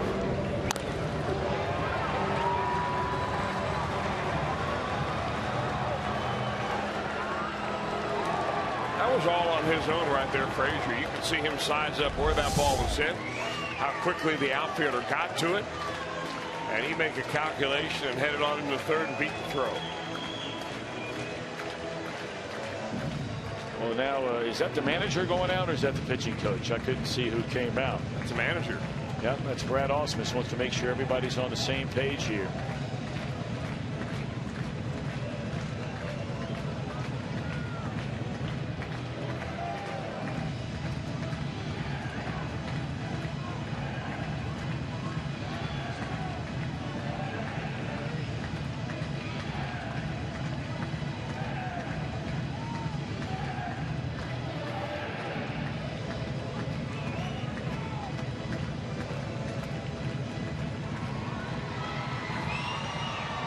Johnny Cueto went the first 5 1/3 in this one. David Price went 5 for the Tigers.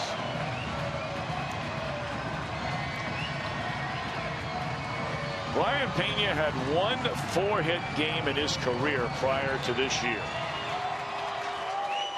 He has 2 4-hit games in the last week. One against Philadelphia and tonight.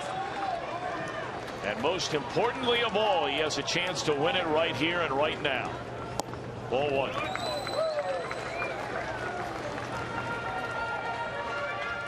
Now, Chris, would you walk Pena here to load him up?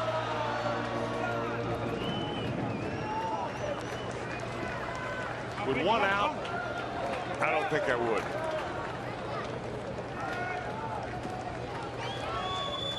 Pitcher spot is next, but Tucker Barnhart's in the on-deck circle. Well, I'd tell you, the way Payne is going tonight, for me, I'm walking him. If I'm going to get beat tonight, it's going to be by a guy who's been sitting there watching for 5 hours.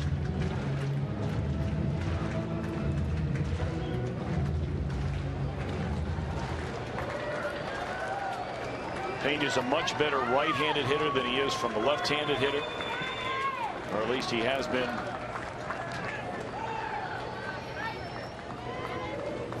Swinging a foul tip.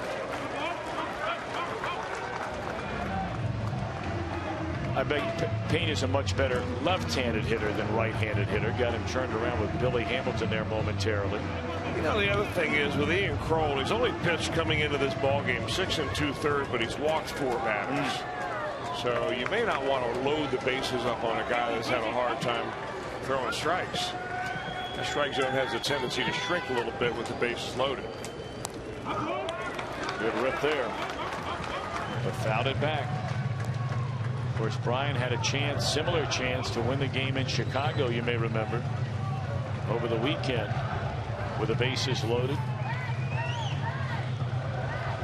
Tonight he has 2 hits right-handed, 2 hits left-handed. His 2 hits right-handed came against the starter Price.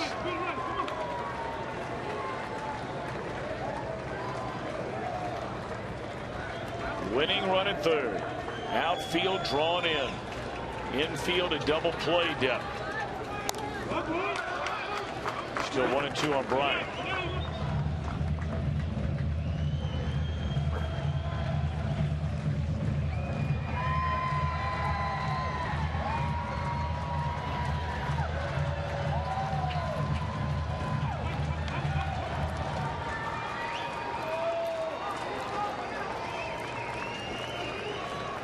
Reds trying to win it in the 12th inning here tonight. Frazier at third with 1 out. And that one out of play. And now Michael Lorenzen has come out into the on-deck circle, and Tucker Barnhart back into the dugout.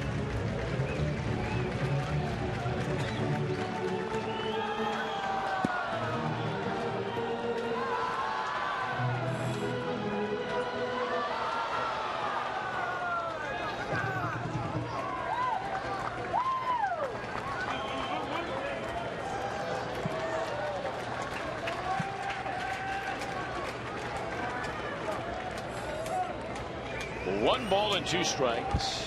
And now Kroll gonna back off the rubber, go to the rosin bag.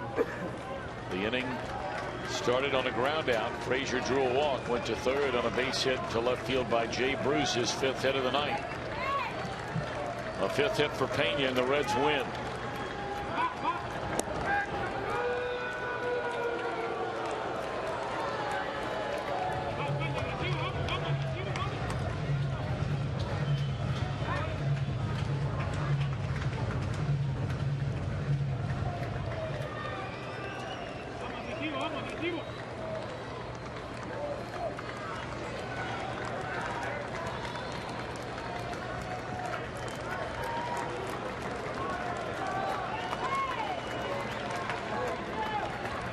One-two pitch. There's one. Throw to the plate. Safe. Out of the plate. Reds may review this. They're calling it a foul ball. Ooh, okay. No review necessary. And Brayan a chuckle over there.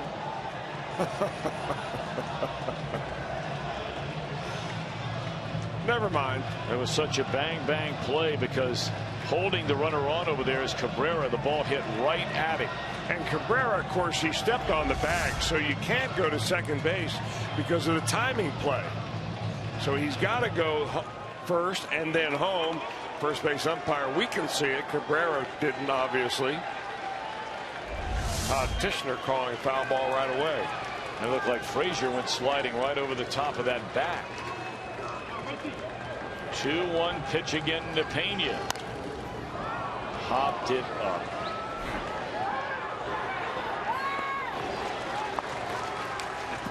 Two around the inning.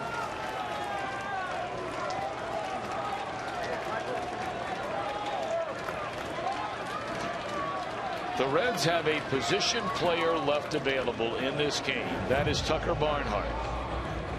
And he is not going to bat. Instead, the Reds are going to send up a starting pitcher, Michael Lorenzen, with 2 outs in the bottom of the 12th inning and the winning run standing 90 feet away.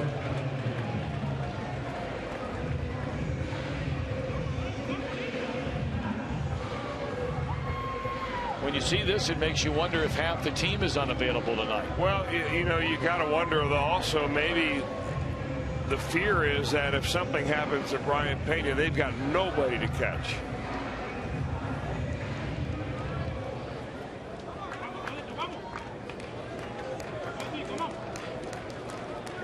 Although I would imagine that the guy in the on-deck circle probably catching a pinch.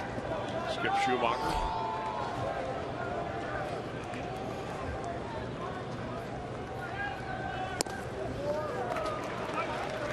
Well, Certainly that is something you'll hear managers commonly talk about. The what-if factor. A former catcher for many years in the major leagues, almost 20 of them, was Brad Ausmus. He has used his backup catcher in this game already. Yeah, how many times have you really seen it happen? I mean, that's what I mean. When it does, you're exposed. But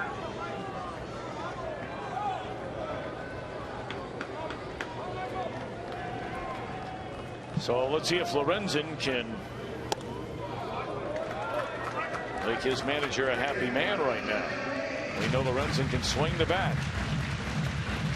Already a couple of runs batted in since coming to the major leagues.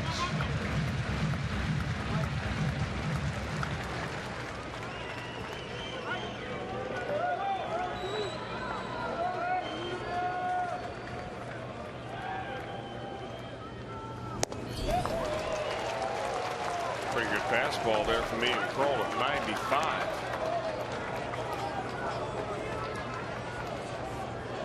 He may have had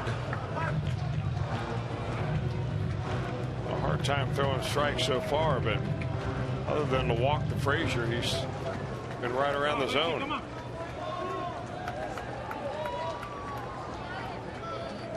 One ball and two strikes to the pinch hitter Michael Lorenzen. A good swing there. Chased the fastball up in the zone at 95 miles per hour and fouls it out of play.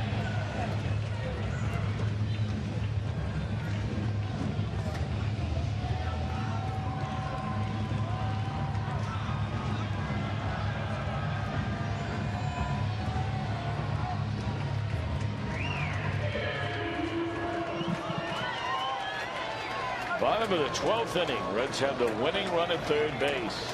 Two are out. One ball, two strike pitch to Lorenzen. And we go to the 13th inning.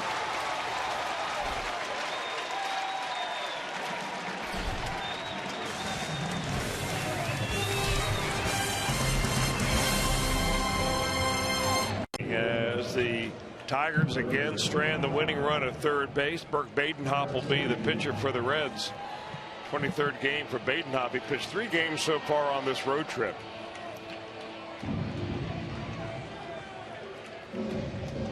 And the Reds hope to hold him right here and maybe score in the bottom of the 13th. You know, Chris, I asked you off the air, and you know, I'm just sitting here trying to ask myself the question: is there something that I'm missing? And I'm sitting there thinking a minute while I'm going to get a drink of water in between innings. I'm saying, okay, you're in the bottom of the 12th inning. You're down to your backup catcher. There are 2 outs in the 12th inning, and you have the winning run at third base. It's not like it's 2 outs and nobody on. You have the winning run at third base with 2 outs in the 12th inning. Now, you follow the path that you started when I asked you, you know, why might Brian Price make this move of using a starting pitcher to bat instead of a position player? And you say to yourself, okay, you're always worried that something could happen if the game goes into extra innings to your backup catcher. You're not carrying a third catcher. And so then you say, okay, well, let me follow now the next logical step. If God forbid that were to happen, and if you're a manager, you would be worried about putting another player at risk or in danger of playing a position that they never play. I understand all that. So I'm assuming that has to be, unless there's something wrong with Tucker Barnhart that we don't know about, and that's always a possibility. I would assume that would have to be the only logical answer that could be given at the end of a game. Yeah. Do you think that's right?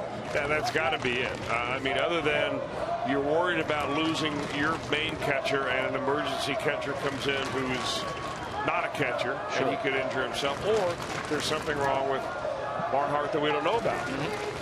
I can't think of anything else.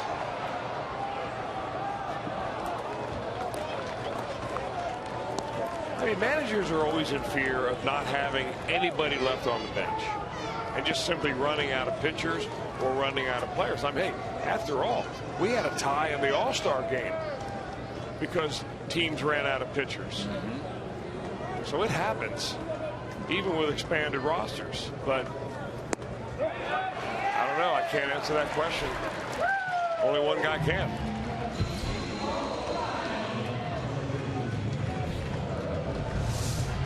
Well, Baden Hopp, a nice start to this 13th inning.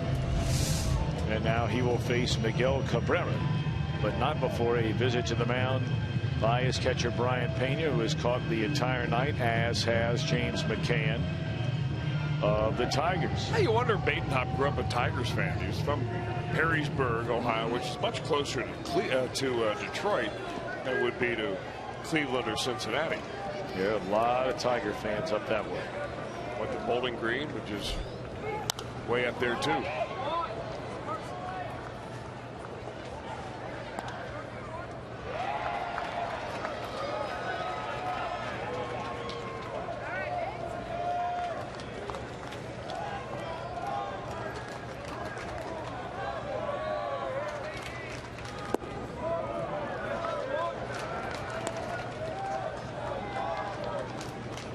You passed right through Toledo, Ohio last night, very late. Sure did. Could have been about this time. Oh, he got underneath it, and a good thing. Straight up into the air, and Schumacher makes a catch. It's a big out right there, and one more to go for Bert Baden Hopp. You know, when you make that drive and you think you're going to get to Toledo, first the Fox tracks, where that was.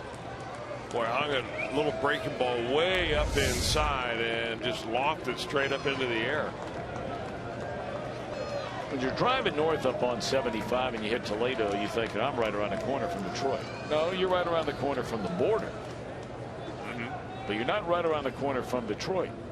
You still have another 61 miles to go.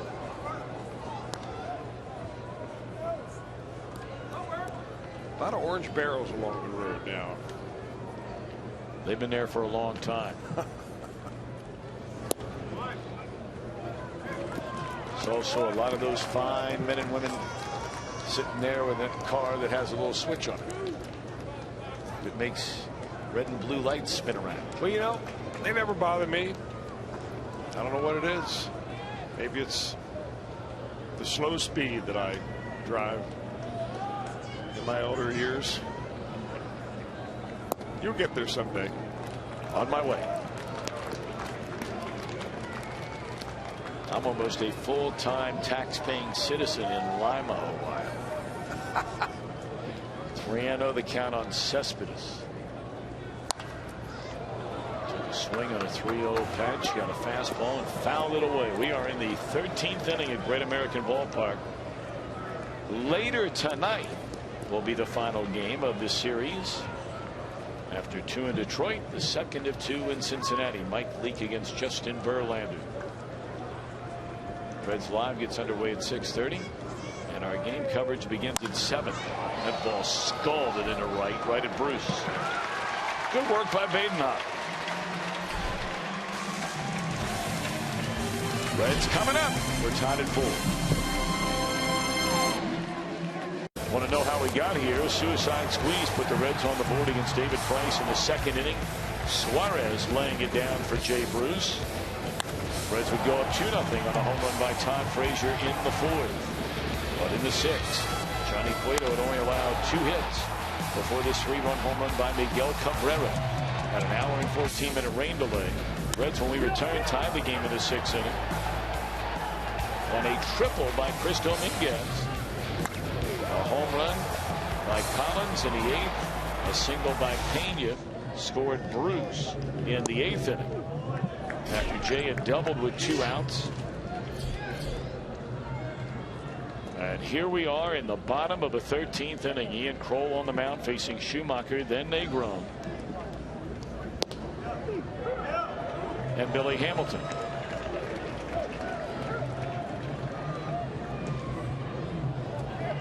The top 2 hitters in the Reds lineup and the last 3 hitters in the Reds lineup without a hit.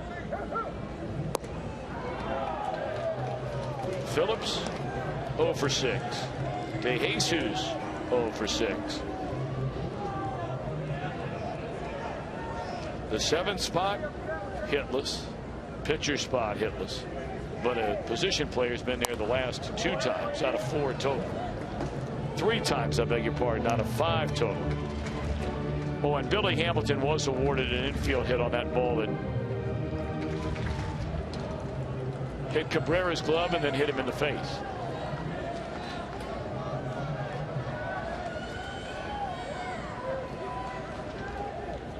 One and 2 to Schumacher. And he has a base hit. So now that spot has a base hit in the order. And that's a winning run aboard here in the bottom of the 13th inning. It's a good swing by Schumacher. Got down 0-2 on a breaking ball and then a fastball. And Kroll tries to sneak another fastball by him, and just a good short swing, base hit through the middle.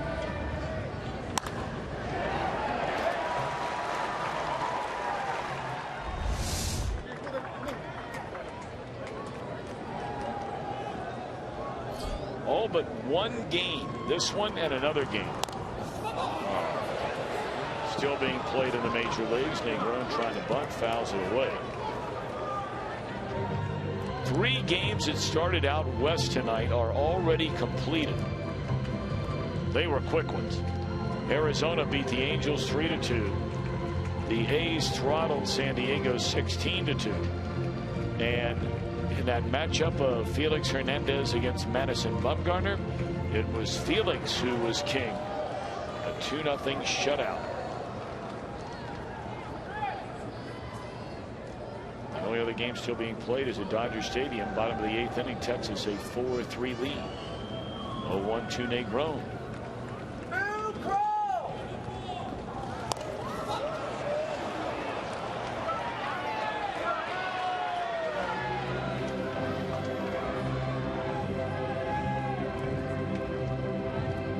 Well, I doubt very much, although I could be wrong. They're going to take the bunt sign off. I mean, first, Christopher Negron ought to be up in the batter's box to give himself a little bit more fair territory. And he starts to bat down around his thighs and then brings it up to meet the ball. You're guaranteed to pop it up when you do that.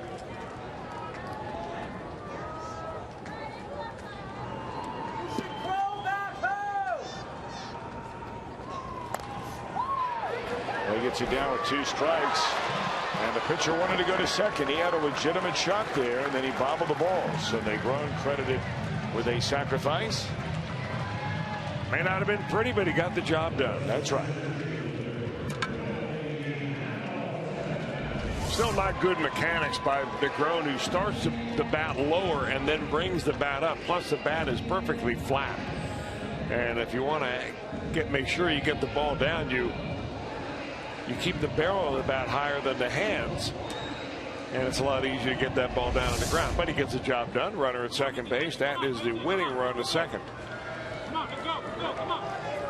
We'll see if Billy Hamilton and or Brandon Phillips can finally push that run across. Reds have left 11 runners on base. They have 14 hits. Tigers only have 6 hits.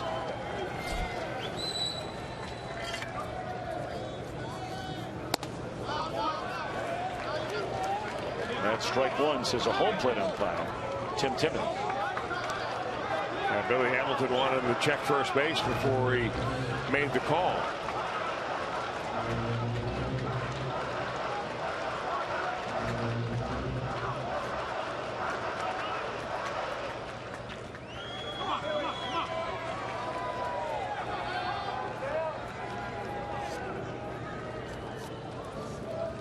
And 1 to Billy Hamilton. A ball and a strike.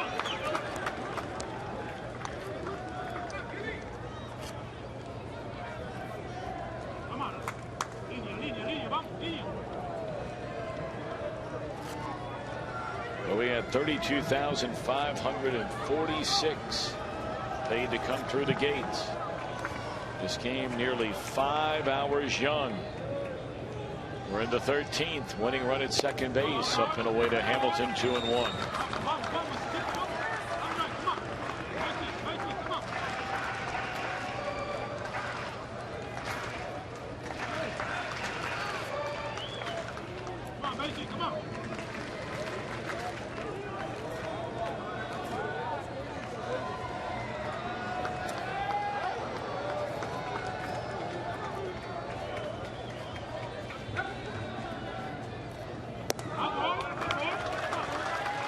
Now 3-1, and McCann will come out for a visit, where the Reds bullpen tonight has just been outstanding.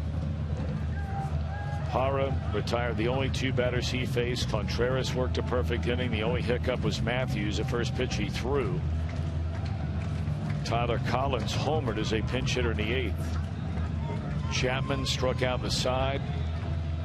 Donovan Hand, the big story tonight.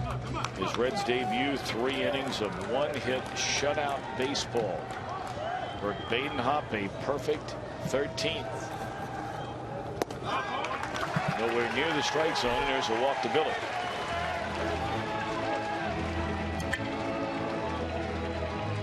This will be Brandon Phillips' 7th trip to the plate tonight. Guy who came in to the game batting an even 300. But Brad Ausmus is going to make a change, and we'll tell you about the new pitcher. They only have 2 of them down there. We'll tell you about that when we come back from a commercial timeout. Here in the last of the 13th inning. Part of a double switch. Josh Wilson will come on to play second base. Ian Kinsler taken out of the game. And Joaquin Soria, he is the Detroit closer. It is the first time we have seen him in the 3 games so far this series. Well, he's been around a while. Soria has. He first made it to Major Leagues after the Kansas City Royals picked him up in the Rule 5 draft in 2006. Then he stuck with the Royals for the next 5 years, appearing in around 60 games a year. Went to Texas for a couple of years, and in 2014 over here to the Detroit Tigers.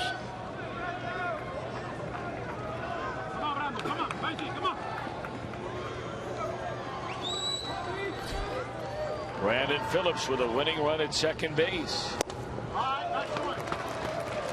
That only registered 92 on the radar gun. That thing looked like it came out of his arm at about 109. It did look like that, and I think hitters around the league are figuring that too. They're hitting 189 off of him.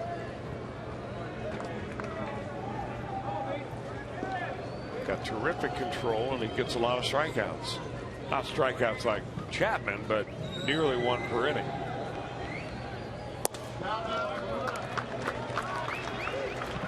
One ball and 1 strike. Schumacher started the inning with a base hit into center field. A bunt by Negron moved him into scoring position. Hamilton follows with a walk. And now the Reds have a chance to win the game yet again. They've left 2 on in each of the last 2 innings. And the inning before that, they had Jay Bruce thrown out at the plate to end the inning.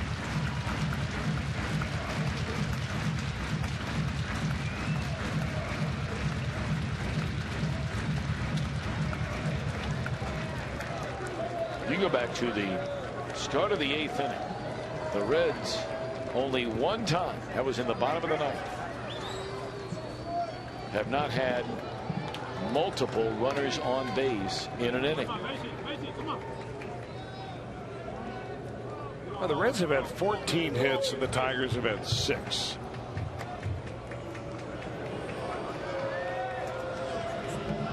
Brandon's about due. The way he's been hitting the ball and what he has had as far as results tonight just don't seem to equate. In fact, he started off the bottom of the 1st inning with a line drive. I mean, a shot to the second baseman.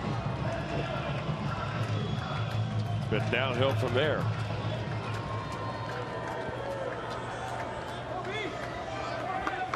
All right, Brandon waiting. Schumacher at second base.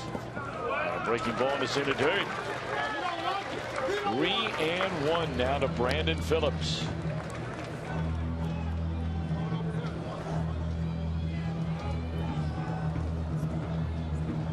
Reds trying to make it back-to-back wins against the Tigers. And they need a base hit by Phillips here to bring in Schumacher. Mike Leake against Justin Verlander tomorrow night or later tonight.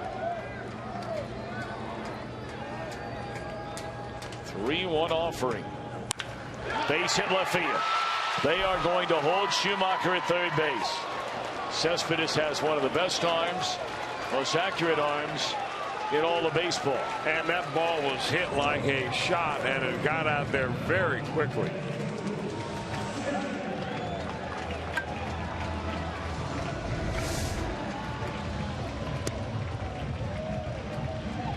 With 2 outs, you take the chance, but you don't hear. The one wild card you do have is that the grass in the outfield still has to be wet. And Cespedes picked that ball up, but even if it was wet, he threw it right back in there to the third baseman right on the line. The Reds have 6 hits in extra innings alone. And as Chris just mentioned, the Tigers have 6 hits the entire night. But there's only one column up there that matters. And that's the one that Ivan De Jesus is trying to change right here and right now. Winning run at third. Outfield is in. De Jesus first pitch swinging, fouls it back to the screen.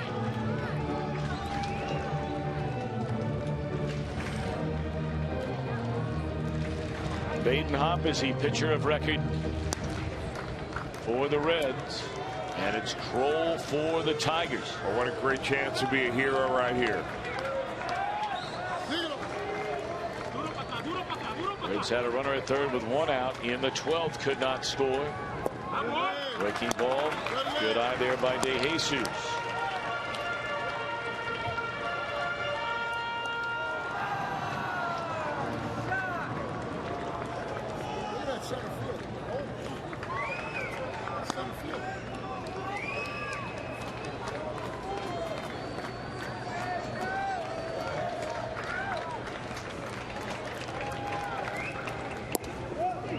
Fastball is strike 2 called.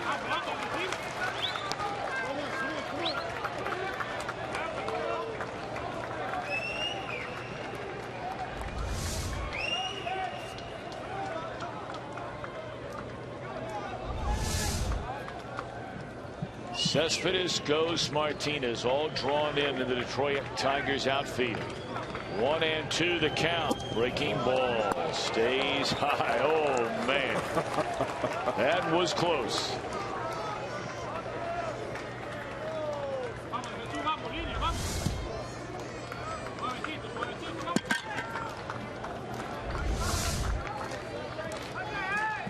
Bases loaded. Winning run at third. 1 out in the 13th inning. 2-2 pitch.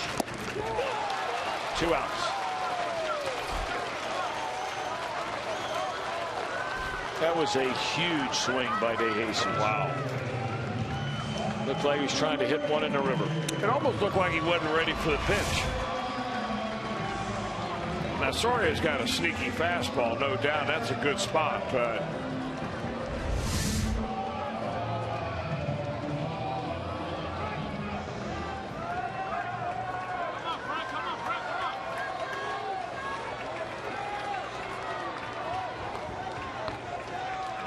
if this game's going to end here in the 13th, it's up to Todd Frazier, team leader in home runs, runs batted in.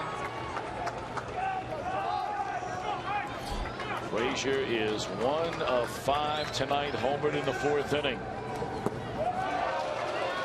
Strike 1.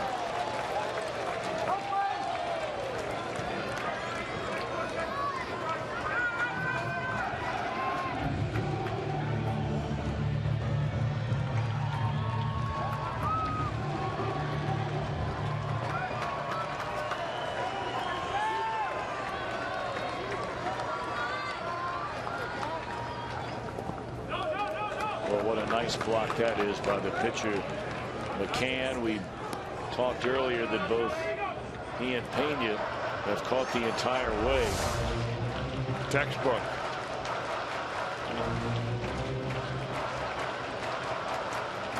Not only the entire way, but every game in this series.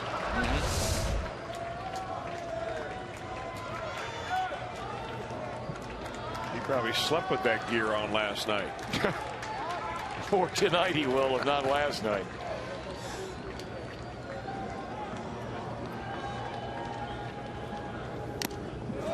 Swinging a foul ball back out of play, and now it's 1 ball and 2 strikes. It looks like Soria's fastball has good carry on it. I mean, it looks like it's straight as a string, but it just doesn't sink.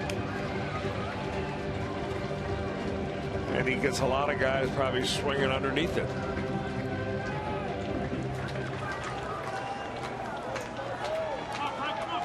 He is from Monclavia, Mexico.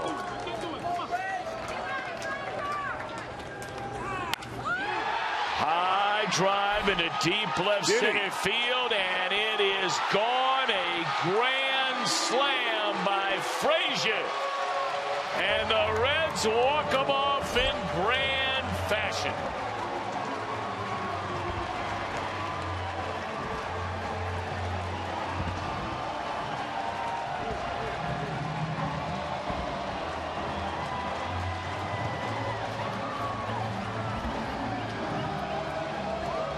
Well, of course, his song is Fly Me to the Moon. But there's another Sinatra favorite, I Did It My Way. And that's the song blasting on the speakers here at Great American Ballpark. What a year this guy's had. Wow, man, that is exciting.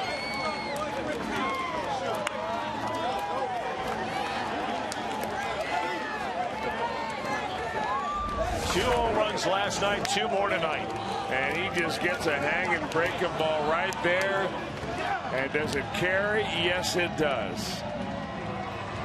Boy, all the runners that the Reds had left on base in extra innings looked like they were destined one more time to leave him out there. But Todd Frazier was not going to allow that to happen. Todd standing by with Jeff Picoro. Hey, thanks a lot, Tom. And I'll tell you what, Todd, after all that you guys went through today, that's pretty sweet. And that was one heck of a hit.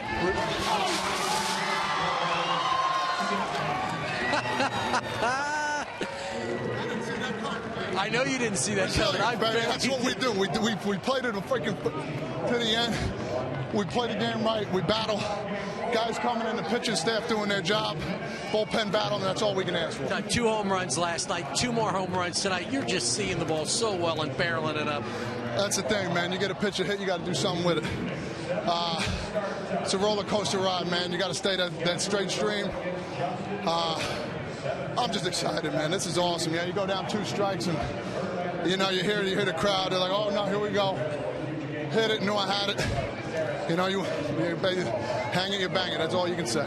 Todd, this team now, you've taken 2 out of 3 from the Detroit Tigers, one of the top teams in America. What does this say about this team now?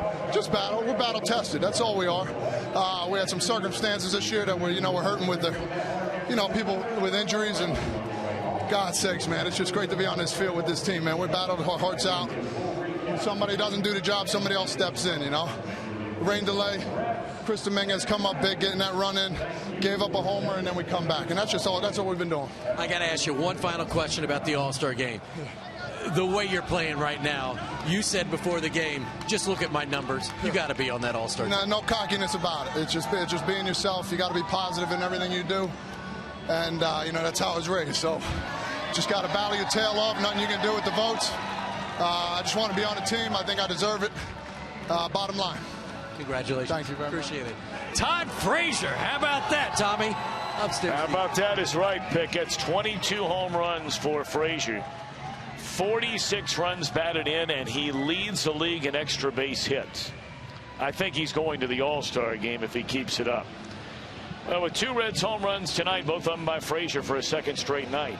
That's a total of $25,000 for prostate cancer research. If you'd like to make a donation, please go online to homerunchallenge.org. Boy, Frazier excited. And why not? You hit a grand slam to end it. 8-4 the final, and 13